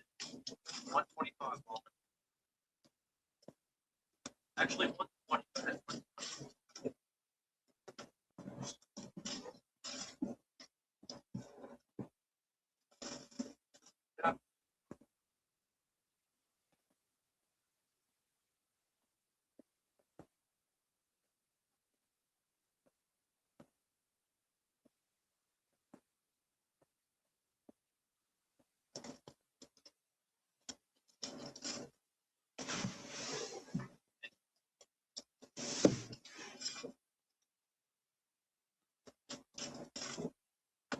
I can't enter up. Don't have a problem. Pink lemonade, huh?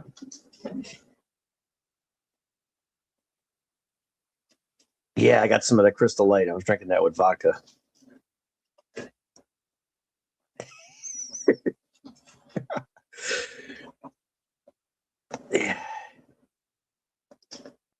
Yeah, those little things on the back.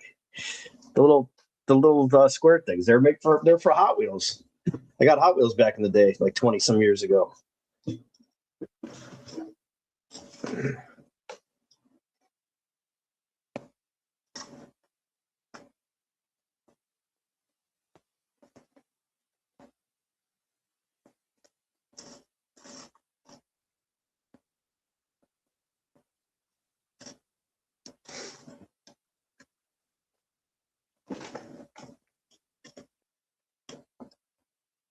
Oh yeah, you could get all that stuff, but there were at the time there was Hot Wheels because I was collecting Hot Wheels in the early '90s. Let me see if I can find those. Now let's look them up, man. Kool-Aid points.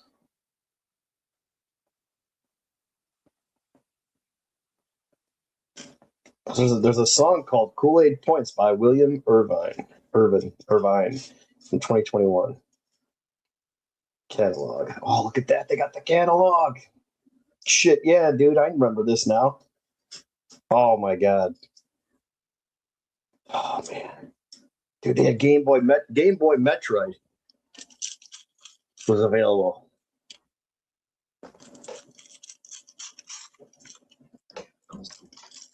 Look at that. These things were horrible. They had like that little twist off thing at the top. Those squeeze bottles of yeah, the Ecto coolers weren't bad. Those little juice boxes. Let's see what we got here. This is what I remember right here. That's definitely 80s and 90s. That's my speed right there. Me and my sisters, we'd fight over the prizes out of the cereal boxes. Those creepy crawlers, those little like spider things, you'd throw them at the wall and they'd walk down the wall. They're like called wall walkers, some people call them, but I think they're called creepy crawlers. Oh yeah, there we go. Oh, sorry, Phil. The Brewers combo or regular or Dude, look at that, man! You rolled out to school with one of those right there, matching pants and shirt. $9 a boat. And you probably had all the girls at that point. World of Nintendo, the Kool-Aid Corner. That looks like a Barbie doll or something. There's a Game Boy game in there. Super Nintendo game. Yeah, there we go. That's what I was getting. I was going for those Hot Wheels right there.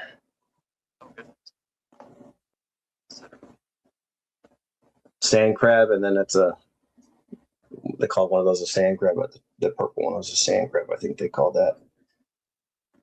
Here's how. Number one, step one, drink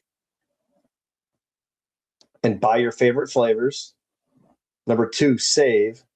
And number three, send.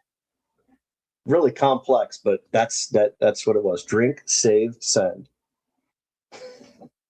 What's going on? Oh man, these were the best. Oh, I don't remember seeing this.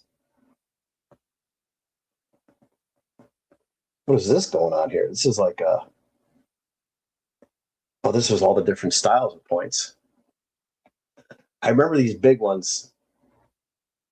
I think they were on the back of those ones that were like pre-mixed with sugar. It was like a pre-mixed container, and the label was like more plastic. I remember cutting those things off. Like I get yelled at cutting into the bottle, the plastic container, slicing into that. Yeah, this brings back some memories right here. Yeah, this one was always this thing always got scratched up too. Some of my friends had this one, this like clear set, and this thing it always looked dirty. It would like yellow after you wash it so many times. Maybe it was in the dishwasher. I don't know if we had dishwashers back then, but it was not this white. But I remember that container. We just had a regular, like plastic pitcher with the lid on it. Nothing fancy. Maybe it was a Tupperware brand. I don't know. I know they had that in red, but I remember this being like almost like cream colored, then turning yellow. That container that had like the face, but see it, you can barely see it on there, but it's like embossed. You can see the creepy eyes. I know they had that in a different color. Well, there's a blue one. I've never seen that before, but definitely saw the red, and I've seen the clear.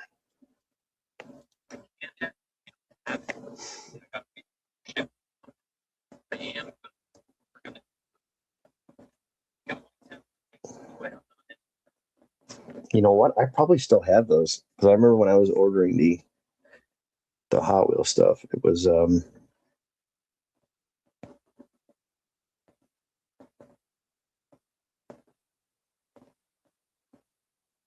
I saved everything back then.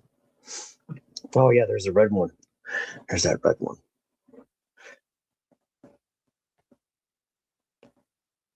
There it is. See, there's a nice one in good condition. Creepy bastard. No, yeah, that's right, Kelly. You definitely had to get some extra sugar in there. Oh, let's see. Oh, I missed some good comments in here. Let's see. Okay, I remember the points. Kool-Aid pitcher. Yep. And then to get a Kool-Aid pitcher and cups. Yep, that's it. Yep. These drinkers, you guys perms too. Ollie on the mullet. Yeah, the vanilla ice lines had the freaking cuts on my eyebrows.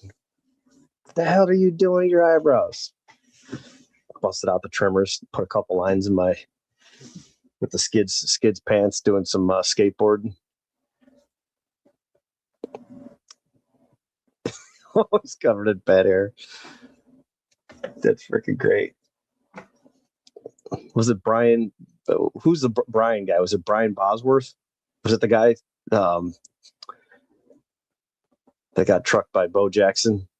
He played for the Seahawks, right? Remember them? The Baz or the Boz? Is that the guy? I remember he had those. But Vanilla Ice was, yeah, he was the man back in the day, huh?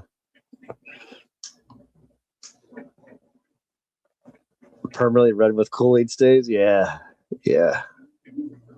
Oh, yeah.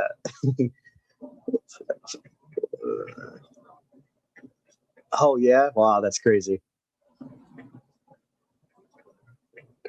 Dude, the fruit, no, hey, listen. Fruit of the Loom guys, for sure. Yeah, 100% gave me nightmares. That was some creepy commercials. For sure, creepy.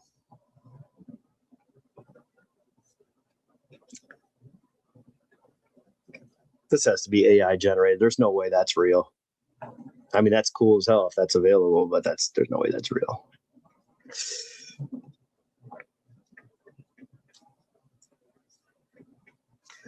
Yeah, there's those cups, man. Look at that. Oops. Gotta turn this brightness down.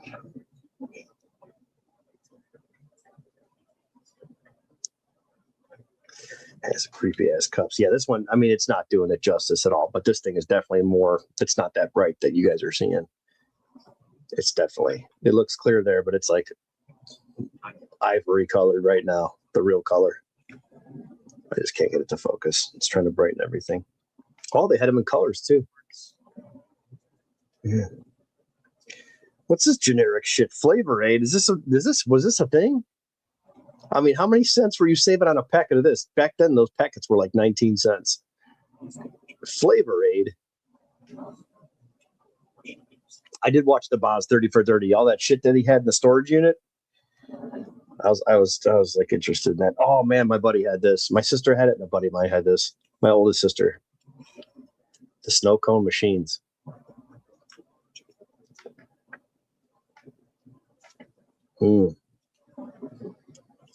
Here's those things with those funny little tabs. See the little tops you like twist off? So it looks like a crest of something. Yeah.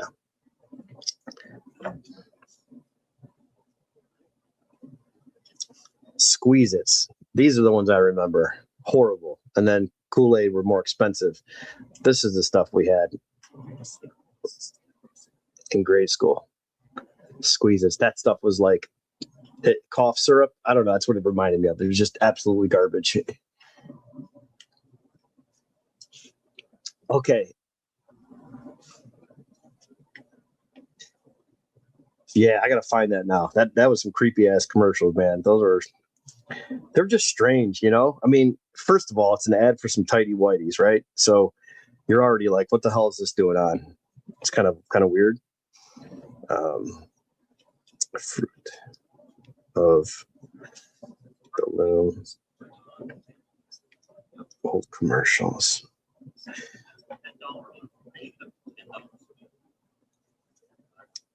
Oh yeah.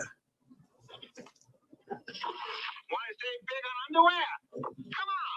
You don't have to spend a lot for quality underwear. Yeah. Start saving. Buy Fruit of the Loom underwear. Our waistbands keep their fit.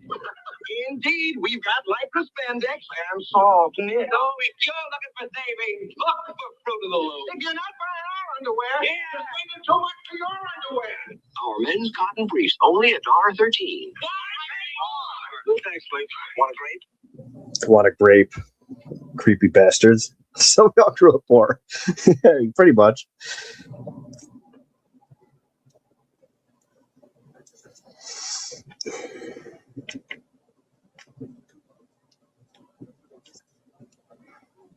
The house I grew up in just sold. Someone rehabbed it.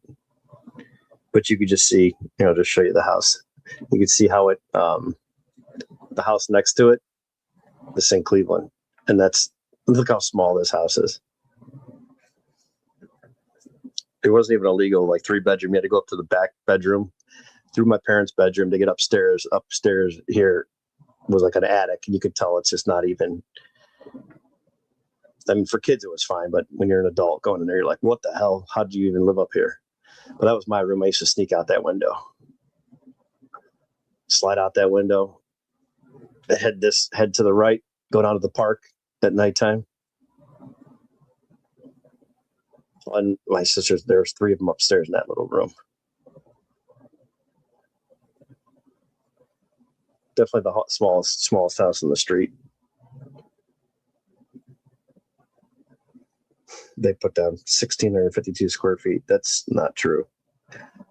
Counting the basement. And then counting the attic, that's not a legal bedroom. It's still a 2-bedroom. Because you can't have a pass through the bedroom to get to another bedroom. So it's just a 2-bedroom house with a finished space that they call a bit. They call livable square footage, and then the basement because it was finished. And the guy did a nice job on it, but yeah. I go back there now and I look at it. I'm like, man, this yard used to be huge. When you're a kid, everything felt like big and awesome. And it was like, you're running around as a kid. You're like, this is great. And then you go back and you're like, what the hell was I thinking? But you're innocent. You're a kid and it was fun. It was nothing mattered. Just as long as you had something to play with and some toys, you were happy. No, that's definitely the house. Yeah, it's definitely the house. Drew Carey, the Price is Right guy, lived next door.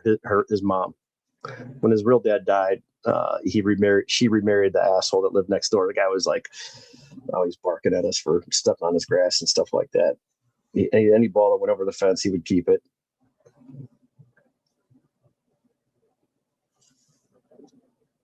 And Drew Carey would come over there a lot. His mom was really nice. She was an awesome lady. Like every 3 months or something, there'd be like a massive pile of stuff that went over the fence, and it would be over our fence in the backyard, just like a pile full of balls. She would just dump it and give it back because he would take it all.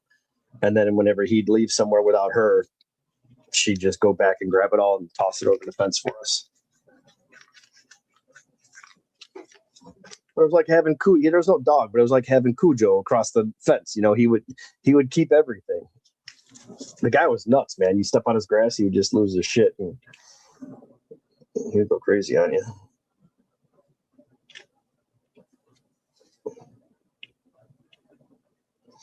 Man, the way they stage this stuff, it's like this house looks nothing like this inside.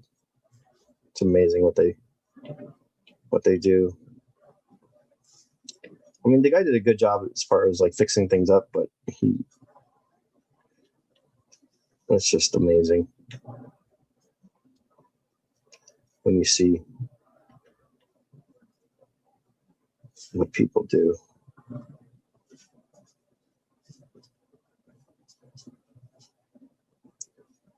So I was talking to my dad, and the church. There was a church in Cleveland. I'm going to find out where because I want to get this information. Just it's always fun to have this stuff.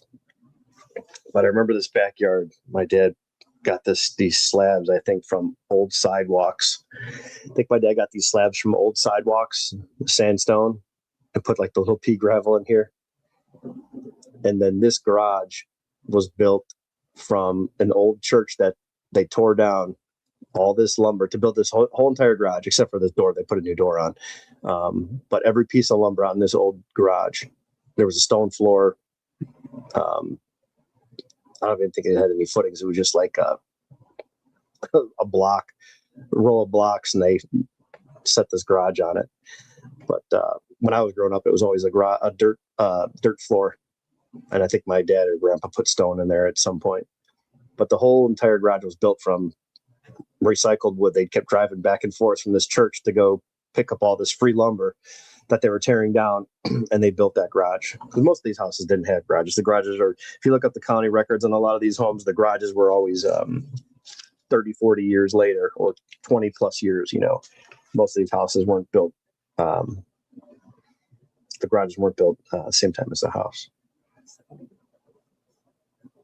But yeah, Drew Carey's mom next door, she was really nice.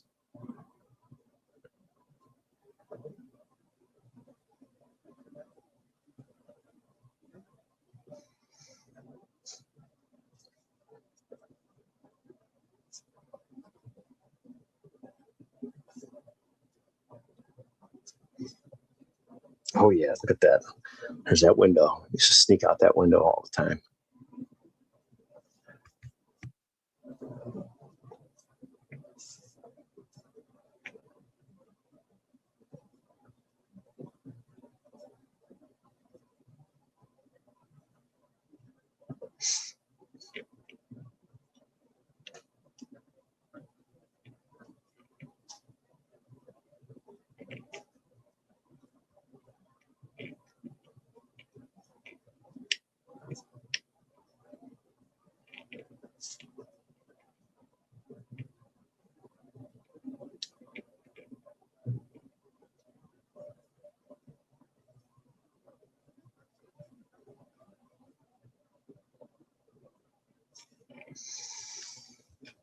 Wow. Memories for sure. Let's see what it is. Better between Coley Waters. Yes, flavor. Rat piss and packets. I'll take your word for it, man. That's great. Kool-Aid, but she only put about 2/3 of the sugar, and so we never liked it when we had this. Damn, she was setting you guys up.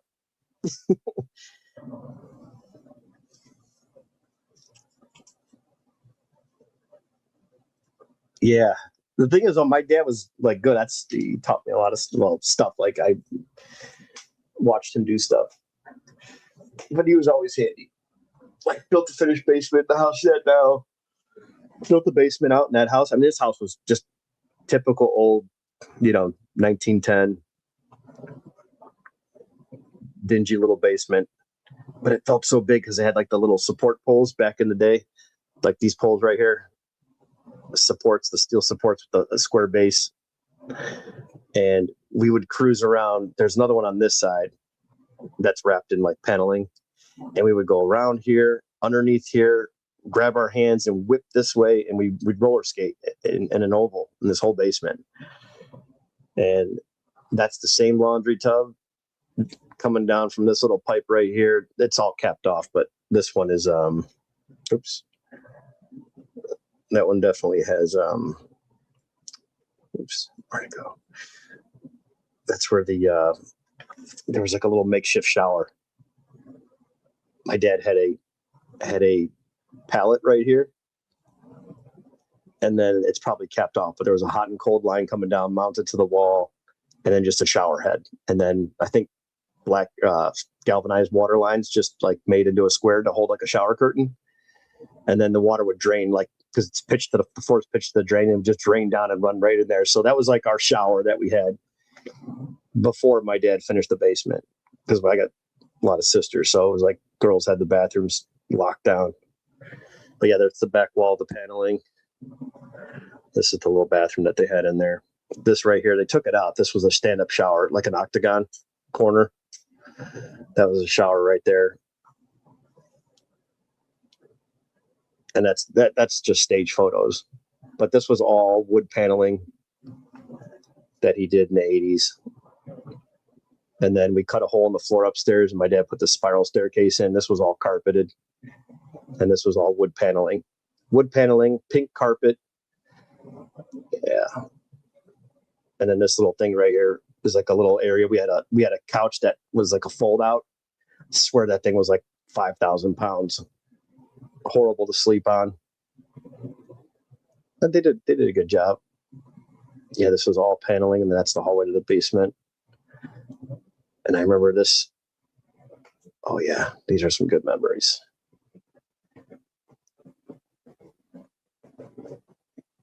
Yeah, this little sliding thing right here. Behind this cabinet, there's like a sliding door built in that had the gas meter and everything behind it. And that's where my freaking Easter basket was hanging one time. Couldn't find it forever. I think they eventually had to tell me where it was, but it was behind this door to the left or to the right, hanging on the gas pipe, right before the gas meter inside there. Yeah, I remember these open bookshelves that there was never any books in. Oh, wait, did we have encyclopedias maybe? I don't know. But yeah, they just painted it all gray and put some, if you look at the details, you could tell they didn't do a good job. You could see right there, like that looks like shit. Some of the stuff looks good and some of it doesn't when you get up on it. But it's definitely an improvement from what was there.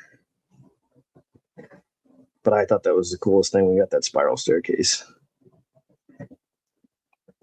I wonder if they have a picture of the living room. I mean, they did a decent job. They put a nice new bathroom in upstairs. Wow, this is crazy.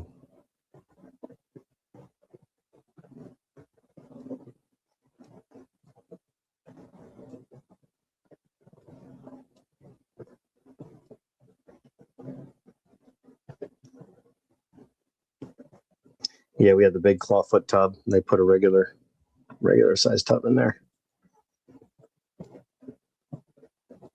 Oh, yeah, there it is. There's the archway.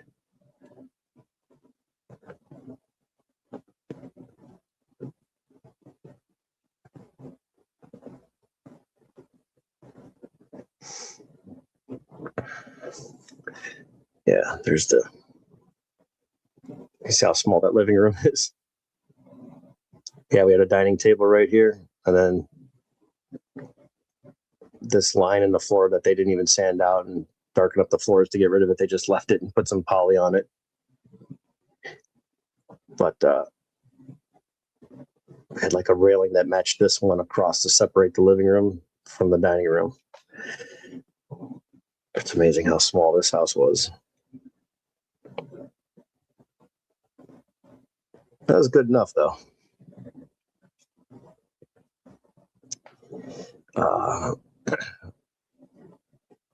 Yeah, permit. What permit? Yeah, we dug up. I remember digging up. I was like 8 or 9, maybe 10 at most, and I was helping my dad dig the floor up. Dig up the floor, tie into the stack, toilet, drain, sink, shower, all of it. Out here, it's like all clay, and it was just, it sucked. You won't forget that smell when you start digging up sewer lines. We had a shower that was supplied by drain with a garden hose. Nice. My dad was a lot of great things. Crafts was not one of them. Hey, it doesn't matter though. It worked. That's the great part, like it worked. Go to a friend's house on the weekend and you see the flavor in the cabinet. You knew it was a shitty weekend. Shitty movie, shitty pizza, and shitty Kool-Aid. Oh, dude, the sunny D gave me heartburn big time. I don't know why that stuff always did.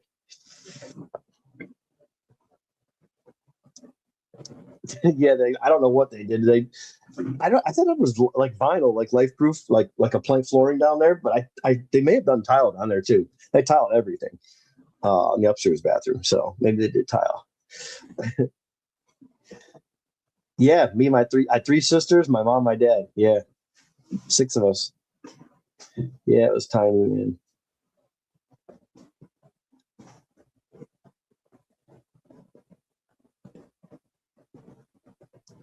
I guess Kool-Aid got expensive at some point. I bought a small pack. Yeah, dude. I'm telling you, that's exactly. You're right. That's exactly what that is. That's exactly how much they were. I don't remember them being any more than that.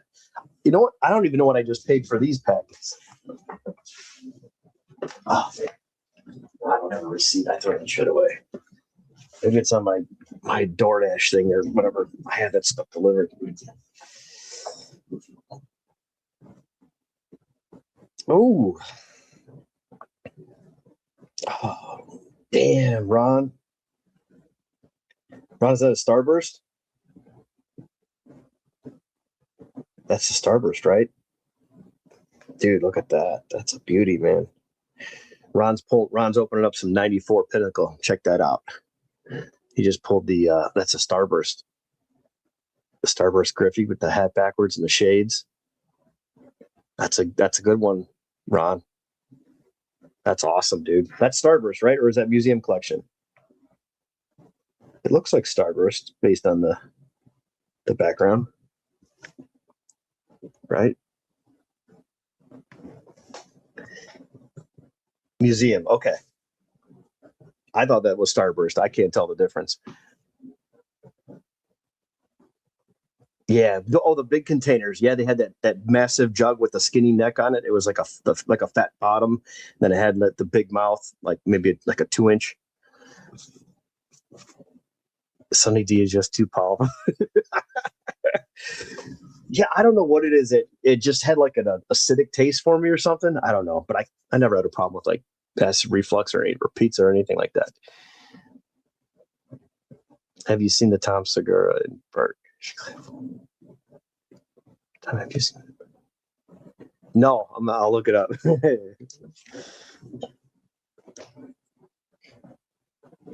That's funny.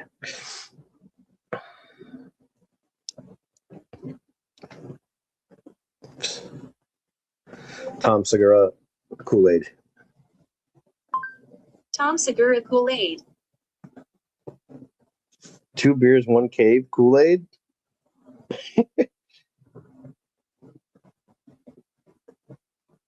All right, I gotta play this. Oops. Are these shorts or are these a video? Hang on. Oh, I see it. There it goes. So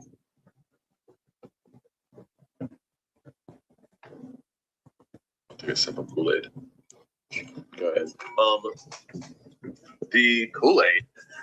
You're drinking Kool-Aid to start your day? Really? It's so good. What kind? Red. Kool-Aid is fucking awesome. red. It's so good. What up, D-Lo? Pour a little something for yourself. It's watered down. It's not too bad. You really, it's ice cold. It's ice cold. Yeah. You are drinking Kool-Aid. Yeah. Awesome. This guy's nuts. 64.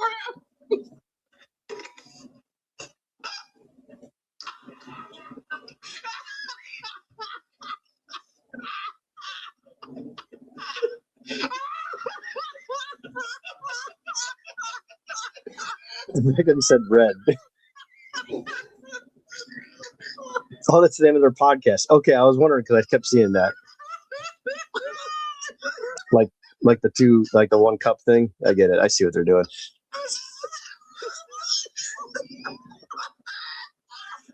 Is this a bit, or does he really drink this like in the morning? Is this like a routine? Like people stop and get their coffee, have a cigarette if you smoke. This guy gets a 64 ounces of sugar water.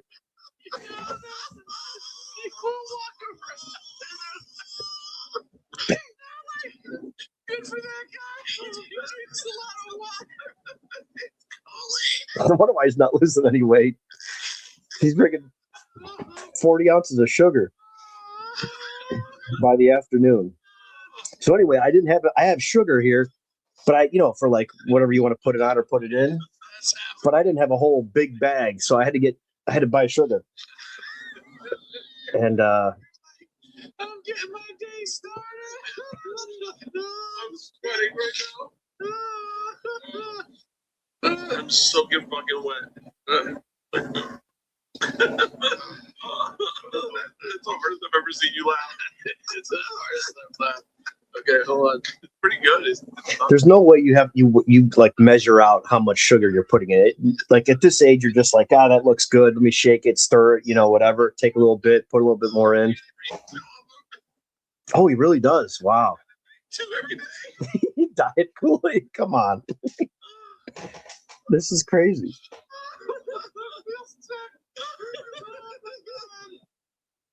Oh my god, I'm crying and sweating right now. I need to lay down. Does Tom is he the one that has his wife on their podcast? Is that the blonde lady? I think I saw a podcast with his wife. If that's his wife, I always thought it was like him and his wife.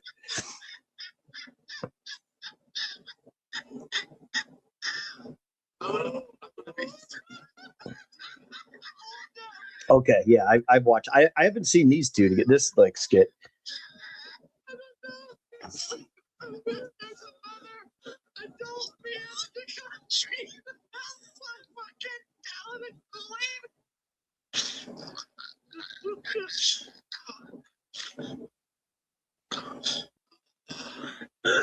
I mean, hey, he likes it. He likes what he likes. You can't blame him. That's funny.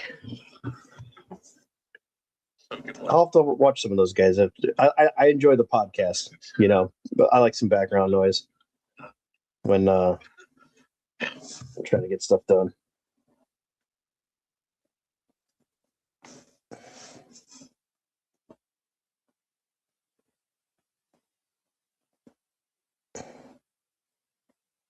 Oh, the great one, Jackie Gleason, 60 Minutes Archive. This has got to be good. It applies to such people. He is known simply as the Great One. At his height, he was the most watched man on television. And since television never dies but goes into endless reruns, he is still very much there to see. I was a fan of John Candy. I like John Candy movies. Probably because my dad turned me on to him.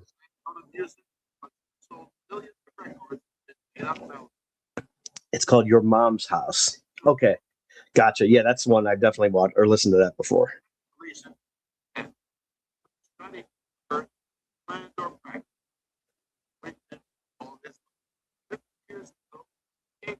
Yeah, Gleason played Fats in The Hustler. I went to a place called Tiny Chateau, and I had this stale-like impersonation of reinvention. And I went on and did the first show. And the first box was completely bricked, so the seller sent me another box for free. Wow. Almost put me on. And Tiny. Interesting, Ron. Ask him if he's pulling from the same case. And he took me over to the phone, and he brought me quarters in the yard. Everybody. Because I had the same problem where I went through like half the box. I'm like, oh, wow, these are still good. Remember that box I was going to throw away? Of 95 Summit or whatever it was? And he, in front of the audience. Yeah, in front of them It people. just buys all the random. I'm right. Yes. Yes. I follow that guy. Yep. Love that one. Fires up the tapes. Just, you never know what's on it. And he reads like the label. Yeah. Yeah. I wish I had these pictures, man. A buddy of mine lives down the street. I met him through my buddy Ray, but yeah, we're all friends and everything, but he's got a basement with like this. He's got so much Nintendo stuff down there, and he's got the regular tube TVs. He's got the console set up. It's like a time capsule. You walk in there and it just makes you feel like a kid. He's got all the handheld games, the ones that had like the two AA batteries in the bottom. Maybe it was Konami or something like that. And they were like little handheld games of like football and had like a cross and then like a 4 buttons over here and then like a cross pattern circle button on the left. They're like early 90s, I want to say, handheld games. Early 90s handheld video games. Oh man, look at this. Man, there's a whole fucking... There they are, these things. Like Double Dragon. He's got like boxes full of this stuff. He's got all these. Every game that's here, he has them all. Yeah, those are the ones. Yeah, the double button and then the star pattern or the cross pattern. 1988. Damn, $50 on Etsy? Sheesh. Oh, look at this. Yeah, that's like a jackpot. These are some of these are a little bit newer. Ours were kind of like more generic, like the red road race.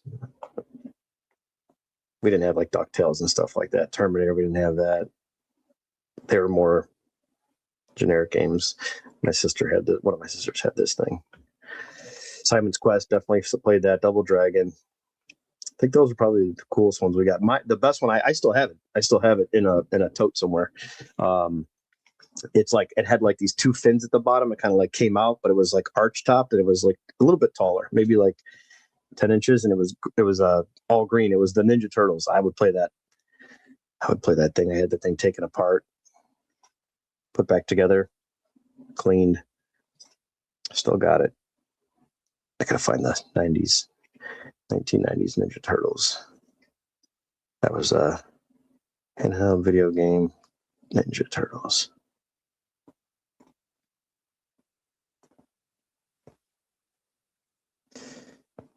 Ah, there it is. There, oops. Now I'm on eBay. I swear mine came down further. Maybe that's how I remember it. No, that's too new. Maybe this was the one. No, that's definitely it. Man, they still got that one still in the package. Oh, that's Turtles 2.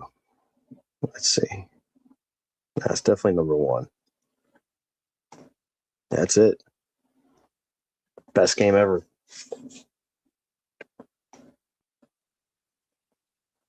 I gotta get some batteries, fire that thing up.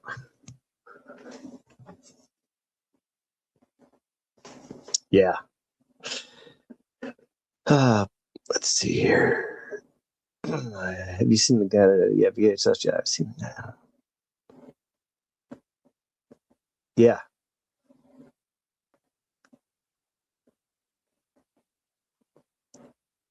Oh, they just had that was the name of it, or they only had 2 pitches. What was your favorite Nintendo or video game for like Nintendo for baseball? Regular NES, not Super NES. Mine was Little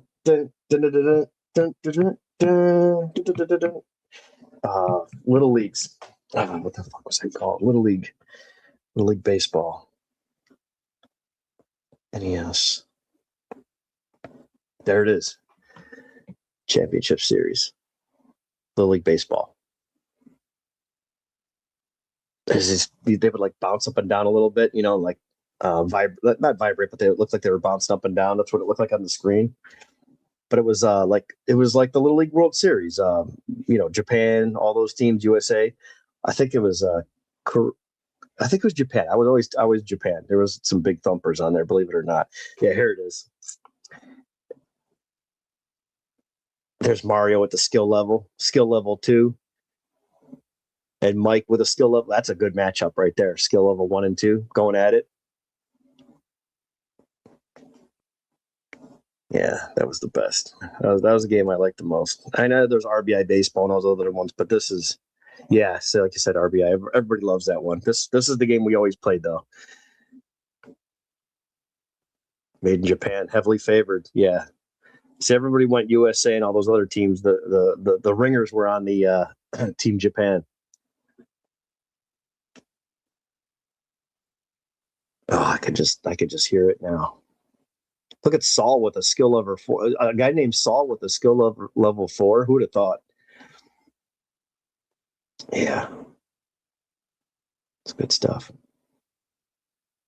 I've got that down there. I believe there's 812 games. I got up to like 400 something, then I stopped collecting. Just a little, I think 400, low 400s is where I stopped.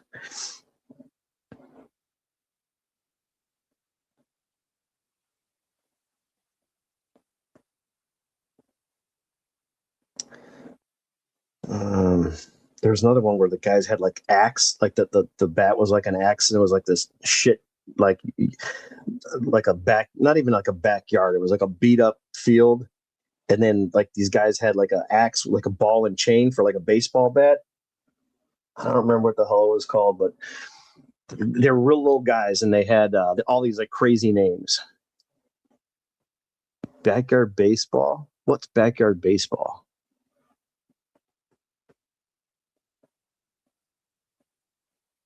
So backyard baseball, huh?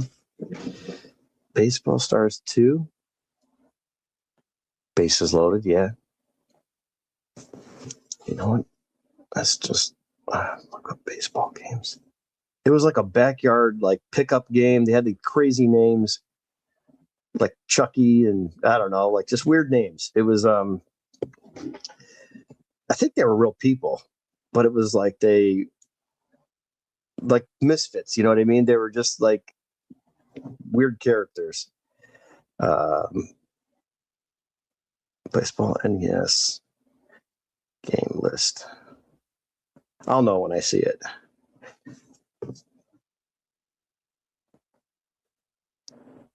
I'll know the box when I see it. Oh, there's Baseball Stars.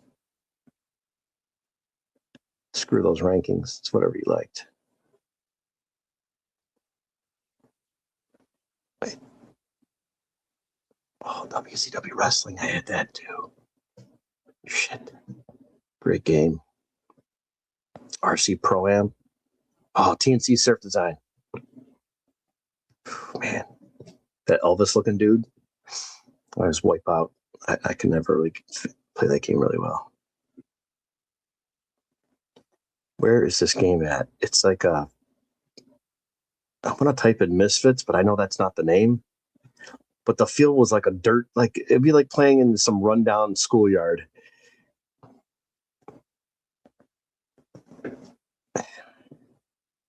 But it had decent graphics. Like it wasn't cheap like the original baseball, you know, the original game. Tiger Electronic, yeah, that's a good one. Yeah, that's those little games, yeah. Oh man, come on, somebody help me out here. Was this it? No. It was like Bo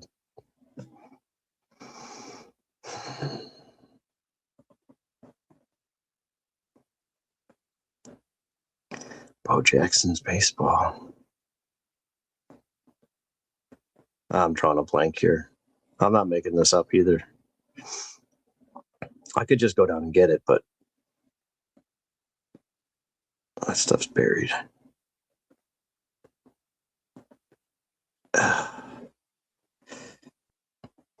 Shit, what is the name of this damn game? I gotta find a real list. Not okay. So at baseball, all 8-bit NES baseball games. I just need a list. Wait a second. Okay, wait. RBI, bases loaded.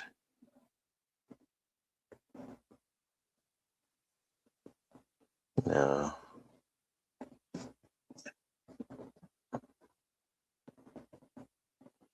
Oh, wait a second. This is it. Dusty Diamonds. All-Star Softball. I think that's it. Yeah, that's not. That cover looks nothing like it. That's it, though. All-Star Dusty Diamonds. Sounds like a strip club. Boys gone down to the club tonight. Dusty Diamonds. There it is. Ah, here it is. Yeah, these little. Yes, he's got like a club with like he's got a mohawk and mullet, beat up shirt, and he's swinging this club around. Yeah, these their heads would spin. I'm pretty sure. Yeah, this is it. All the different fields. Yeah, because you got to pick the field. Yeah, this is it. This guy's swinging a club. Here's a crocodile. He's in a crocodile suit or whatever. Yeah, this is it. Oops. I gotta find this on YouTube now. Dusty Diamonds. All-Star Softball. Oh, yeah. Yeah, the scoreboard had all the people's heads on it, how you pick the players. Like they were just their head profile. All right, let's see it. There it is. Yep. Gaming enthusiasts, gather around, because today we're diving into a hidden gem of the NES era.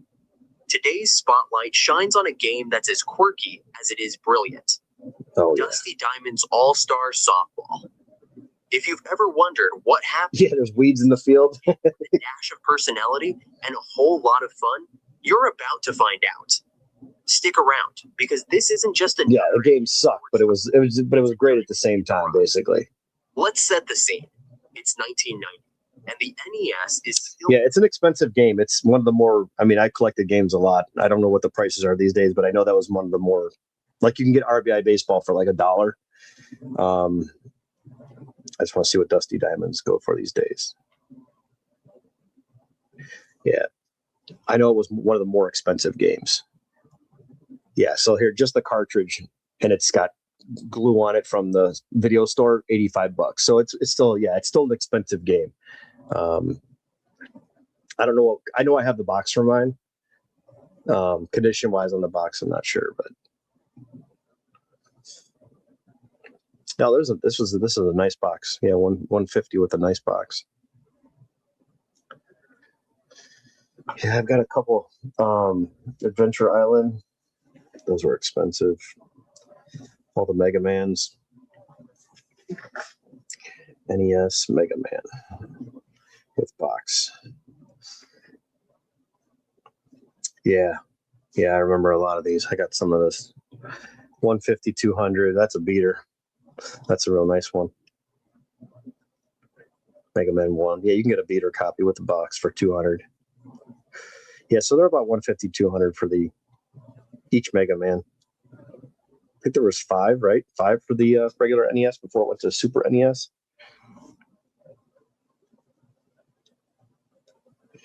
Well, maybe it's Mega Man 3 is the highest. No, there's 4. Yeah, it goes to 5. Wow, $400. Jesus. Yeah, these are expensive. Okay, so at 6 it went to the oh no, wait. Regular NES, it went to 6.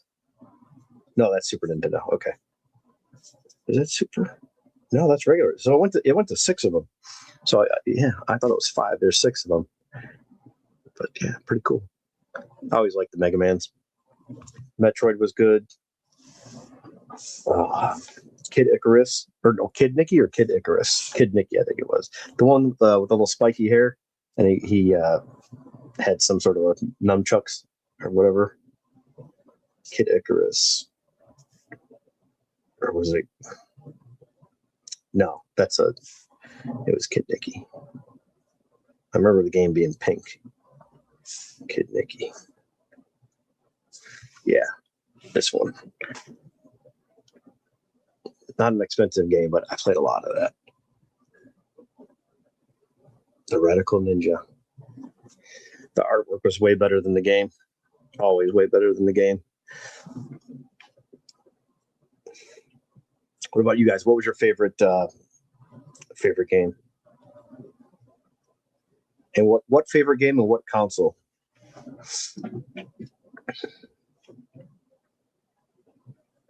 Oh yeah, there it is. See that crazy hair? And these little guys with the little masks on.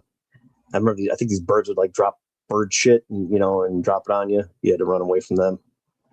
But when he would punch or whatever, it would go so fast it looked like a star, but I think it was just nunchucks.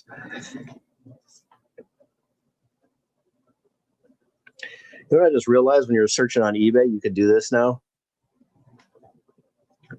and pull up a picture instead of clicking on the item. The more you know.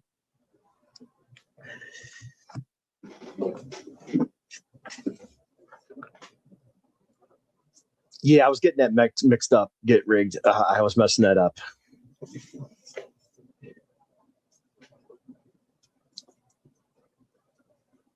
Sega, yeah. Yep. I love my friend loved hockey, and I collected hockey cards, I think at like maybe 13. And he had the NES, and it was the San Jose Sharks or the Stars. Is that a team? The Sharks or the Stars? San Jose? They were like teal, like an aqua color.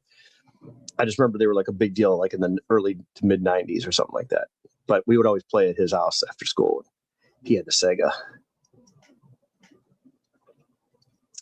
Oh yeah, up, down, left, right, BA, BA, and then select start for 30 guys for 2 players. Got to throw that select start in there. 95, but 94 is close second. Okay. Yeah, maybe that's what we were playing. It was great. That game was awesome. Love that. Super Nintendo the most until Xbox. Yeah, Super Nintendo's cool. I love Super Nintendo for Donkey Kong. Where's my pitching?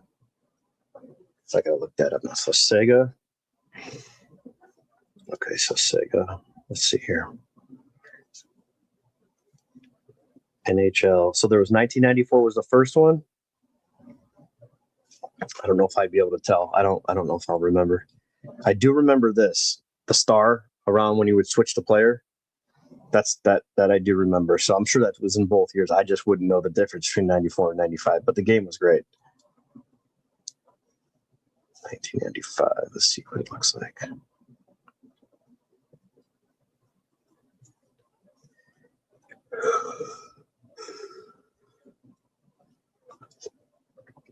I don't know. 94 looks more like it. That kind of looks the same. I guess maybe the ice wasn't like that color. I remember it being white. Was this like a thing in 95? Because I remember all this not being this like sky blue color. I remember it being white. Let's just see what 94 looks like if it's a different color. No, maybe it was always that. I just remember it being white. Unless that's what it looks like when you... No. I do remember the stars, but that's it. I always remember this being brighter. Not that... well, there it goes. Maybe that's why. It's not supposed to be like that aqua. It's this color. Maybe it's just the image. Anyway, it was a fun game. For the hour I got to play it before having to go home. And it was always cool because he had a lot better stuff. Oh yeah, the fights were the best. Look at that brawl. That's like pay-per-view fight right there. Nothing beats the fights on Blades of Steel though. Fight.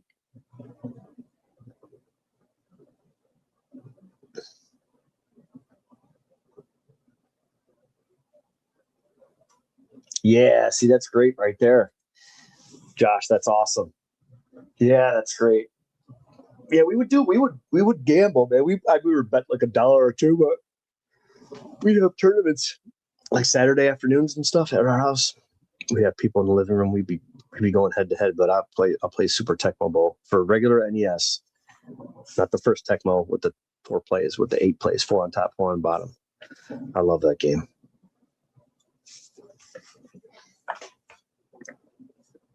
I got so addicted to playing it. I was putting up some good scores without the emulator. Is that what they call it? Not a simulator, but an emulator. Oh, wow. Jesus.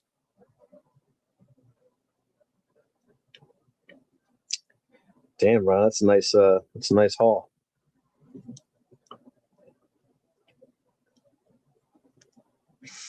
That's great. Yeah, you just have to wait 7.5 years to get your cards back.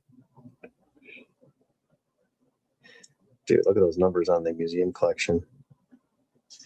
I don't care, man. Who cares what that grades, man? Just send it in. That thing's nice.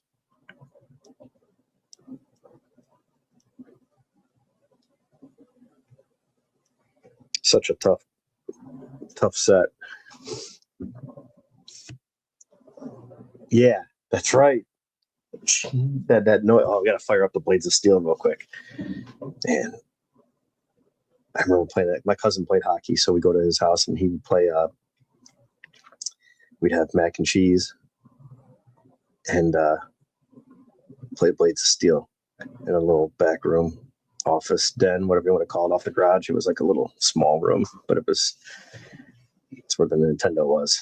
Sit on that floor and stare at that screen like 5 inches away from the screen. That's great, Ron. Yeah, dude, $35 for fun. I mean, did you get any inserts? Did you get any other stuff? Any other museum, or just that Griffey? I mean, you got the best card out of the product in the museum. So, I mean, you should be pretty excited.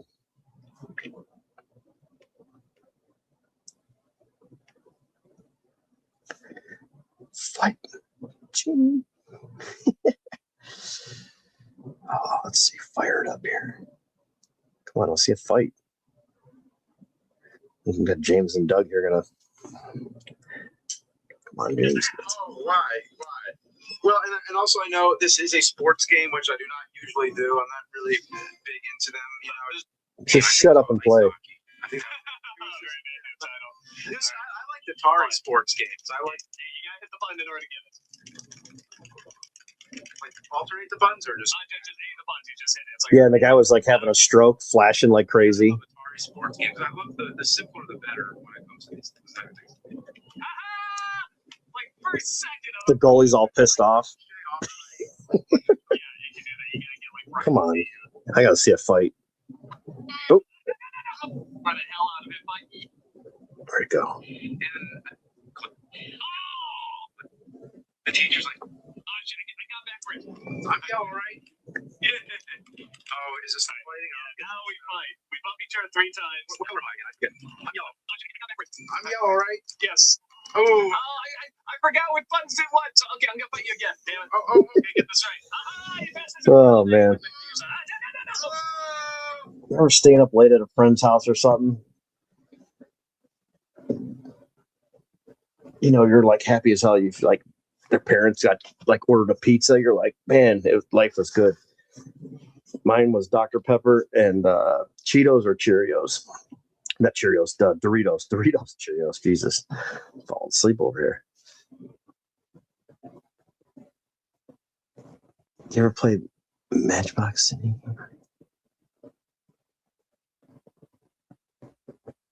No, it sounds like early stages of Grand Theft Auto, though. Get rips. That's what it sounds like to me. But negative. I don't remember that one now. I'm going to start using Red Rocket grading. Yeah, I heard Brian Griffin is the president. A tribute Paul Mauder, the Armenian comments. Okay. Yeah, same here, man. Love that stuff.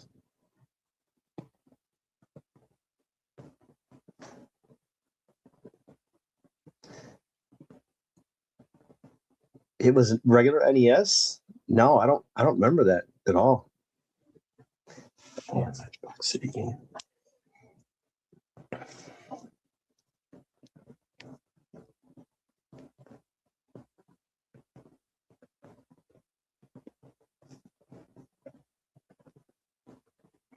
It wasn't like the Matchbox game, right? Motor City Patrol? Is this it? Wait, this looks like no. Motor City Patrol. Do you remember Motor City Patrol for Nintendo?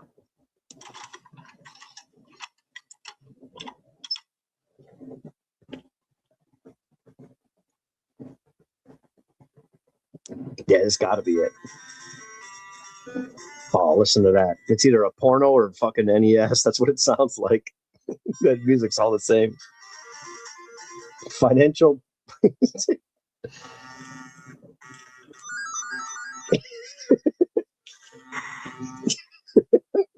I have to go see if I got this game. Oh, man. My stuff buried, though. It's all packed away in totes.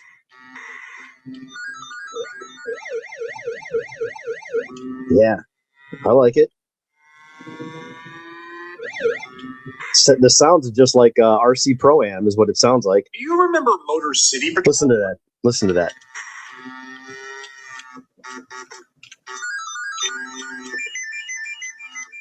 Yeah, whenever he's on the gas, it sounds like RC Pro Am.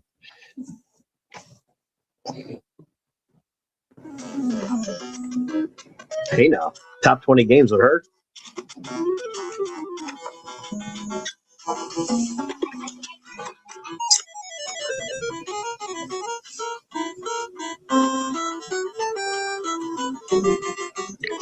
Retro Mag.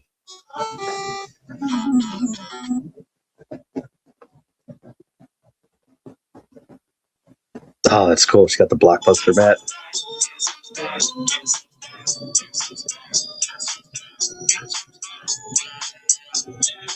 Now I know why people go back to all this stuff, because everything was just better back then.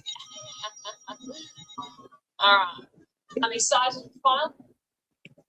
Oh, she's Australian, too. God bless her. Very cool. Motor City Patrol. Shit. Yeah, that game looks pretty cool. I may have to go see if I got that. Yeah, a lot of these games were just not good. Most games were not good.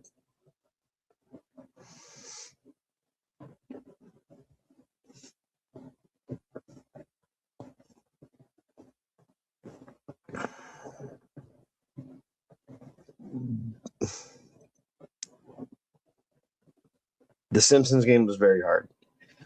The Ninja Turtles game was not easy either. I do like the arcade version of that, the X-Men. They had like the big console where it had like 1, 2, 3, 4. I think it had 6 people. 6 people could play. And you just keep pumping quarters in. Man, I remember when I would go up to put in bed, there used to be an arcade, then it was like a t-shirt shop, and now it's a bar or whatever. Like everything's up there as a bar. But they had an arcade. And I always knew I was going to get a couple bucks from my dad, in quarters. So I was able to go up there and just play with random strangers. And you guys were, no matter what, everybody was friends, like instantly, because you're all trying to beat the game. And like, man, that thing was big. It fit at least 6 people from what I remember. Let's see how wrong I am. Large X-Men arcade. Let's see how many people are on this thing. Man, it looked bigger than that. 1, 2, 3, 4. No, I swear it kicked off to the side. Wait, is this it? Yeah, they're on the side here. Well, that's still 4, though. Yeah, maybe it was always 4. Wait, what's this one? Oh, it's multiplayer.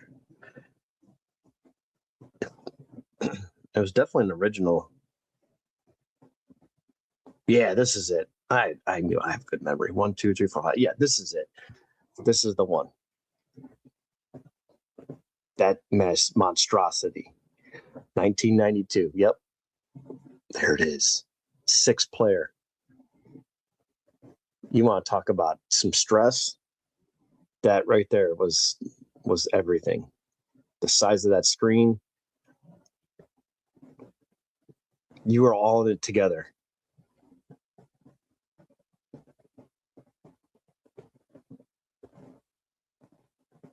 No, get rigged. I don't know, man. I don't remember that one.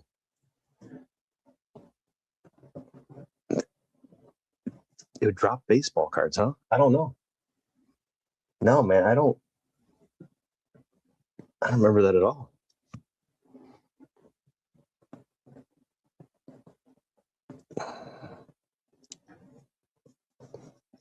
Man, this. Yeah, we have a place called 16-bit near us. It's like, all the games are free as long as you're drinking or whatever. And I think they had the only thing you do have to pay for those the pinball machines. Meaning you get to buy like quarters and put them in.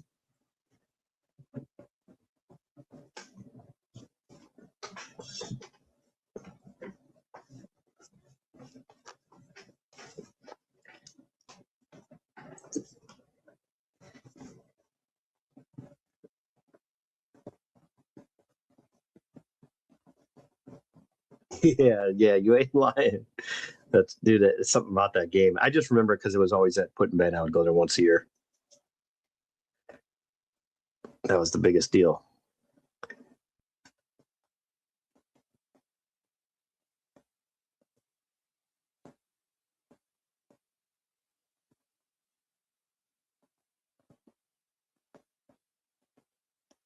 Don't want the metal balls and bat. I don't remember that at all.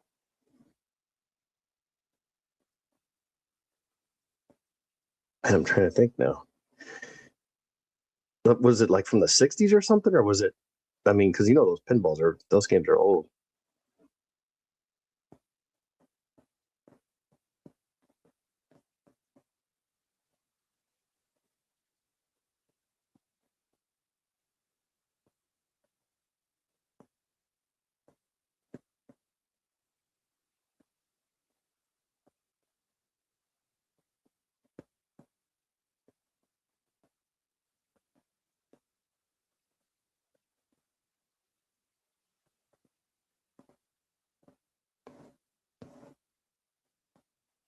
Like how, yeah, what era was this from? Like how old?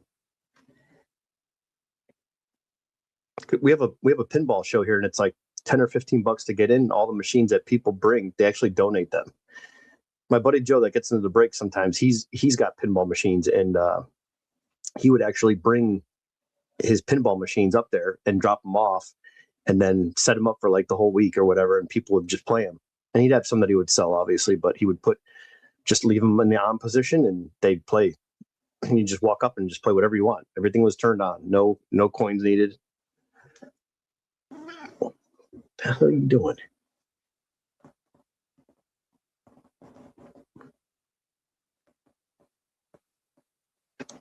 Vintage Cards Net. Okay, let me click on that. Let me see what this is called.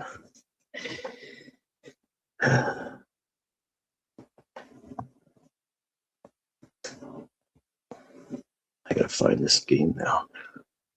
I don't know why I've never heard of this thing. I've never even seen it.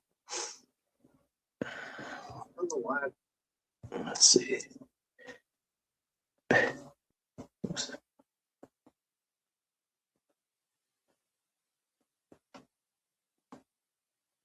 No, I've never seen this thing before. Obviously, it's older. That looks like 50s to me. Gottlieb, I think, is the one that my dad has. It's called Kings and Queens. It's like a poker machine. Oh man, that thing is sweet. The pitcher. Oh yeah, there's like an umpire behind the pitcher that delivers the ball.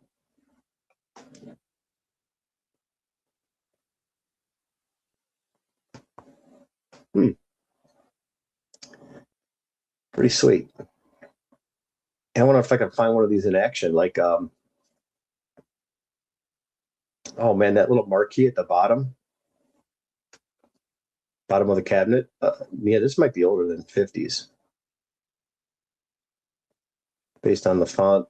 Usually, based on the font, you can tell the maker. But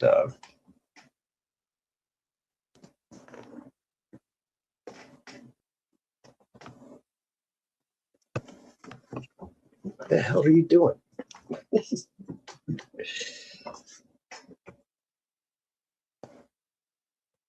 Alien Poker. Yeah, this is definitely an oldie. Well, not too old. It's 10 and 25. So, but they could have changed that. Looks like they changed that plate many times. Based on those, actually, you know what? I bet you that is a Gottlieb. Based on those legs, that's the exact same legs that are on my dad's machine. I bet you that's what brand that is. Oh, let's see it right here. Oh, Williams. There it is. Williams. Yeah, those cabinets were just like plywood with, painted designs.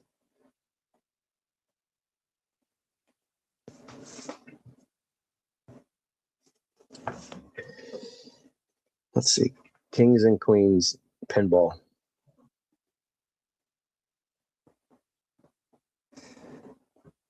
Yeah, I wonder if that's like the style of the legs. Oh, this guy painted his yellow. Maybe that was a common thing. Yeah, this is the one that my dad has right here. It's not all purple though. This looks like a newer cabinet.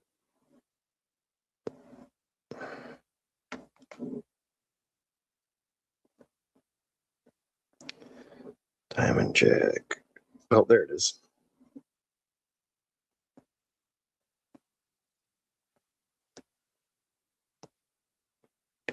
Yeah. It's got the girl playing some poker there. But yeah, you can see the legs are the same taper, that little pointed taper to start. So maybe that's just something that they used for both of those manufacturers or whatever.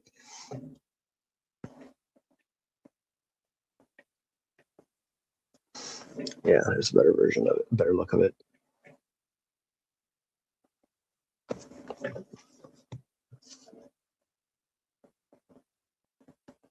Oh yeah, no worries, man. Yeah, I'm gonna jump off here too myself for a little bit, but I'm having fun talking all this nostalgic stuff. It's pretty neat. There are ones I remember playing in the Ozarks Arcade on vacation. Okay. Oh, okay. So that's a different one, but still very cool. Josh, that thing's awesome, man. 1991 Slugfest. Okay. Sounds like a wrestling match. 1991. Slugfest pinball. Oh yeah, that's cool. But it's made by Williams. It's very very similar. It's made by the same company. Yeah, they just made the same game newer. That's all it is.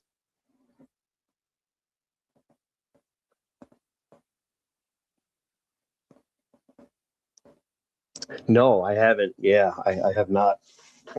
Yeah, my dad took all apart and redid all the bumpers and everything. Paddles, polished up the legs, all the chrome. Man, look at this. That's a cool freaking jack that they got there. That raises up the pinball machines.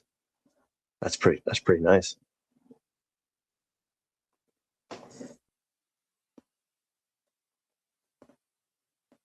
Oh, really? Yeah. So yeah, and I've seen some of these pinball machines.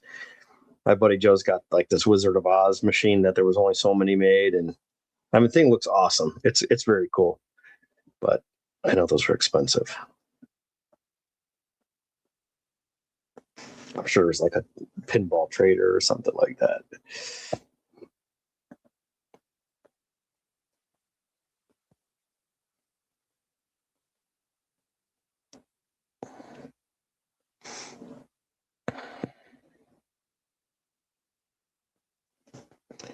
Jesus, how much is this? $17,000. These people smoking crack for a pinball machine? You buy a car for that, a good used car for that. Oh, this is 75th anniversary. I don't know. His is green and like really shiny. Like this is, I don't think his looks like that. I remember his being like Emerald City. Like the whole thing was green. I could be way wrong. I haven't been over there to play it in a while, so I thought it was green. It just looks really cool.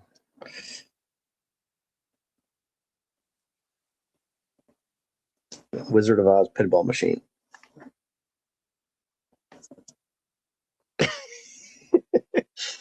Oh man. Oh, was it yellow? No, it's green. I think this is it.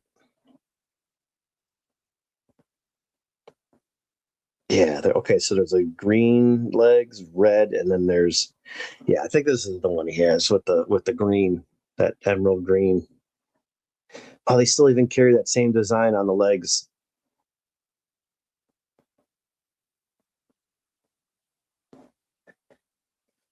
Yeah, I'm pretty sure that's what he has. Who knows what it cost? I know these things aren't cheap. Oh yeah, $15,000. Good luck. 15 grand.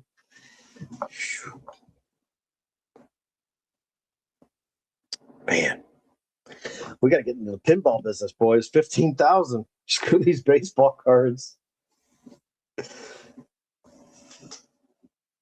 Oh man, I so want to fire up that Kool-Aid right now. I'll never fall asleep.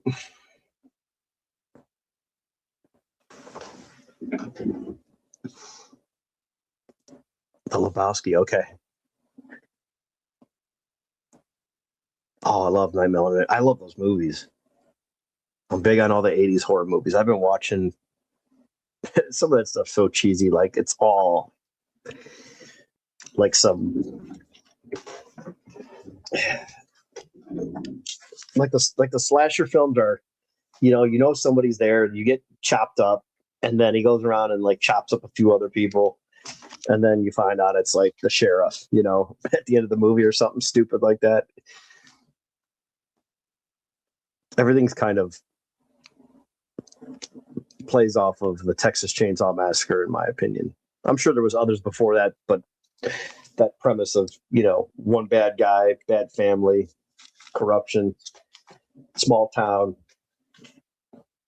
young kids on vacation, stuff like that. The cheesier, the better for me, though. That's what I like.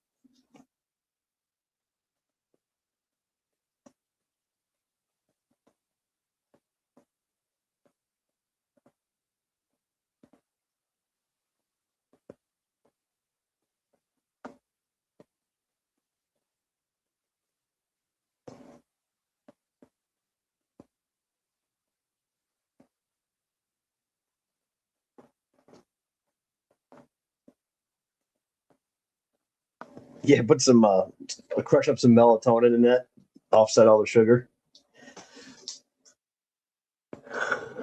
Oh shit! I'm gonna fire up a 80s movie and crash. All right, fellas. Maybe I'll post this tomorrow and see if we'll get going. If not, we'll hang out some other time. But we got halfway there. 13 left. We'll get her done sooner or later. We'll have to fire up some old NES trivia.